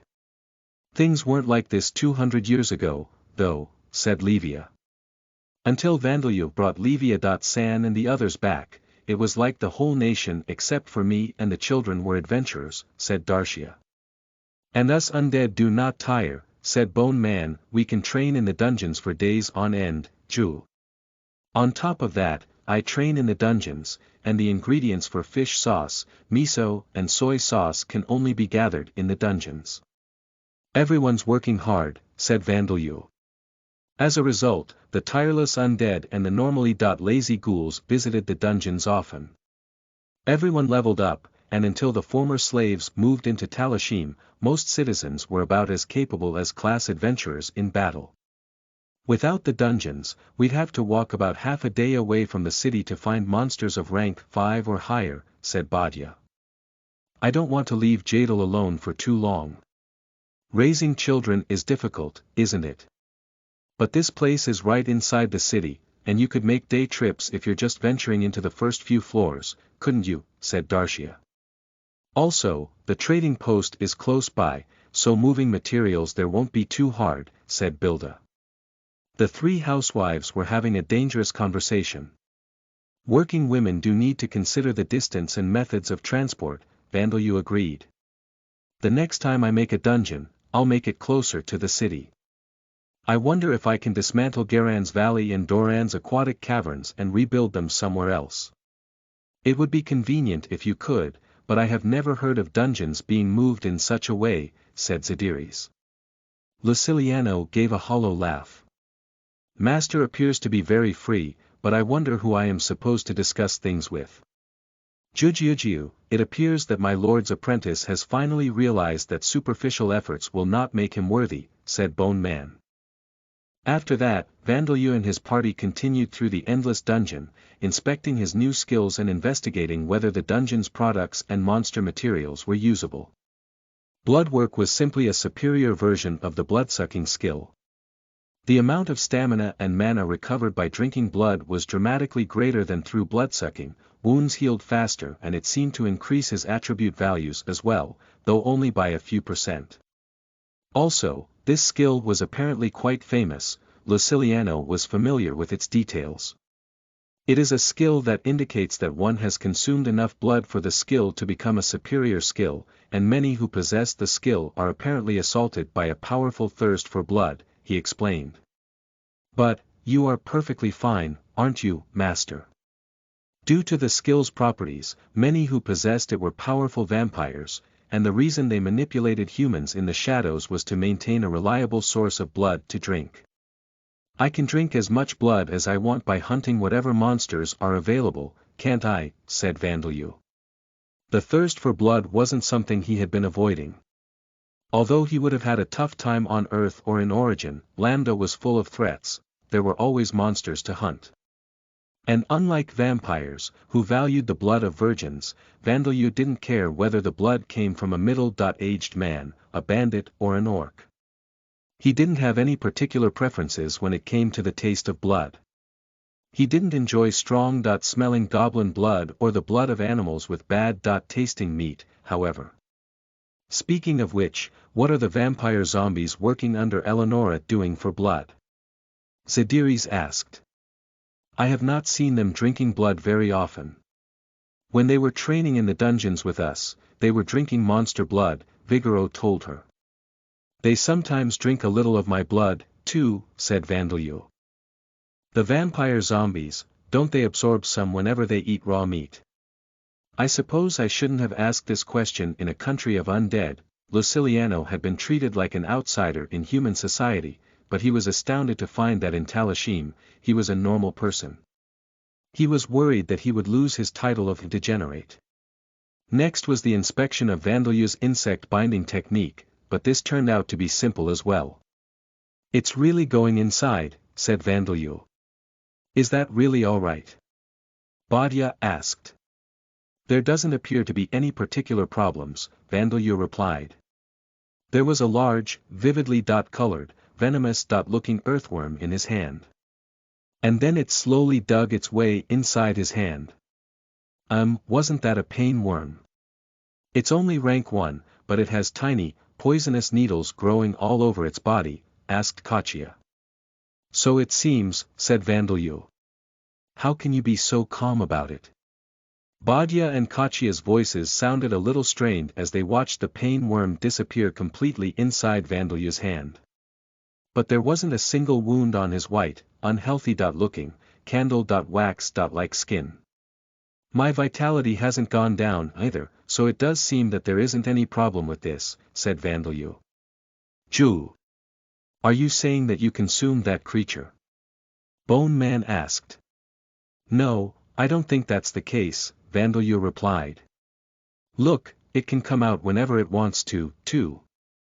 The pain worm slowly emerged from Vandeleur's other hand. It plopped onto the ground, but Pete leapt out after it, grabbed it in his mouth and returned to Vandeleur's hand. It's difficult to believe, but it seems that insect binding technique is a skill that allows one to equip insects to the body, said Badia. Equip insects, will they actually be useful? It's not like you can punch enemies with insects, right, said Vigoro. Well, that explains the mystery of why Pete settled in my hair, said Vandeleur. As for whether they'll be useful, they probably will be. Cemetery bees, can you enter my body in the same way? Showing no signs of hesitation, the cemetery bees silently entered Vandeleur's body. They forced themselves mercilessly into Vandeleur's head despite their size, so it looked quite grotesque, but Vandeleur didn't feel any discomfort or pain. And then once the cemetery bees were completely inside him, Vandeleur was able to control them as if they were a part of his body. He could poke their heads out from his hands or their poisonous stingers from the tip of his tongue. In the same way, he was able to produce Pete from anywhere in his body on command. I see, so I can control any insect-type monster that I've tamed, Vandeleur concluded. By the way, what's wrong? Everyone except for Vandeleur's apprentice touched their own heads cautiously as they looked up at him. It's just that they were completely inside your head, so I was wondering if it's really alright, said Badya. My lord, it may be fine for you, but to those watching, it appears as if you are being consumed by the insects, Ju, said Bone Man. I'll make sure to avoid using this in front of people. By the way, what about Luciliano? He's fainted over there, but... I suppose we can't blame him, said Kachia. Insect binding technique was a skill that allowed Vandalyu to equip insects inside his body, and if those insects were tamed, then he could produce them or a part of their bodies from his own at will. But if the insects stayed equipped for more than a few hours, they would begin taking the nutrients they required from the host's body. In other words, Vandalyu had to eat a lot in order to avoid losing vitality to them. That was the kind of skill it was. It would probably be another excellent skill for Vandalyu alongside dead spirit magic. What if I equipped the insectoid monsters that I've tamed, entered a city and registered at the Tamers Guild? Vandalyu wondered. I am a ghoul, so I do not know much about guilds, but I believe that it would be best to give up on this idea, said Zadiris. Vandalyu, I don't think it's a good idea either, said Darshia. I'm sure you'll shock everyone. It'll be more than a shock, said Kachia. Luciliano hasn't even woken up yet. There should be relatively harmless monsters like pixies living somewhere, shouldn't there? Asked Vandalyu. At the very least, it seemed that there were no pixies in this dungeon. Are pixies insects? Darshia wondered. For now, I'm going to tame useful-looking insectoid monsters and equip them, said Vandalyu. It's probably best to test how many I can fit at the same time, too. Try to make sure they're cute ones, okay, said Kachia. I'll see how it goes. Vandalyu nodded, but he couldn't really imagine what Kachia had in mind. What were these cute insects that Kachia mentioned? Bees and centipedes didn't seem to fit the criteria, so would lice, perhaps. The focus of this expedition was the inspection of the labyrinth construction skill, but not all of its details could be seen immediately. As Vandalyu examined this skill, more new effects revealed themselves. First, whenever Vandalyu descended to a new floor, he could see its overall layout. The moment he took his first step, a map would appear over his head. He could also change the structure of floors that had already been cleared. He could build walls, set traps and even create staircases connecting floors, though only when both floors had already been cleared. Oh, there's a wall of trees appearing right in front of us. To think that you could make pitfalls and even stairs, it uses up quite a lot of mana though, said Vandalyu. Small traps and walls cost 10,000, and 10 million for stairs that lead both up and down. But it's not a lot for you, is it, Van? Asked Badya. That's true. That's amazing, Vandalyu, said Darshia. If you used it to create walls on all sides, we could rest safely, couldn't we? Depending on their layout, the walls of any dungeon could be made of trees, cliffs, stones, bricks, unidentified metals, or even like the internal organs of an enormous creature, but the thing that they all in common was that their structure couldn't be altered artificially. The cliffs of Giran's Valley and the minerals of Doran's aquatic caverns could be temporarily broken and chipped, but they would return to normal after a few days at most. Even disarmed traps would be replaced, although it was a mystery as to who had set them. If this weren't the case, high-class dungeons would collapse during battles between high-rank monsters and the mighty adventurers challenging them, so perhaps it was only natural that they had self-repairing functions. Building additional walls or setting traps was impossible. It was certainly difficult to bring the materials to do so into a dungeon, but even if one did take the effort to do these things, they would be destroyed by monsters or simply disappear eventually. Even in dungeons that were like labyrinths with stone walls, monsters wouldn't destroy the walls unless they happened to hit them during battle. But they would destroy any artificially built walls without hesitation. Even if monsters didn't destroy them, they would be identified as foreign objects and the dungeon's self-repair function would cause them to disappear as if they were damage caused to the dungeon. Even though Vandalyu could use his golem transmutation skill to mine rock and minerals, he couldn't make large changes to the structures of dungeons. However, the walls made by labyrinth construction changed the dungeon itself, so it was highly likely that they would stay there. Monsters destroyed the walls you made with golem transmutation, but they simply avoided and passed by the walls you made with labyrinth creation, said Darcia. Truly amazing, Your Majesty, said Levia. If you can use this skill in other dungeons, there is no telling how much easier everyone's lives would become. No, it's not really that big a deal, said Vandeleur, feeling shy about being praised. But the great discovery came after this. It seemed that Vandeleur and those with him could teleport freely to any cleared floor in the dungeon. From the 20th floor to the first floor. From the first floor to the 17th floor. Whether it was the mid-boss's floor or the dungeon's deepest floor where the boss was, they could go anywhere except for the dungeon's treasure chamber. And it wasn't only the entrances to the floors that they could teleport to. They could teleport to any point in a cleared floor. Even the magic items installed in dungeons through advanced alchemy weren't capable of doing this. Teleporting is interesting, isn't it? Said Vandeleur. I suppose this makes you invincible in any dungeon you have already cleared once, boy, said Zadiris. Yeah, I think any adventurer who works in dungeons would want this ability, said Kachia. With the materials, treasure and tamed monsters in hand, Vandeleur and his party left the dungeon.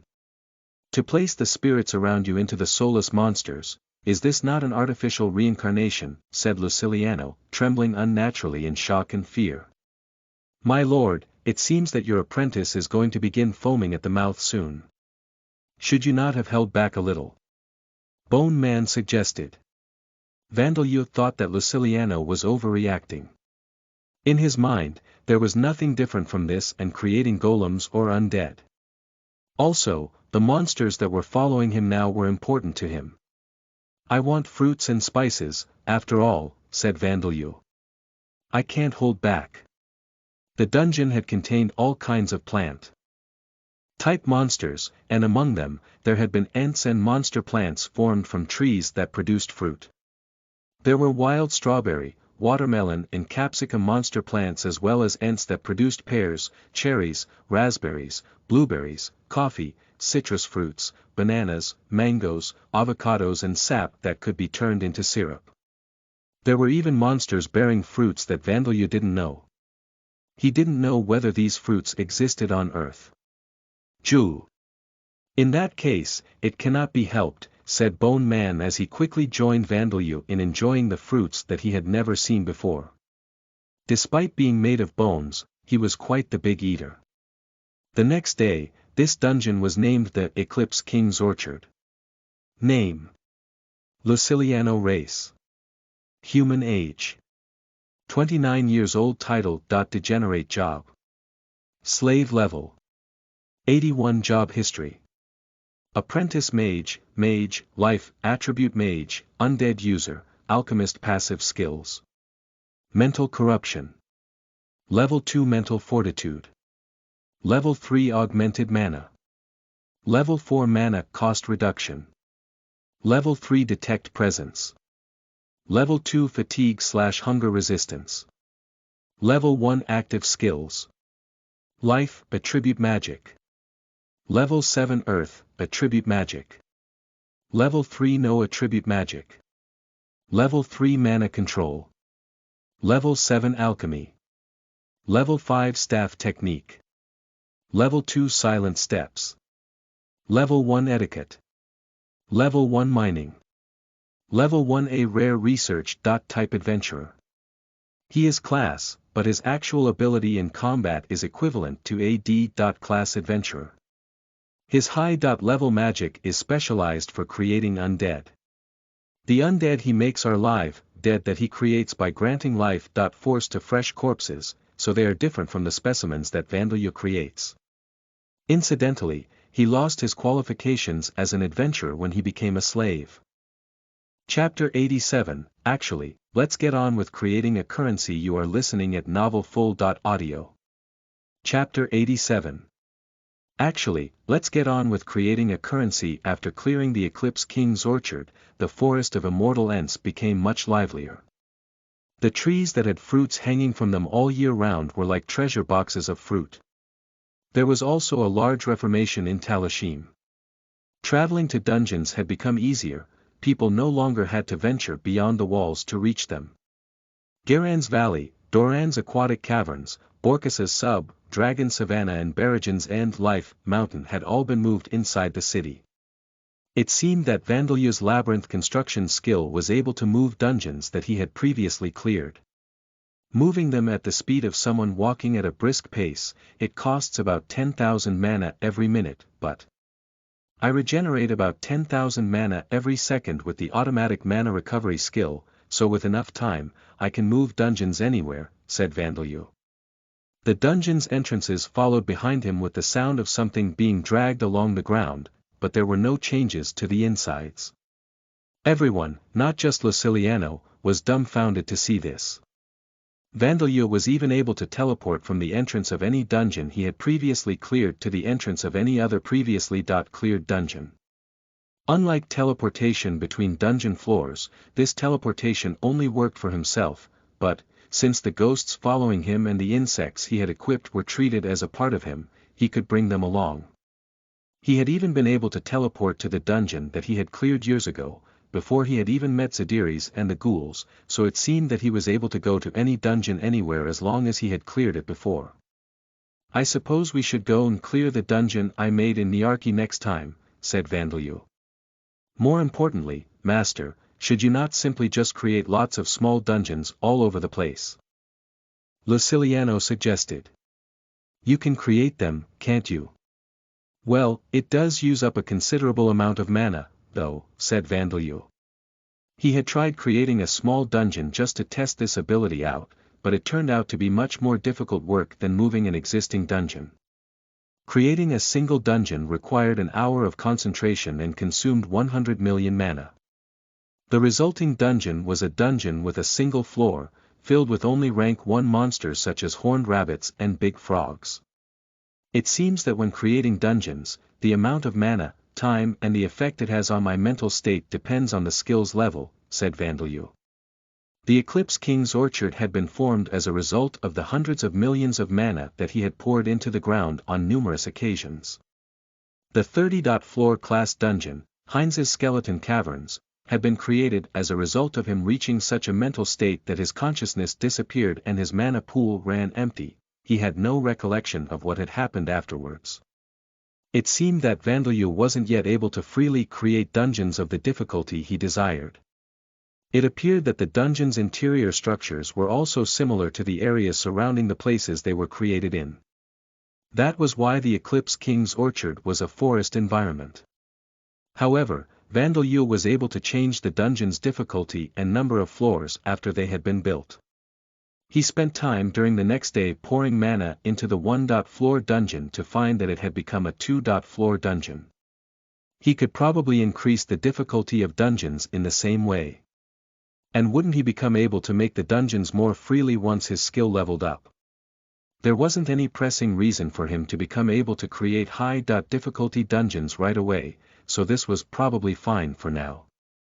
The labyrinth construction skills features were as follows. Allows Vandalyu to create dungeons. However, freely changing its floors, difficulty and interior structure was impossible at this point in time. Gives Vandalyu knowledge of the layout of a dungeon's floor by stepping foot into it. The monsters appearing in the dungeons have no souls. Because of this, Vandalyu is able to exercise limited control over them. In order to tame them, he must have appropriate spirits possess their bodies. Allows Vandalyu and his allies to teleport between previously cleared floors in a dungeon. Allows Vandalyu to alter the structure of previously cleared floors in a dungeon. He can place or remove walls, doors and traps, as well as create stairs that connect separate floors. Allows Vandalyu to move dungeons. This has no effect on the interior structure of the dungeons. Allows Vandalyu to teleport from the entrances of previously cleared dungeons to the entrances of other previously cleared dungeons. However, only the insects he has equipped and astral type undead can accompany him when he teleports in this way. Vandalu altered the structure of Doran's aquatic caverns, installing stone pipes to draw saltwater in order to create salt pans outside the dungeon. It would be convenient if other people could freely teleport between dungeons as well, but I wonder if I could make a magic item for that. Vandalu wondered as he munched on a delicious fruit similar to an apple. The levels of the labyrinth creation, strengthen followers and death, attribute charm skills have increased. Around the same time, Rodcourt was spending all of his time and energy on his circle of transmigration system, which was now producing frequent errors. What in the world is the meaning of this? A large number of Lambda's souls have left the system. Did Vita's races do something? Hundreds, thousands of souls were leaving Rodcourt's control at a time. This was something that had occurred countless times before when races like vampires, ghouls and Magen who were capable of turning members of other races into members of their own races caused souls under Rodcourt's control to be taken in by Vita's system. However, this didn't happen very frequently. At the very least, hundreds or thousands of souls would not leave Rodcourt's control within a single day. The cause of this was that Vandalu had made large numbers of the spirits accompanying him possess the soulless monsters of the Eclipse King's orchard in order to tame them. Vandalu had done this thinking that it was no different from creating undead and golems, but as Luciliano had pointed out, it was equivalent to reincarnating these souls. In the same way that he had made a spirit possess the live-dead's fetus in order to create Pauvina, he was making spirits possess living monsters rather than corpses or inanimate objects. Vandalu was merely a mortal, but he had started performing the work of a god. He had to perform everything manually, but it was equivalent to running his own circle of transmigration system. Vita's races generally needed the consent of members of other races in order to convert them to members of their own race, but in Vandalu's case, the spirits were completely charmed by him. Under his command, they were happy to be reborn as plant or insectoid monsters. And so, a new circle of transmigration system had been born in Lambda, one that trespassed on Rodcourt's authority, one that was more unstable and more arbitrary in function than Vita's circle of transmigration system that Aldo was apprehensive about. What in the world is happening? But Rodcourt was pressed to deal with the errors in his own system. It would be some time before he learned the truth. Incidentally, this also caused frequent error in the Demon King's circle of transmigration system, but it had already been producing errors every day. Its normal working state was one that was producing errors. Thus, unlike the breaking of Surkrent's soul, this was not considered a particularly great problem by the remnants of the Demon King's army, including Hiryashukika, the god of joyful life. Around the time of year where every region would be conducting their harvest festivals, the 5-colored blades were trying to make a harvest of their own. Gwa! Curse you, humans! They were harvesting not produce and fruit, but the head of a nobleman of dark nights who had grown fat from drinking the blood of the people, a vampire. Guh, how did you know about this place, about our existence? Shouted a man named Chipuras. He had served as the sub-master of the Commerce Guild for 10 years, retired due to old age and was now a good-natured old man who provided advice for young, aspiring merchants. But none would consider him a good-natured old man if they could see him now, crimson-eyed and baring his fangs like a beast. It's all thanks to a good-willed informant, said Heinz. TCH. Those traitors. They sold us out after receiving Tunisia.Sama's blessings. Chipuras, who was no longer acting like a merchant, readied his claws with a movement unbefitting of his obese body. Most of the subordinate vampires and noble-born vampires working under Chipuras had already been defeated by Heinz's companions. He had very few allies remaining now. But although his eyes showed hatred, they didn't show despair. I could have forgiven you if you were simply keeping that damper as a pet, but now that you have caused me so much disgrace, I shall kill all of you and present your heads as a present to Tunisia.Sama. He shrieked. Chipuras's movements were far quicker than one would expect from his appearance, but Heinz saw through it immediately and his magic sword sliced deep into Chipuras's stomach. Blue light flame blade. This was a martial skill of radiant god swordsmanship. Heinz's awakened superior skill that he had gained after moving to the Orbaum kingdom and becoming a part of Alda's peaceful faction. The martial skill that unleashed Heinz's light-attribute and life-attribute mana in addition to the magic sword's normal attack power would cause a fatal blow to a vampire even with a light graze. This martial skill had sliced deep into Chipuras's round belly. Even a vampire with an astounding amount of vitality wouldn't be able to resist this. Gufu, gufufufu, that will not work on me. Diamond Rend. What? Instead of being defeated, Chipuras sneered and used an advanced martial skill of the unarmed fighting technique in an attempt to tear Heinz to pieces. He swung his claws with the strength of a colossus. Heinz barely managed to use the swordsmanship martial skill, Flowing Willow, to stop the attack and opened his eyes wide in shock to see that Chipuras was unharmed. Kohaha. Because of the divine protection of Hiryashukika, the evil god of joyful life, I have been granted the light/life, attribute nullification skill. Chipuras cackled. Your sword technique has no effect. It was probably because of this skill that Chipuras, who was supposed to be a vampire, remained unharmed despite the fact that the mansion's walls had been destroyed and the sunlight was hitting him directly. Ha ha ha ha. I am a vampire marquis. I am one of Tunisia's 3 most powerful chief vassals. Even if you are A-class, did you think that a human like you could defeat? Chipuras faltered mid-sentence, a suspicious look on his face. You bastard, what are you playing at? Heinz had raised his sword, facing Chipuras directly. Are you listening to what I am saying? Your powerful radiant god swordsmanship and your light and life attribute magic will not work against me. Ignoring Chipuras, Heinz focused and sharpened his mind. Transcend limits. Transcend limits. Magic sword, the image in his mind was one of a single blade. Familiar spirit descent. Heinz was enveloped in a pillar of light that descended from the sky, and wings made of light sprouted from his back, a sign that a familiar spirit of Alda had descended upon him. You bastard! Can you not tell that your efforts are futile? Chipuras shouted. Against Chipuras, who possessed the light/life, attribute nullification skill, there was little meaning in Alda's familiar spirit descending upon Heinz. However, it was angry words rather than scornful laughter that were coming from Chipuras's mouth. Unable to withstand the pressure that grew stronger as Heinz's power became greater, Chipuras activated his own transcend limits skill, giving his body an explosive increase in physical strength. Dai. Endless twin claw blades. Ice Beast Pack Assault.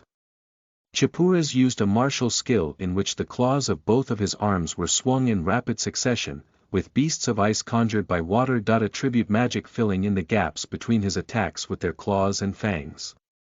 This was Chipuras's consecutive attack that would result in certain victory. This was the trump card that he had used to climb the ranks of the vampire's twisted society, where one couldn't survive on resourcefulness alone. The moment this swarm of blades reached Heinz, he swung his magic sword. Evil, crushing blue radiant flash. Chipuras's claws, which were harder than adamantite, fell apart as if they were made of glass, along with the beasts of ice. The blade of the magic sword sank into his body as if being absorbed, and silently pierced through it. This fearsome slash didn't stop there. The ceiling and walls of the mansion were cut apart and erased. Impossible, Heinz heard the 2 pieces of Chipuras, who had been cut in half in a line from his head to his crotch, falling to the ground behind him. He exhaled and returned his magic sword to its sheath. Even if you have a nullification skill that transcends resistance skills, I won't lose so long as I have a will to carry out justice, he murmured. That's all well and good, but I wish you'd fight a little better, whispered Deliza, the female dwarf shield bearer. She had charged into the mansion with Edgar and the others. She was looking not at Chipuras, whose 2 separate halves were burning in blue flames, but at the place where the mansion's walls had been. The mountain beyond that spot had also been cut. It had been cleanly split in 2. The mountain beyond the mansion belongs to Chipuras. There aren't any people there, so it should be fine, said Heinz. That's not the problem, is it, now, said Deliza. I only split the mountain, I haven't cut down too many trees, so Diana probably won't be angry, will she? Said Hines. Deliza put her face in her hands. Ah, you Justice Meathead. Hines undid his familiar spirit descent. Justice Meathead was his nickname among his companions. In reality, he had defeated Chipuras, an enemy whose nullification skill that rendered everything ineffective except for the attack power of the magic sword itself, by repeatedly strengthening himself a ridiculous number of times before unleashing the most powerful attack possible in order to cut through with raw power. The shockwave he had produced wasn't that great, but it had been enough to cut through a mountain.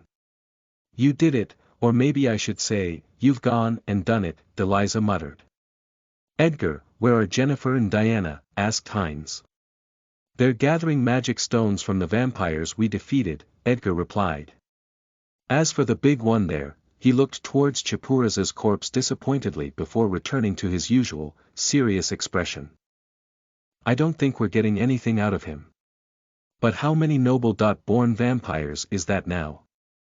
I'm sure that informant called Kinarp can go to heaven now, said Deliza. Thanks to the informants, including Kinarp, the former guild master of the Mages Guild, the vampires who had been hiding in the shadows of the Hartner Duchy were being hunted down one after another. The impact of this was spreading to the other duchies as well. At the personal request of Lord Belton, the 5-colored blades were conducting an investigation of the incident in which the Demon King's seal had been removed in the underground cemetery that very few people knew about, while also hunting down the vampires. They were doing this because it seemed likely that there would be vampires who worshipped evil gods behind the removal of the Demon King's seal, but they still had no leads. In any case, they were hunting down big targets one after another, so they were being paid considerably well for their work as adventurers. Heaven, huh? I have to wonder about that. Hines frowned. He was frowning because of the state that Kinarp and his subordinates were in. They were currently little more than mannequins with beating hearts and moving lungs. They looked into empty space with saliva hanging from their mouths. But when they were asked questions about information on the vampires, they were able to speak fluently as if they had regained their sanity. Kinarp and his subordinates had clearly been broken and manipulated by someone. Don't feel sorry for them, they got what was coming to them, said Edgar. They're guys who would kidnap us. I mean, kidnap Celine and present her to this fatty that you just cut in two. More importantly, how much do you think Lord Belton knows? He asked. Considering the incident with Baron Icus as well, I think it's certain that he's hiding something. Baron Icus, who had been severely injured when the castle sank, had recently breathed his last breath without regaining consciousness. Edgar believed that Lord Belton had conducted a premeditated murder on his own subordinate. Baron Icus had been running a pseudo-secret.intelligence organization, so he likely knew a lot of secrets, and he was a traitor to humanity with ties to the vampire who was the prime suspect for the crime of removing the Demon King's seal. It would be problematic for Lord Belton if Baron Icus didn't die silently. In fact, there were several noble families in the Hartner Duchy whose heads and children had suddenly gone somewhere to rest because they had fallen sick. They would almost certainly be announced to have entered priesthood and be spending the rest of their days living religious lives or to be dead from their illness. That was why Edgar was saying that there was still more than meets the eye, but Deliza shook her head. I don't know about that, she said. That lord, he seemed like he was keeping appearances up, but now it's more like he's trying to extinguish the fire under his own ass. Even the fact that he gave us this personal request and pays us generously with every vampire we hunt is all to try and recover his fallen image, isn't it? True, thanks to that rich kid, there's a rumor spreading in town that we're the Duke's best friends. Thanks to this, it seemed that the Adventurers Guild would soon abolish its unfair rule change against Dampiers, however. I don't mind being anyone's friend as long as the evil vampires and the followers of the evil gods are defeated, said Hines. The problem is the Demon King's seal. I can't imagine that it was the doing of the man named Kanata. But I suppose as long as we're searching based on the information given by Kinarp, who was manipulated by someone, we won't arrive at the truth. Edgar and Eliza nodded in agreement. Jennifer and Diana weren't here right now, but they would probably think the same. Lord Belton having an ulterior motive wouldn't be the end of the world, but ignoring the Demon King's fragment that had escaped the seal could indeed result in the world's destruction. This was true even if there were other pieces of the Demon King whose seals had been broken. Naturally, the Demon King had been sealed away in the age before Vita gave birth to her new races. Even the pure-breed vampires, who were feared now, had been normal people back then, fighting alongside the gods and the champions against the Demon King. It wouldn't be strange to think that the pure-breed vampires knew of the places where the pieces of the Demon King had been sealed. Members of Vita's races, such as the pure-breed vampires, had betrayed her and sided with the remnants of the Demon King's army. It was only a natural course of events for them to be removing the Demon King's seals and using his fragments simply for power. This was the result of the battles between heroes and great evil that had been written in 100,000 years of history. It seems that this man named Kanata possessed a powerful unique skill, but it's difficult to imagine that there was someone controlling him, said Hines. His actions were simply too, how to describe it? Senseless. That's true. It's strange, isn't it, said Deliza. He repeatedly performed flashy, crudely executed crimes before reaching Nineland, even made the effort of going to the Adventurers Guild and declaring his name, and then suddenly he was a corpse buried in the collapsed underground cemetery. Nobody knew Kanata's past, where he had been born or what jobs and skills he had. And yet, his actions before he reached Nineland had been those of an outlaw who simply possessed great power. But he had somehow entered the underground cemetery that had been concealed in a very specific location. It was completely incomprehensible. This is just my intuition, but the man named Kanata might just have happened to be there and actually has no relation to the one who removed the Demon King's seal, said Hines. The thing that Hines found suspicious was the information that he had gained from informants other than Kinarp and his subordinates, information that there was a noble-born vampire woman who had betrayed Berkine, and that she and her new master were out there somewhere.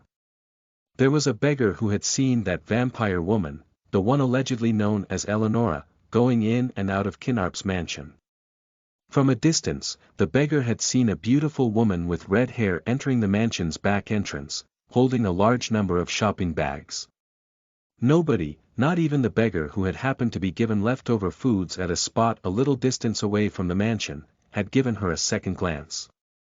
But Edgar, who had heard that there was a beautiful, red-haired woman in the city of Niarki from one of the underlings of the Fangs of Dark Knights, felt that something was wrong when he heard about this information from the beggar. And upon conducting an investigation, they had found that she had vanished on the day the castle sank. It didn't look like the underling knew the name of this Eleonora's master, said Jennifer. It seemed as if he had been forbidden to speak the name by a pure-breed vampire. That must be an extremely powerful individual, said Diana. It could be a newly awakened pure-breed vampire. I think it is likely the one responsible for breaking and manipulating the minds of Kinarp and his subordinates. The two of them had returned after collecting all of the materials. Now that the party had all gathered together, Hines began speaking. Even if it is a pure-breed vampire, we cannot simply leave someone who has undone a seal to release a fragment of the Demon King, he said. I cannot allow the existence of someone who plays with life and desecrates souls. There is no more big prey left in Nineland. Let's chase after the vampire called Eleonora starting from tomorrow, though this means we'll have to leave Zachart's trials for later. It's fine, the world is in danger, isn't it, said Jennifer. There's no doubt that we're going to be victorious whichever one we go after, anyway. I'm sure Marty would forgive us as well, said Deliza. The party seemed to agree with Hines's decision, except for Edgar, the only one with doubt in his eyes. The time that a woman resembling the vampire Eleonora was spotted in Niarki was the exact same time that the damper called Vandalyu appeared. Well, there is no information about Vandalyu in Nineland, but, in the end, Vandalyu's root. If he is the son of that dark elf from back then, I never managed to find out how he crossed the border between the Merg Shield Nation and the Orbaum Kingdom, passed through the Sauron Duchy into the Hartner Duchy and then came all the way to the city of Niarki. Are Heinz and I just overthinking things? Edgar wondered whether Vandeleur had come to Niarki through the same route that the five-colored blades had taken. He would have never imagined that Vandeleur had crossed the boundary mountain range that very few had ever crossed before. That was why he never bothered thinking about finding Vandeleur's trail in the cultivation villages to the south of Niarki. Vandeleur was munching on the fruits that were similar to apples, together with Pauvina and Rapi.age. Van.Sama, it seems that you are often eating fruits these days, said Teria. Yes, they're very hard, fresh, very hard fruit with sweet juice, said Vandeleur, mentioning the important feature of the fruit twice. It looks like your jaw will get tired, Teria remarked. But they're delicious, you know. Pauvina told her. Wheat, Rapi.age groaned. These apple-like fruits were very delicious, but their flesh was as hard as a cow's thigh bone. With the superhuman strength skill, Vandeleur and the others could bite into them normally, but normal people would be literally unable to make a dent in them. They were so hard that the average ghoul and titan would soon get tired jaws while trying to eat them. Pete, the centipede monster that Vandeleur had equipped, didn't even pay the fruits any attention. They're very hard, but for some reason, one of the ents I brought from the Eclipse King's orchard keeps giving them to me frequently, said Vandeleur. Every time Vandeleur passed by, this ent would always give him this fruit. He accepted them, and thus, he had begun to eat multiple of these fruits every day. Pauvina and Rapi.age were happy with this, though. I am sure that this ent was a well-known fruit merchant who sold a lot of fruit when it was alive, said Teria. Vandeleur didn't really remember if there had been a spirit like that, but he wasn't really concerned whether this theory was right or not. It was currently nothing more than an ent that he had tamed. Now then, I have to come back to the real world and work hard in casting coins for the new currency, said Vandeleur. It seemed that Vandeleur's rest and escape from reality had ended. He exhaled as he looked at the numerous failed products in front of him, the stone containers that were filled with a blackish-purple, muddy liquid. The problem with introducing a new currency to Talashim was the metal used as the raw material. Vandeleur had brought back coins of the bound currency of the Orbon Kingdom with the exception of the most valuable platinum coins, which weren't usually handled by anyone other than royalty, nobles and wealthy merchants. The undead Titan blacksmith, Datera, had accurately determined the relative ratios of the metals in the coins. As Talashim would one day be trading with the duchies of the Orbon Kingdom with the exception of the Hartner Duchy, it was important to match the value of the coins with the Baum. However, there were no stable sources of gold and silver in Talashim. Gold and silver couldn't be mined in Doran's aquatic caverns. Gold and silver nuggets sometimes appeared in the dungeon's treasure chamber, but a sufficient amount to create coins couldn't be harvested with this method in a stable manner. It was unknown as to what principles the dungeon used to decide what treasures it generated in the treasure chamber, so they couldn't rely on it too much. Even the labyrinth creation skill couldn't freely manipulate the contents of the treasure chamber. Thus, Vandeleur had to create coins using the iron and copper that could be reliably mined, but if Vandeleur used iron and copper to create coins with the same value as the gold coins that were worth 1,000 baums and 10,000 baums, they would end up too large and heavy, they would be nothing more than large lumps of metal with not even a shred of convenience. Vandeleur had considered making paper money rather than coins, but he was still only able to produce sturdy Japanese paper in small amounts, and the printing technology available was still crude. Thus, it was better to use coins after all.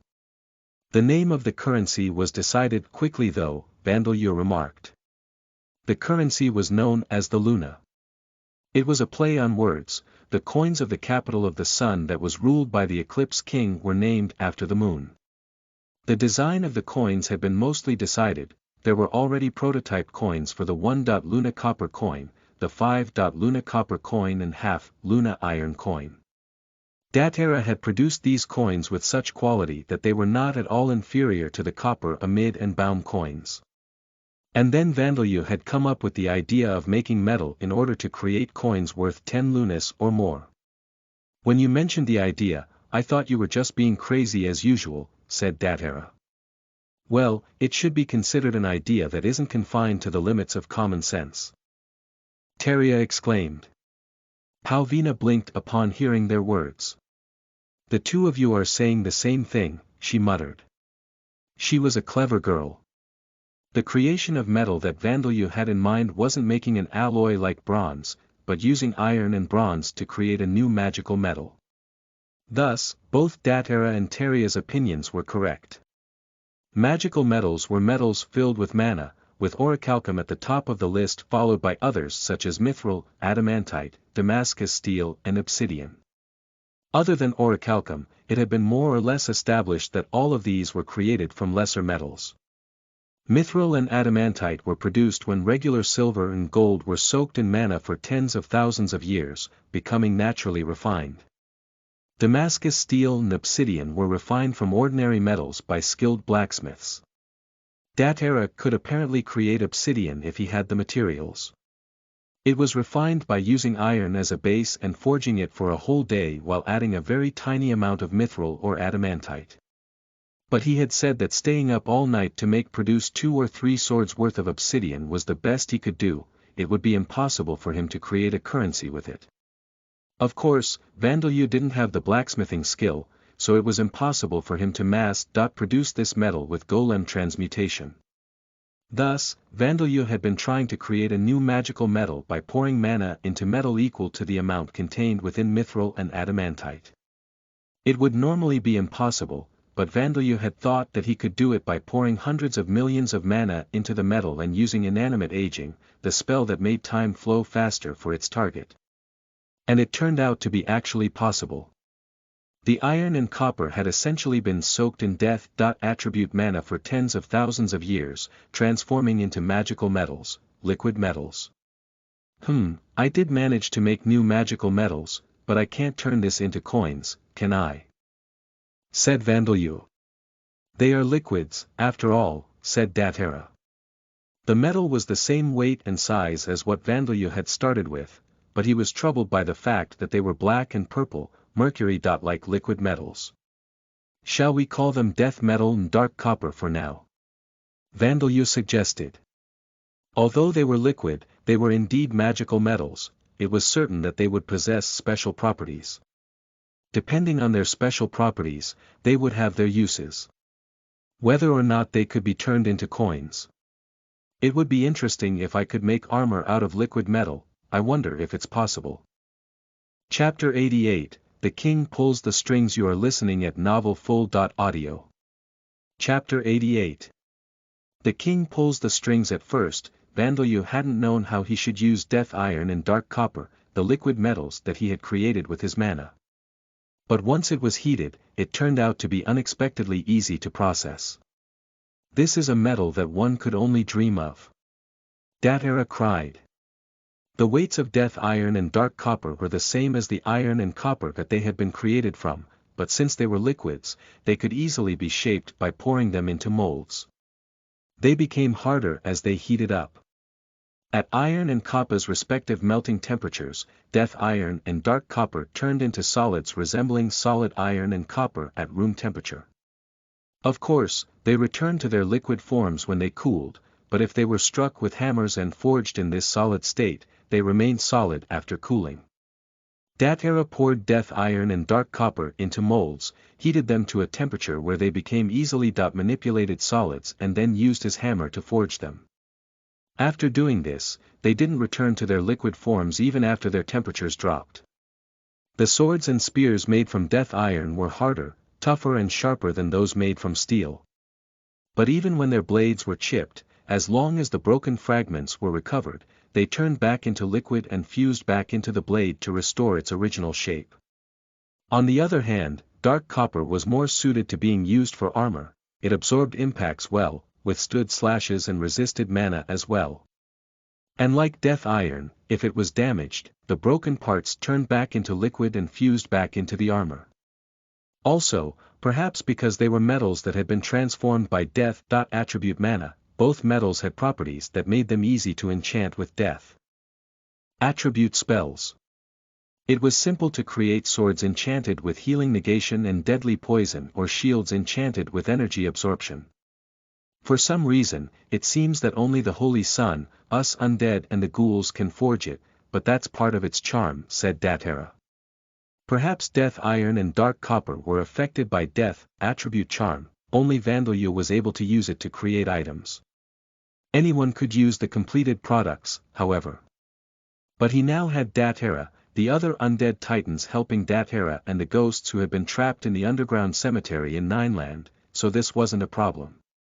Incidentally, if Vandalyu wanted to turn completed products back into liquid metal to turn them into something else, he would heat them up, then use heat leach to remove the heat energy, and the equipment would return to liquid form after cooling down. By pouring Death Iron and Dark Copper that had been heated to the perfect temperatures into molds and hammering them a few times to harden them, Datara succeeded in creating coins. And so, the 1000 Luna Dark Copper coins and 100 Luna Death Iron coins were created. Is it all right for them to be this small? Vandalyu wondered, holding up one of the Luna coins between his fingertips. It seemed that he was worried about the fact that they were about as big as Japanese 1 yen coins. I am sure they will do, said Shayar, full of confidence. But they were originally copper and iron, you know. Vandalyu told him. You are right. I am not so sure that we can trade these for 100 amid gold coins once we begin trading with other nations in the future, said Teria. This metal was originally copper, after all. Indeed, it is copper, said Sam. But they are harder than gold or silver, and they are pretty, said Zadiris. I personally prefer these. Unlike gold and silver, these coins can be combined to make armor in times of danger, said Badya. I think this metal is better, too. I prefer hard metals as well, Vigoro added. Because the metals were originally made from iron and copper, Vandalyu, Teria and Sam were worried about whether the coins could be exchanged for gold and silver coins in the future. On the other hand, the ghouls were ignorant about monetary economies and valued metals not for their scarcity, but their properties when they were turned into weapons and armor. And then there was a third group of individuals smiling wryly, knowing that the other two groups were both wrong. I don't know if coins of this size would be considered of equal value to amid and bound gold coins, but... Rita began. I think people will happily make the trade, said Saria. Your Majesty, not only merchants, but even nobles and royalty would produce mountains of gold, no, mountains of platinum coins in order to obtain these coins of Death Iron and Dark Copper, said Princess Livia. For some reason, these three seemed to think that the Death Iron and Dark Copper coins would have a lot of value. Vandalyu-sama, I agree. After all, these are magical metals that nobody in the world can create except for you. Not only the Mages Guild, but every nation will want it, said Eleonora. Indeed, the value of Death Iron and Dark Copper was unclear, but it would certainly be high. Just as Eleonora said, they were metals that had been created by Vandalyu, probably for the first time in the world's history. Even if their base materials were copper and iron, which were worth far less than gold and silver, Vandalyu was the only one who could create them. That was why its preciousness was unfathomable. Nobody could decide how much they were worth in gold or silver. I see, said Vandalyu. Then I suppose these sizes are all right for now, but before we begin trading in the future, we need to think about how to exchange money. In the future, it was possible that trading with foreign nations would result in the Death Iron and Dark Copper coins being depleted extremely quickly. There was also the possibility that they wouldn't even be given a second glance, though. And so the circulation of the Luna currency began, and for now, things were going smoothly. This is 10 lunas, and this is 50 lunas, huh? Oh, the Death Iron coins shine like a rainbow when you hold them up in the sun. The purple color of the Dark Copper coins is pretty as well, isn't it? I wonder if I should gather more. Bofu, I'm going to make a necklace out of Death Iron coins. The ghouls and orcuses, who weren't used to a monetary economy, seemed to be more interested in the coins' visible beauty rather than their convenience. Receiving money is something that we are truly grateful for, and even providing us with work. Thank you, thank you. I'm really glad I didn't die at the mine. Our hard work from now on will become our earnings, but I don't want to be a miner anymore. I suppose I'll go and be a farmer. At the farms, they apparently teach you singing and dancing for some reason as well. I'm tone-deaf, you know. I suppose I'll go to the tofu factory. I can sew, so I suppose I'll be a seamstress. I shall start a business. It brings back memories of the days when I was selling fish in the Sauron Duchy. The ones who had been made to work in the slave-run mine, like Gopher and the other former refugees as well as those from the first cultivation village, had some experience with living in societies with monetary economies, so they accepted Lunas without any problems. These non-fighting, creation-minded people were precious in Talashim. Up until now, only a few of the ghouls and undead who were formerly craftsmen had been involved in Talashim's farming, fishing and other industries. As former slaves in a mine, Gopher and the others had the mining skill. Now that they were free, it was only natural that very few of them would want to continue doing the work that they had been forced to do for 200 years, and miners in Talashim needed to know how to fight. Because of this, it seemed that they would be employed in Talashim's newly created factories or in the farms. The same went for those from the first cultivation village, but they were previously working as leatherworkers, seamstresses and merchants. It seemed that they wanted to find work similar to their previous jobs. It was doubtful as to whether there was work for them in the golem factories that had golems instead of manufacturing robots or farms with monster plants, but there were plenty of other jobs available. Vandalyu just needed to provide the golems with a little of his vast mana pool and they would work on and on. But in the end, they were just golems. They would accurately repeat the movements and protocols they had been provided, but their applications were limited. Most importantly, their ability to detect temperature differences that were too low to damage their mineral bodies and their ability to determine the current state of the product were too weak. Also, they were not suited to performing precise work. These flaws would be made up for by people, finally allowing Vandalyu to get closer to producing the items that could be produced in Earth's factories. It was the same concept behind the reason why tofu made by a craftsman tasted better than tofu produced entirely by machines. People are needed after all, said Vandalyu, feeling earnestly glad that he had visited the Hartner Duchy. Incidentally, a tax system had also been implemented. Income taxes had been introduced.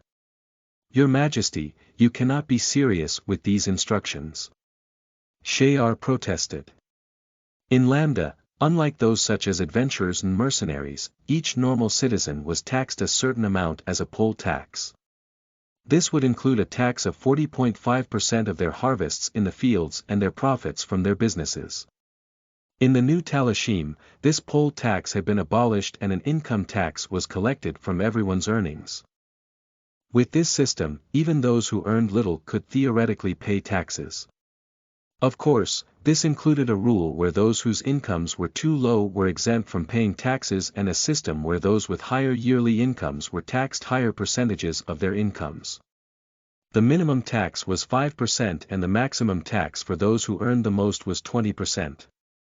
Your Majesty, please reconsider. Shayar urged Vandalyu.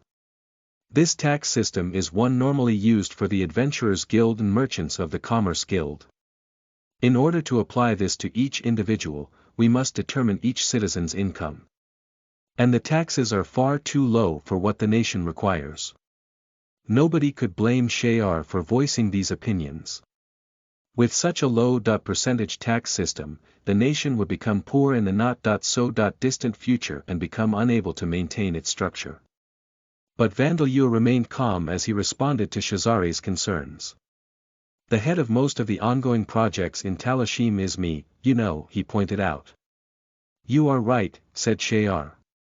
Vandalyu's mana was essential for operating the magic items enchanted with the fermentation spell used for creating miso and soy sauce, as well as to provide power for the golems in each of the factories. Most of Talashim's other industries were practically impossible without Vandalyu as well. The golems, monster plants, immortal ants and cemetery bees were all giving their blessings to Talashim because Vandeleu was here. The supply distribution center in the remains of the Adventurers Guild was also only functioning because Vandeleu was providing it with the products to distribute. The members of the church, the stonemasons, the carpenters, and the blacksmiths. Vandeleu was the leader of all of these groups. That was why determining the incomes of each citizen wasn't difficult. It was possible that it would become difficult in the future, but he simply needed to set up a system to do so before then. And it was unlikely that the nation would fall into poverty because the taxes were too low. In the end, the citizens were buying various things from Vandeleu, the nation's king, as they lived here. Actually, it was unlikely that things would be 100% problem-free, but Vandeleu had no choice but to simply use trial-and-error and make improvements whenever problems arose. I understand, said Shayar. Well then, please leave the details to me. Shayar, won't you quit being the general and become the nation's prime minister? Vandeleu asked him. No, I am a person who belongs in the military, Your Majesty, Shayar replied. But was it really all right for a military person to be doing so much work that a civil official should be doing? Some time passed after this conversation, and the end of summer was in sight. Vandeleu was having a nighttime meal to take a break from work in the underground chamber beneath Talashim's royal castle, the place where he had defeated the dragon golem and obtained the materials he had used to create Rapi.Age. Your Majesty, what is this? Livia asked. This is ramen, Princess Livia, Vandeleu explained as he showed her the contents of his bowl. Various ingredients and some noodles submerged in a white soup. It's a dish that's similar to udon, but not quite. Incidentally, this is the tofu ramen I made at Braga's request. The soup base is misadere with tofu, and the noodles are made by combining wheat flour and soybean flour in a certain ratio, and I've used fried tofu and freeze-dried tofu in place of pork fillet. For condiments, there's onions. It was an incredibly tofu-filled, soybean-filled ramen. This was the time for isoflavones, whatever this meant, star. If there was one thing that Vandeleu wanted to quickly get his hands on, it was spring onions. And wouldn't the soup taste better with sesame seeds added to it? It looks very delicious, doesn't it? Vandeleu is so good at cooking. Why don't you have a bowl as well, princess? Darshia suggested. Her tastes now matched those of her son, thanks to the mental encroachment skill. However, it seemed that Princess Livia hadn't been asking about the ramen. Thank you for the offer, but I was not referring to the ramen. Then were you referring to this? This is a wedding dress, said another Vandeleu separate from the one who was eating ramen. A Vandeleu who had been produced by using out body experience and creating a clone. He was holding up the wedding dress that he was in the middle of making. Using countless needles and threads, Vandeleu was trying to create a wedding dress straight out of thread. Making dress paper and things like that turned out to be troublesome, so I'd thought about how I could do it, and recently I realized that I could simply make thread directly into clothes without using dress paper, he said. I'm in the middle of doing that, said another Vandeleu. Incidentally, these dresses are for Braga's brides, Marie and Linda. I've already taken their measurements, said yet another Vandeleu. Also, the material I'm using is the honey silk from the cemetery bees. For Vandelia's arms, which had divided into thin, thread-like lengths, were manipulating countless sewing needles. Vandeleu wanted to make golems and cursed tools to do this one day, but it was precise work, so he had no choice but to do it himself for now. With this, I can make clothes without any seams. Frills, frills. Laces, laces. Flells, flells . But working alone, making 2 or 3 dresses in one day is my limit, so I need to make a sewing machine soon. This is cutting it close. I suppose I should make a pedal-operated one. Based on what Vandeleu had seen in Nineland and Niarchy, the clothes of Lambda were inferior to those of Earth. There were more dyes available and they were more vividly colored, but the designs of the clothing were limited.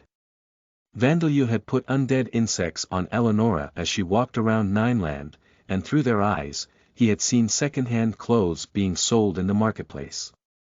As someone who had lived in modern Japan, he had thought that they looked considerably unfashionable. Vandeleur had only been a high school student back then, although his conduct hadn't been bad, it hadn't been particularly good either. He had seen quite a few things in places such as the Lost and Found Center. That was why he planned to make various things. Things like bras, garter belts, and stockings in particular. As for swimsuits, he planned to begin work on those once he found a fiber that wouldn't turn transparent when wet. Also, as someone aiming to achieve physical beauty equivalent to that of a Hollywood action star, he needed to find the right time to make men's boxer underwear as well. It's really pretty, isn't it? I'm sure everyone will be happy, and when we begin trading with other nations in the future, I think everyone will buy them, said Darcia. Yes, I think they are very wonderful, said Princess Livia. But it wasn't that. I was wondering what that is. Her gaze was directed at the mass of meat that was being carried out of the resurrection device. It was an armful of meat with no hands, no legs and no head. There were throbbing blood vessels running along its red exterior surface, making it clear that, unbelievably, this thing was alive. Ah, don't pay that too much attention. Darcia began. That's my 7th failed recreation of Mom, said Vandeleur. No. Don't say Thiot. Darcia cried. I'm not saying that that's your true form, so calm down, Vandeleur told her. Vandeleur had thought of the idea of using golem transmutation to manipulate liquid death iron and dark copper to replace the resurrection device's damaged parts. As a result, the resurrection device had started working again, but, when he tried to recreate Darcia's body with it, the device produced only lumps of meat. He had gone through a lot of trial and error, but no matter what he did, the device only created lumps of meat that bore no resemblance to Darcia. As you can see, there is only meat and blood vessels. If there were organs, I would add an orichalcum skeleton after it was finished. It seems making unnatural, temporary repairs to a resurrection device that was incomplete to begin with isn't going to be enough to recreate Mom, Vandeleur concluded. He had used the machine 7 times, but there was nothing he could do to stop the device from producing mysterious masses of meat. According to legend, the device was supposedly capable of creating bodies that were complete apart from their souls, but Vandeleur's results were nothing close to that. But you know, it's kind of. You say that, Vandeleur, but it's like I'm being told that this really is what I look like, so it's hard, said Darcia.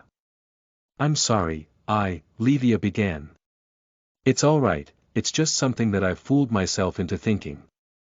I'm sure that it's because the device is incomplete, said Darcia. Well, it does function, so I'm thinking of trying to make it more and more complete, said Vandeleur. Please wait a little longer, Mom. I suppose it doesn't work without the damaged parts being replaced by the originally used materials. Unlike other materials, I still can't make detailed shapes out of orichalcum, so. Should I make a homunculus after all? The level of Vandeleur's golem transmutation skill had increased, but not enough for him to be able to create precisely shaped components from orichalcum. The work needed to repair the device wasn't on the level of hand making a semiconductor, but it was about as precise as trying to write letters on grains of rice. It wasn't simple to do. Perhaps it was better for Vandeleur to find an evil god, make a contract and create a homunculus to use as Darcia's body. He had gained the knowledge he required to do that at the Mages Guild in Nineland. Things like sacrificing virgins would be a tall obstacle for Vandeleur, but perhaps he could discuss this requirement with the evil gods. I wonder if you can negotiate with gods. I probably wouldn't be able to threaten them. In reality, he had already eaten an evil god, but as Vandeleur was unaware of this, he was under the impression that every god was certainly a superior being to him. I'll find the perfect evil god for the job, said Vandeleur. Livia.San, it seems that my son is going to run off to a bad religion. What should I do in this situation? Darcia asked. I think it will probably be fine, said Livia. Vandeleur had only been trying to reassure Darcia, but it seemed to have only made her more anxious. He hadn't said that he would necessarily join the evil gods, so why was she so worried? You have acquired the blacksmithing, thread. Reeling and enhanced physical ability. Hair skills. The clothing skill has been combined with the thread. Reeling skill and the enhanced physical ability. Hair skill has been combined with the enhanced physical ability. Claws, fangs, tongue skill. The levels of the cooking, enhanced physical ability. Hair, claws, fangs, tongue and thread. Reeling skills have increased. Time passed, and it was now October. After finishing creating his currency and treating Gopher and the other former slaves with youth transformation, Vandeleur dropped by the cultivation village's harvest festival. He treated the villagers who were in poor health, and in return, he was treated with not the thin porridge made from rice and millets that he had been given before, but a dish resembling fried rice with proper ingredients, which had been made by stir-frying vegetables and meat along with southern rice. You're eating a lot, how many bowls is that? This is my third. Vandeleur had given the villagers 3 horned rabbits and a sack of walnuts as presents, so he wasn't holding back. Man, things were really crazy after you came back, said Fester. Something happened at the slave-run mine, you see. The outer walls were destroyed, the mine turned into an empty area of land and all of the soldiers and slaves turned into skeletons. What did you say? Is that true? I can't believe it, Vandeleur said with his usual expressionless voice and flat tone. He was the perpetrator. The main perpetrator at that. Of this incident.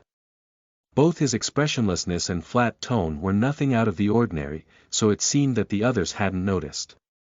The fact that Vandeleur's expression didn't change and reveal his true emotions unless he put conscious effort into it came in handy at times like this, too. Yeah, the wall was apparently destroyed from outside, so it was probably monsters that appeared. They didn't find any footprints or tracks, though. So the soldiers and slaves killed by the monsters probably turned into undead. It seemed that this was the conclusion reached by the Knight's Order that had investigated the incident. Vandeleur's effort of using golem transmutation to make monster bones resemble Titan skeletons had paid off. Fortunately, it seems that the monsters that destroyed the outer wall moved south from where the mine was afterwards, though. Those investigating seem to have thought that monsters were the culprits since there were no traces of armed forces having moved in the area, and since there were no monster tracks, the monsters had simply flown off somewhere else. I'm sure that there will be some who have made the connection between this event and the fact that the Demon King's seal was removed, but I'm sure they won't know. Nobody would dream that Vandeleur simply happened to have removed the champion's seal and released a part of the Demon King, his blood, during his quest to rescue the slaves at the mine. In fact, Heinz's party and members of the Church of Alda were just as perplexed about the incident at the slave-run mine as Vandeleur had expected they would be. Considering the timing of the incidents, they probably weren't unrelated, but they wondered, why had the second incident occurred there? For the Hartner Duchy, it was quite an important location, as it was the duchy's only source of mineral resources other than dungeons. However, it was doubtful as to whether it would be a likely place targeted by the one who had undone the Demon King's seal, or the Demon King's fragment itself. It wasn't as if there had been other sealed fragments of the Demon King, nor were there other evil gods involved. As long as they didn't realize that the one who had removed the Demon King's seal was someone related to the former refugees of Talashim, they would only be able to wonder about how strange it all was. And it seemed that they hadn't realized this fact yet. The fact that this cultivation village had gone unchecked was proof that those investigating the incident hadn't come anywhere near the truth. Vandeleur's familiars, the lemurs in the sky over the village, confirmed that no lookouts of spies had been stationed here. Thanks to that, the adventurers and knights passed through the highway from Niarki, so Oyaji-san was all excited about it, said Kasim. Now he's downhearted about the fact that we don't know if traveling merchants will come this way anymore, though. Kasim and his friends, who didn't know about the various things happening behind the scenes, were being carefree and enjoying the festival. Seeing them was truly therapeutic for Vandalyu. Things are hard on Lena though, since she has more work to do now. Come to think of it, weren't you three included in the group sent to exterminate the skeletons in the mines? Vandalyu asked. Actually, because of the lemurs, Vandalyu already knew that Kasim and his friends had been a part of the extermination force, but he decided to ask because he thought that it would be unnatural if he didn't. Of course we were. Just by participating, we were paid a reward that we can use for something other than food. Skeletons are rank 2. They're enemies that even we can defeat, and there were lots of people in the extermination force. And the men of the village, and even some of the women, have started hunting goblins to make the gobu that you taught us about. They go out in groups of 5 and hunt them with handmade spears and bows, so there haven't been any goblins appearing near the village lately. Vandalyu had been watching through the lemurs, so he already knew this, but the people of the village were sturdy. In fact, it was their sturdiness that had brought them this far. But there was something different about those skeletons, said Kasim. They were attacking the other guys normally, but when it came to fighting us, it was like they were training with us. No, both our weapons and theirs were real, so we did defeat them properly, said Fester. It was supposed to be a real battle, and even though it was a real battle, it kind of felt like training as well. Also, I felt like there was something watching over us from somewhere as well, Zeno added. How to fight enemies wielding long weapons, enemies faster than them, enemies that outnumbered them, enemies that included both archers and shield-bearers. Kasim's party felt that they had been tested on these subjects one after another.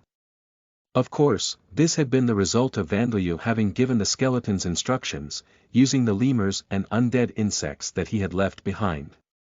He had used a countless number of winged insects and made them form letters to give orders to the skeletons. I've heard that undead tend to repeat the actions that they performed when they were alive. Perhaps those skeletons were previously instructors for new adventurers. Vandalyu suggested.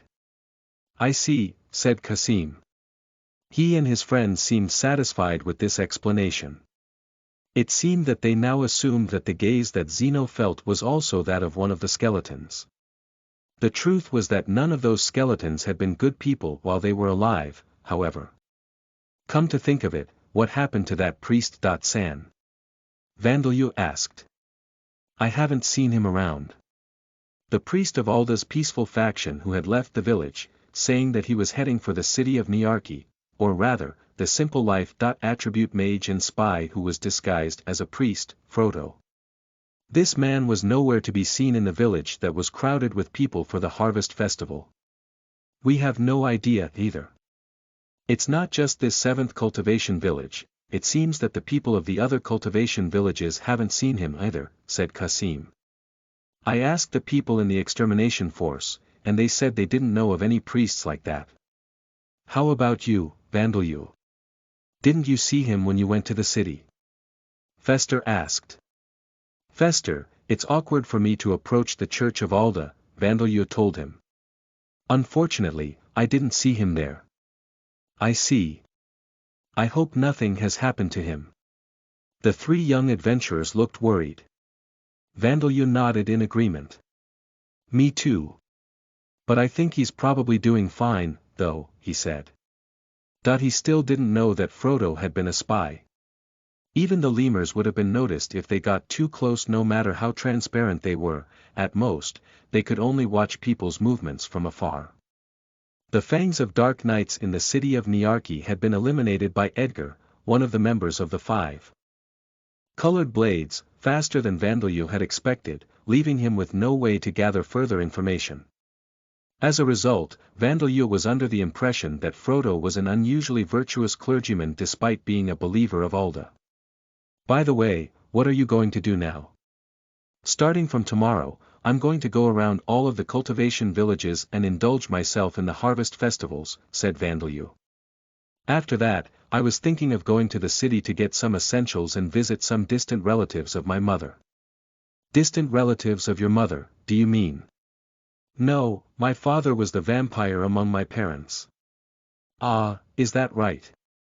No, I was sure that, if Eleonora had been present, there might have been a misunderstanding. Vandeleur knew that this bothered her quite a lot, so he was glad that he had come alone. "Oi, the main event is starting soon," said the Oyaji from the Jack.of.all. Trade store, calling Vandeleur over.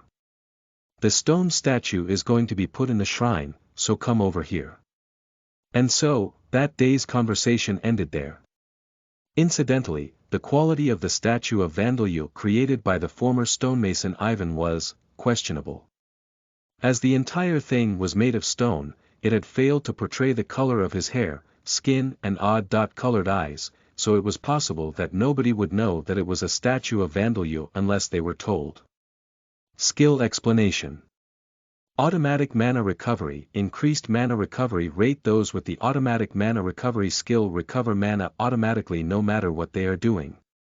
When they are resting, exercising, or even in the middle of reciting the incantation for a spell. The increased mana recovery rate skill is a skill that increases the rate at which mana recovers while resting. Their names are similar, but they are separate skills. Automatic mana recovery restores a fixed percentage of the skill owner's total mana pool, while increased mana recovery rate reduces the amount of time required for mana to recover regardless of the amount of mana that needs to be recovered. Thus, those with large mana pools often desire the automatic mana recovery skill.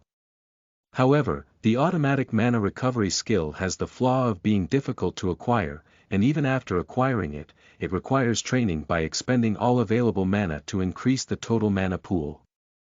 In addition, the rate of natural mana recovery is dependent on one's health and mental condition, but many mages are aware that sleeping is a way of drastically increasing it, so they tend to be fixated on the environment in which they sleep and the number of hours they sleep.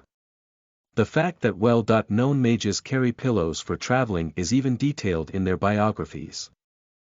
Chapter 89, Acquiring Milk. You are listening at novelfull.audio. Chapter 89. Acquiring Milk. The pure-breed vampires worshipping Hiryashukika, the evil god of joyful life, had gathered in a room illuminated by the beautiful moonlight streaming in through the windows. However, one of the 3 chairs was empty. "Good grief, things have been far too noisy as of late. Don't you think so, Gubbleman? The most disagreeable thing for me is being called out here by you, however, Berkine." At a table that should have seated 3 people, Berkine, who resembled a young nobleman, faced Gubbleman, who resembled an evil, elderly mage. "Please don't be in such a foul mood," said Berkine. "The collection you love so much won't mind you leaving for a little while. More importantly, it would be best to deal with the matter that we have been discussing. If we are not careful, we will lose our balance."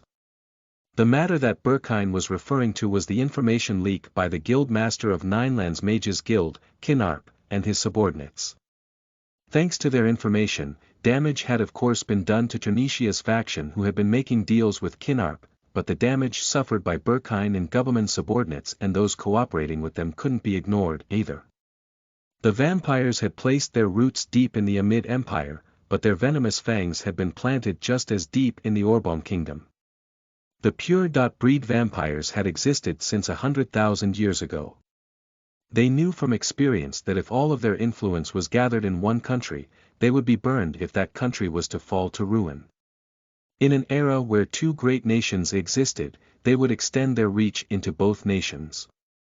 That was why it was painful that those who had infiltrated the Orbaum Kingdom were being hunted down.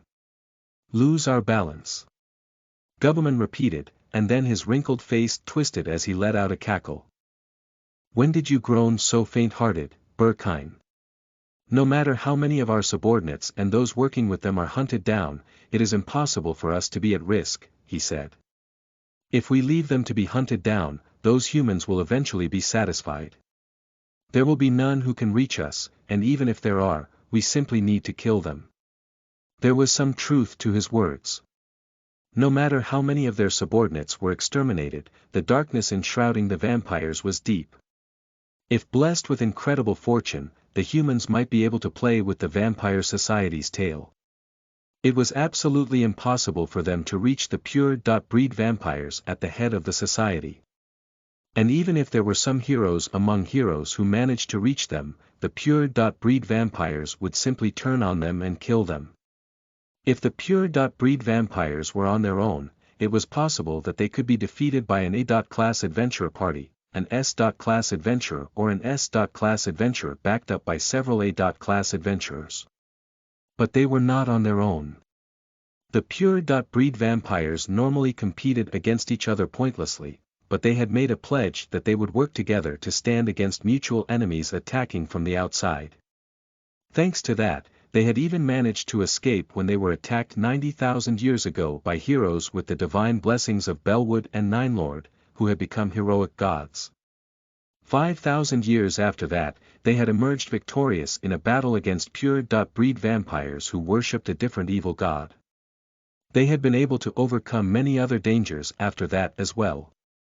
The fact that the faction that worshipped the evil god of joyful life hadn't fallen apart, and the fact that it was now managed in a parliamentary system by the three pure.breed vampires, were all because of those experiences. No mutual enemies had appeared during the past 50,000 years, however. That was why Gubbleman's words were correct. If the three pure.breed vampires worked together, it was likely that they would even be able to defeat the Orbaum Kingdom's entire army. If the 5-colored blades were included, things would be a little more difficult, but the result wouldn't change. Their subordinates would likely perish, but they would simply need to make more afterwards. Even the noble.born vampires were nothing more than easily replaced pawns. They would simply need to survive and rebuild their influence in a new darkness. As long as the three pure.breed vampires survived, they could rebuild their society. That is indeed true, Berkine said in agreement. No matter how bad things become, there will never be any danger to us. But it is problematic for us to lose too many subordinates and those working with them, isn't it? We live long lives, so daily enrichment is essential for us. Isn't that right, Gubbleman? Now that Berkine was saying this to him, even Gubbleman had to think about making a move. It was true that he was a powerful being, but in order to perfect his collection of undead made from the corpses of heroes, his efforts alone were not enough. He needed many eyes and ears to gain information and many hands and feet to work on his behalf. But what do you specifically have in mind? Gubbleman asked. The information has already been leaked, and it is too late to erase those who know of it. Even if you wanted to have our subordinates disappear. That's right, that chipperous fellow under Trinicia was defeated as well. Are you planning to make it appear as if all of this was his doing? And Berkine, when will Trinicia be here? Trinicia won't be coming, Berkine told him. What? That little girl, she has stood us up after I have made the effort of coming out here. No, Gubbleman. I never invited Trinicia here. The only one I called here is you. What? What are you playing at, Berkine? It couldn't be. Berkine gave Gubbleman a gentle expression as he spoke his next words. This incident was caused by Trinicia's failure. Was Berkine going to proposing to Gubbleman that they should feed Trinicia to the humans? Their sworn ally of 100,000 years. Gubbleman's eyes opened so wide in surprise that it looked as if they would fall from their sockets, but he quickly saw Berkine's real intentions and twisted his mouth in a smile as he laughed. I see. You intend to weaken Trinicia by throwing her to the humans, and then judge her. In terms of pure strength in battle, Trinicia's was the greatest. However, Berkine had a trump card that he held in reserve.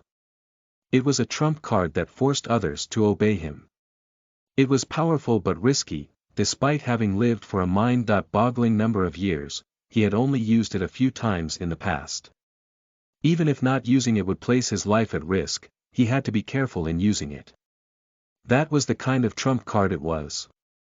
But if there was someone equally powerful to him but weakened to the point of being unable to resist, that would be a time to take a great risk but use this trump card to gain a tremendous return. Trinicia is responsible for this incident, said Berkine. Isn't it only natural for her to take responsibility? I suppose that is one way of thinking about it, said Gubbleman. It was the human that Tunisia was using as a subordinate who leaked the information, after all. Yes, and she did something to the tunnel connecting Talashim to the Hartner Duchy, Berkheim added. What? That is the first time I am hearing of this. What are you talking about? Asked Gubbleman. The pure-breed vampires who worshipped an evil god had sent numerous subordinates to the Hartner Duchy, which was adjacent to the new national border of the Amid Empire. Tunisia had put a considerable amount of her strength into this, but Berkheim and Gubbleman had dispatched several of their subordinates there as well. Actually, the adventurers called the Five-Colored Blades, the ones who are mainly responsible for hunting down Tunisia's subordinates, are doing something interesting, said Berkheim. It seems that they are looking for Eleonora. Through those subordinates, Berkheim had heard of the movements of Heinz and his party. Eleonora, you say? That cannot be. How are they, people who are in the Orbaum kingdom, searching for a traitor who should be on the other side of the mountain range? Could it be, she was there when the castle sank and the Demon King's seal was removed? Then the fragment of the Demon King is in that little girl's hands. Gubbleman was visibly agitated. No, that is not the case, said Berkheim, flatly denying that possibility. I am her former owner, after all. I know the limits of her strength. No matter how much more powerful she has grown over the past year, she would be immediately consumed by the Demon King's fragment. If she was the one who removed the Demon King's seal, then she would have been seen rampaging like a beast in Nineland. The one who removed the seal was Eleonora's current master. Her current master. That damper. To think that he has already emerged, so was he behind the incident with Kinnarp as well, asked Gubbleman. Most probably, Berkheim replied. Eleonora's charming demon eyes only work when eye contact is maintained, so he likely used some other method, however. There were also the incident of a dungeon appearing in the city of Niarki and the incident where the slave.run mine had turned into a den of skeletons and the mine itself had become an empty plot of land. Berkheim and Gubbleman suspected that Vandeleur had been involved in these incidents as well. They couldn't imagine what his intentions had been in doing these, however. People measure others by their own standards. In that regard, Berkheim and Gubbleman were very much like people. They would never have been able to imagine that Vandeleur had wanted to register as an adventurer, that he had investigated the relatives of the undead that they treated as pieces of their collection, or that he had caused this series of events as a result of that investigation. The pure-breed vampires had concluded that Vandeleur had been after the Demon King's fragment, and that this series of events had been for that purpose. He had undoubtedly released the Demon King's fragments in the southern region of the continent or sought out evil gods other than Hiryashukika in order to gain information. It could even be that there had been a sealed fragment of the Demon King near the slave.run mine that Berkheim and Gubbleman didn't know about. And hadn't Tunisia actually known about all of this? Berkheim suspected that she was already communicating with Vandeleur. Her subordinates had suffered the greatest losses, but it seemed likely that this was all part of the masquerade. Berkheim felt this distrust because he had his own plans to make a deal with Vandeleur and turn him into an ally. Perhaps if the pure-breed vampires had spent 100,000 years building bonds like a blood-related family, then things would be different, but they were currently bound only by their common interests. The trust between them was brittle. If one crack formed in that trust, there would be no preventing it from falling into pieces. I see. The one who destroyed the tunnel was Tunisia, wasn't it? If they are plotting something, it makes sense to make Tunisia take the blame, said Gubbleman. That's how it is. Now then, let us get to the main topic of discussion, Gubbleman, said Berkheim. The Hartner Duchy was suffering from the economic recession caused by the Sauron Duchy being occupied by the Amid Empire, but with the recent accident that had caused the castle to sink, the people had been worried that taxes would increase to pay for the castle's repair or the construction of a new castle. Of course, the repair or rebuilding of the castle would be a public project, so there would be opportunities for business as well. However, those who planted crops and ran dairy farms as their main occupations would not receive the benefits of this. A married couple who had barely been able to make a living working a small field were having a discussion late at night while their only son was asleep. If the taxes go any higher, we won't have any choice but to sell Tom. Please wait, dear. He's only 5 years old. If we sell him, he'll be sent to the mines. It was incredibly common for boys too young to be used for physical labor to be sent to places where they would be worked to death, such as the mines. The wife was trying to stop her husband from sentencing their son to such a fate after she had gone through the pain of giving birth to him, but it wasn't as if the husband was willing to sell his own child either. His face crumpled as he spoke again. But at this rate, even if we feed ourselves on seeds and strangle every single one of our goats, we won't make it through the winter. Rather than have our whole family starve to death, we have to gamble on the choice that gives us at least a little more hope. You know, Tom is quite smart for his age. I'm sure there will be a master who will buy him and use him as a servant. The man's wife sobbed. If only the rice plants hadn't become sick. The poor farming couple who hadn't been able to harvest a sufficient amount of rice seemed to have decided that they had no choice but to sell their son. But then a miracle happened. Wait. Aizen. You must not sell that child. A voice that the couple had heard before reached their ears. However, the voice was one that they had thought they would never hear again. It can't be, Ma. Aizen, the husband, opened his eyes wide in shock. Standing before his eyes was his mother, whose corpse had been found in this year's summer, the day after she left to pick some wild plants. Her form was undefined and transparent, the wall behind her could be seen through her body. Mother.in.law Aizen screamed in terror. Please, rest in peace. You must not sell Tom. More importantly, you must tie the family's goats to the outside of the barn's door. And until the morning sun rises, you must keep all the windows closed and not step foot outside the house, the ghost of Aizen's dead mother said to the couple who were trembling in fear. The goats. Aizen repeated. Aizen, listen to what your mother tells you, said the ghost. Listen to me. Leave your seeds outside the barn's door. Wait inside the house and do not leave until the morning sun rises. If you do that, then something good. The goddess Vida's blessings will be upon you. Vida, you say. Ma, didn't you convert to believe in Alda.Sama? Aizen asked his mother. Without answering her son's question, Aizen's mother's spirit quietly vanished without a trace. The couple stared blankly at the place where the spirit had appeared for a while before looking at each other and nodding. Mother.in.law did love Tom, didn't she? Said Aizen's wife. That's right. Those goats are soon going to be too old to squeeze any milk out of them anyway. Let's try believing in Ma, said Aizen.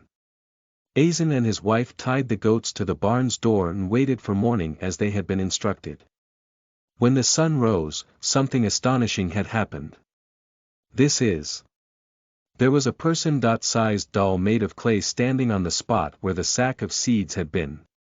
If Aizen and his wife had any knowledge of Japanese history, they would wonder what an earthen figure was doing here, but there was something that Aizen was even more concerned about.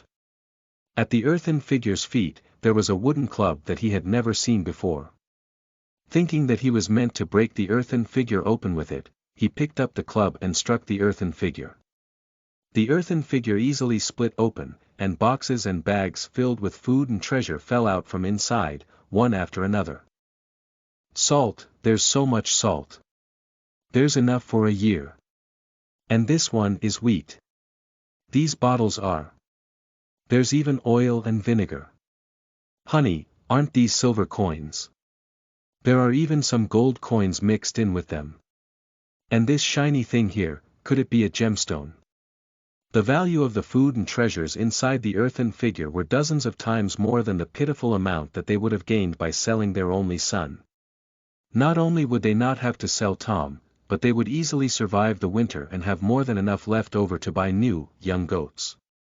Ah, thank you, Mother. Goddess Vida.Sama, thank you very much. Aizen cried. Vandalyu, who was surrounded by earthen-figure-shaped golems in a plain covered thickly in tall grass a little distance away from the village, was pleased with himself as he looked at the results of his actions. Goats, rabbits, seeds for southern rice, multiple kinds of beans that we don't have in Talashim, seeds and seedlings of fruits that aren't sold in the cities because they spoil easily. This is superb, he said to himself. Seeing how happy the farming families were, including Azen and his wife, Vandalyu did think that he could have taken a little more, but it wasn't a big problem. The ghosts of Hannah and the others who had been killed by Kannada had told him the locations of several poor farming villages in the Hartner Duchy, flew to them and gathered the spirits in order to secure the people he needed to negotiate. And through these spirits, which he had used visualization on to make them visible to normal people, he had offered his trades. There were several families who ignored the offers, but many villagers of the deeply religious farming villages had believed the spirits and accepted Vandalyu's trades. As a result, Vandalyu had gained a lot. There hadn't been any farming horses or cows that could help with work on the farms, but he had acquired several animals like goats and rabbits that could be raised just by feeding them grass, whose manure could be used as fertilizer. He had acquired the oldest animals in the trades, but there would be no problem if he used youth transformation on them. The items he had given in return had been things that he had acquired in dungeons or from bandits that he had encountered and exterminated along the way, so he didn't feel any loss from giving them away. I'm not in a social position where I can buy livestock and seeds normally. Vandalyu wasn't the owner of a farm or a pasture, so he would stand out considerably if he tried to buy living livestock and seeds. That was why he was acquiring these through a method like this. Click. Pete, you mustn't eat those yet, said Vandalyu, stopping Pete, who had extended half of his body from Vandalyu's head towards one of the rabbits. We have to breed them properly first.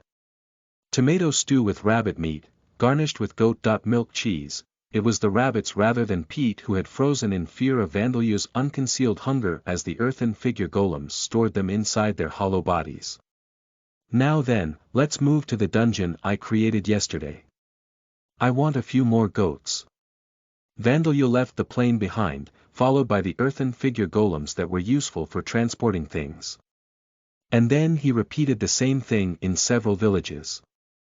With this, all kinds of livestock were introduced to Talashim. In addition, the goddess Vita's religion became more active in the Hartner Duchy's farming villages. A custom spread where the believers offered the crops harvested that year to dolls made of clay during harvest festivals, and then everyone would break the dolls the next day and take the broken pieces home with them as good luck charms. The members of the Colored Blades sighed in frustration that their investigation was not going well. It's not going well after all, said Heinz. You're right about that, said Edgar. Just where did she disappear to? The rumor that vampires can turn into fog is just a superstition, right? It's mostly just a superstition, said Diana. However, it is said that there were once vampires who possessed a unique skill to do so. Heinz and his companions had been chasing after Eleonora, defeating vampires who would probably have information on her and questioning them, but no results were to be had. After she was seen in Nineland, there wasn't a single trace of Eleonora anywhere.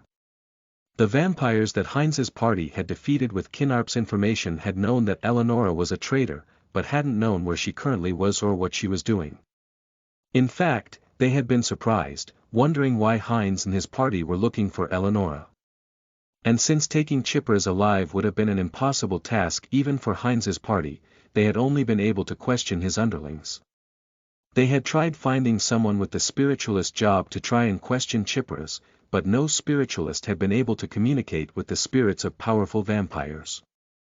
From the limited information available, Heinz had concluded that the vampires had been instructed to report any sightings of Eleonora rather than having been instructed to look for her, and that Eleonora's master was considered to be an individual of far greater importance than Eleonora herself.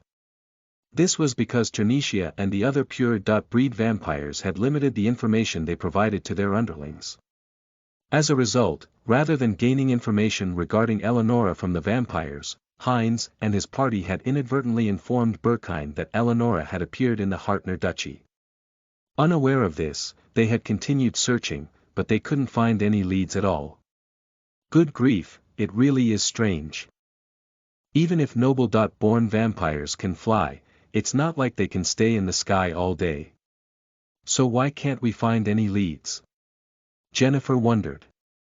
But both Eleonora and Vandalia were now outside the party's search area of Niarchy in the duchy's capital, so it was only natural that they couldn't find any leads.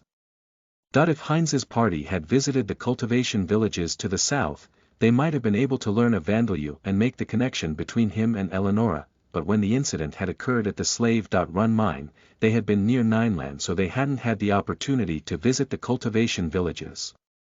Well, we were unable to find the criminal who undid the champion's seal and released the Demon King's fragment, but our actions were not in vain, said Diana. Not vain for us as adventurers, or vain in the fact that we are protecting Seelan. The 5-colored blades had defeated well over 100 vampires, if including the subordinate vampires. They had even been acknowledged as saints by the Church of Alda. Their pockets were quite warm with the rewards they had received for defeating the vampires as well as the spoils of war taken from the vampires themselves. Heinz's promotion to S-class was becoming a reality. The more the vampires' numbers were reduced by Heinz and his party, the safer the damper girl Seelan was. That was why their efforts hadn't been entirely pointless, but we should change the way we're conducting our search, said Heinz. I think the fact that we have no leads whatsoever means that we've overlooked something. The party was now sitting in the Adventurers Guild, discussing how they should conduct their search. There had been a suggestion to see the ruins of the slave.run mine with their own eyes despite having already seen the search report, and another suggestion to investigate other known locations of champion seals.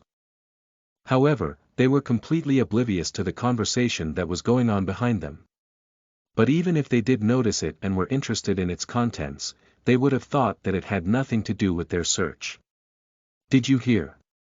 They apparently appeared in Yuta village as well, the goddesses Clay.Doll.Samus. By Clay.Doll.Samus, do you mean those rumors? Where the spirits of dead parents or siblings appear and tell you to offer your aged livestock and seeds outside in the middle of the night. And then when morning comes, there's a clay doll standing in their place with food and money inside. Yeah, those rumors. Geez, I wish I could get some of that luck. Can't they visit our house? But your parents and brothers. Yeah, they're alive. Grandpa and Grandma are still going strong, too. Then there's no way that the clay dolls will come, is there? And you're a shoemaker, aren't you? What are you planning to offer? Suppose you're right. I went out and got nothing again. I went to exterminate some bandits to find that they'd all been killed by monsters, and all of their treasure was gone as well. Maybe they had a fight amongst themselves or someone took revenge on them, all of their throats were slit. That was the work of a real pro. You as well. We didn't have any luck either. Well, our prey was ghouls rather than bandits, though. The venom on their fangs can be used for medicine, and the manes of the males are selling for more these days because they make for good materials, but, for some reason, I haven't seen them around recently. I wonder if the slave traders hired someone to do it. I've heard the females sell for quite a lot when trained. Really? Those guys would have killed the males and taken their magic stones. But there weren't any male corpses left in the remains of the village. Hey, don't you smell something? I smell a conspiracy. I'm sure the many events that have been occurring recently are somehow connected in secret. I know this for sure. Roger, have you already had something to drink? Keep your drunk conspiracies under control. In truth, as the adventurer named Roger had said, these things were all connected. They were all the doing of Vandalyu and his companions. The goddesses' clay dolls were obviously Vandalyu's work, but he had also conducted the extermination of the numerous bandit groups in passing, using them to gain bound coins as bargaining tools, improving his unarmed fighting technique skill and using them as prey to earn experience for Pete and the others. Listening to the spirits, he had frequently encountered evil bandits who had committed murder many times, so he had ended up annihilating the bandit groups one after another despite the fact that the Adventurers Guild would normally send extermination requests for them. And the fact that ghouls had been disappearing from the devil's nests of the Hartner Duchy was because Vandeleur had gone around inviting them to live in his nation after learning the locations of devil's nests where ghouls lived from the guild receptionist who had been killed by Kanata and from Luciliano who had previously worked as an adventurer. He had started doing this because it annoyed him that the ghouls were being hunted by the adventurers of the Hartner Duchy, but the ghouls had fallen to their knees and bowed before him at the mere sight of him. It seemed that when ghouls saw Vandeleur, they felt as if a god had descended upon them. His level-up death, attribute charm skill as well as his Ghoul King and Holy Son of Vita titles appeared to be doing their work. After that, all there was left to do was creating tiny scale dungeons inside the devil's nests and using underhanded tricks to take them back to Talashim. The ghouls' leaders would have fistfights with Vigoro or compare their magic against Zadiri's. Once they decided who was superior, they would obey Vigoro and Zadiri's as well, so there were no problems after the ghouls' migration. But many of the ghouls had been unaware that their race had been created by Vita, and were very surprised to learn this truth.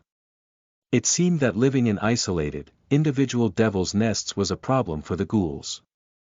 Incidentally, it seemed that there were no villages of Vita's other races in the Hartner Duchy. There were apparently some in the former Sauron Duchy, but the security around the national border was strict at the moment, so Vandeleur planned to sneak into the Sauron Duchy to obtain rice seeds later when the security was more relaxed. And so, Vandeleur acquired some essentials, livestock and farming crops, and visited his mother's distant relatives, the ghouls who were created by the goddess Vita, just as he had told Qasim and his friends he would. Incidentally, while Heinz and his party were having their discussion, they learned that there were strange, small dungeons that were difficult to even call E.class recently appearing one after another in the Hartner Duchy and decided to follow this trail. All of them were dungeons that Vandeleur had created with the labyrinth construction skill to use as a method of transport, abandoned after he was done using them. Heinz's party wasn't entirely off the mark, but they didn't gain anything from this either. Nobody but Vandeleur could teleport from dungeon to dungeon, after all.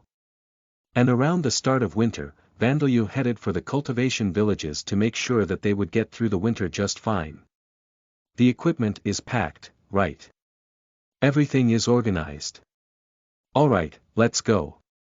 Karkin, who was mounted on horseback, left the city of Niarki with the unit under his command, Frodo and 2 carriages of equipment. They initially headed north before leaving the highway to take a side road south. All in order to conceal their true destination and goal, which was to disguise themselves as bandits and attack the cultivation villages to the south.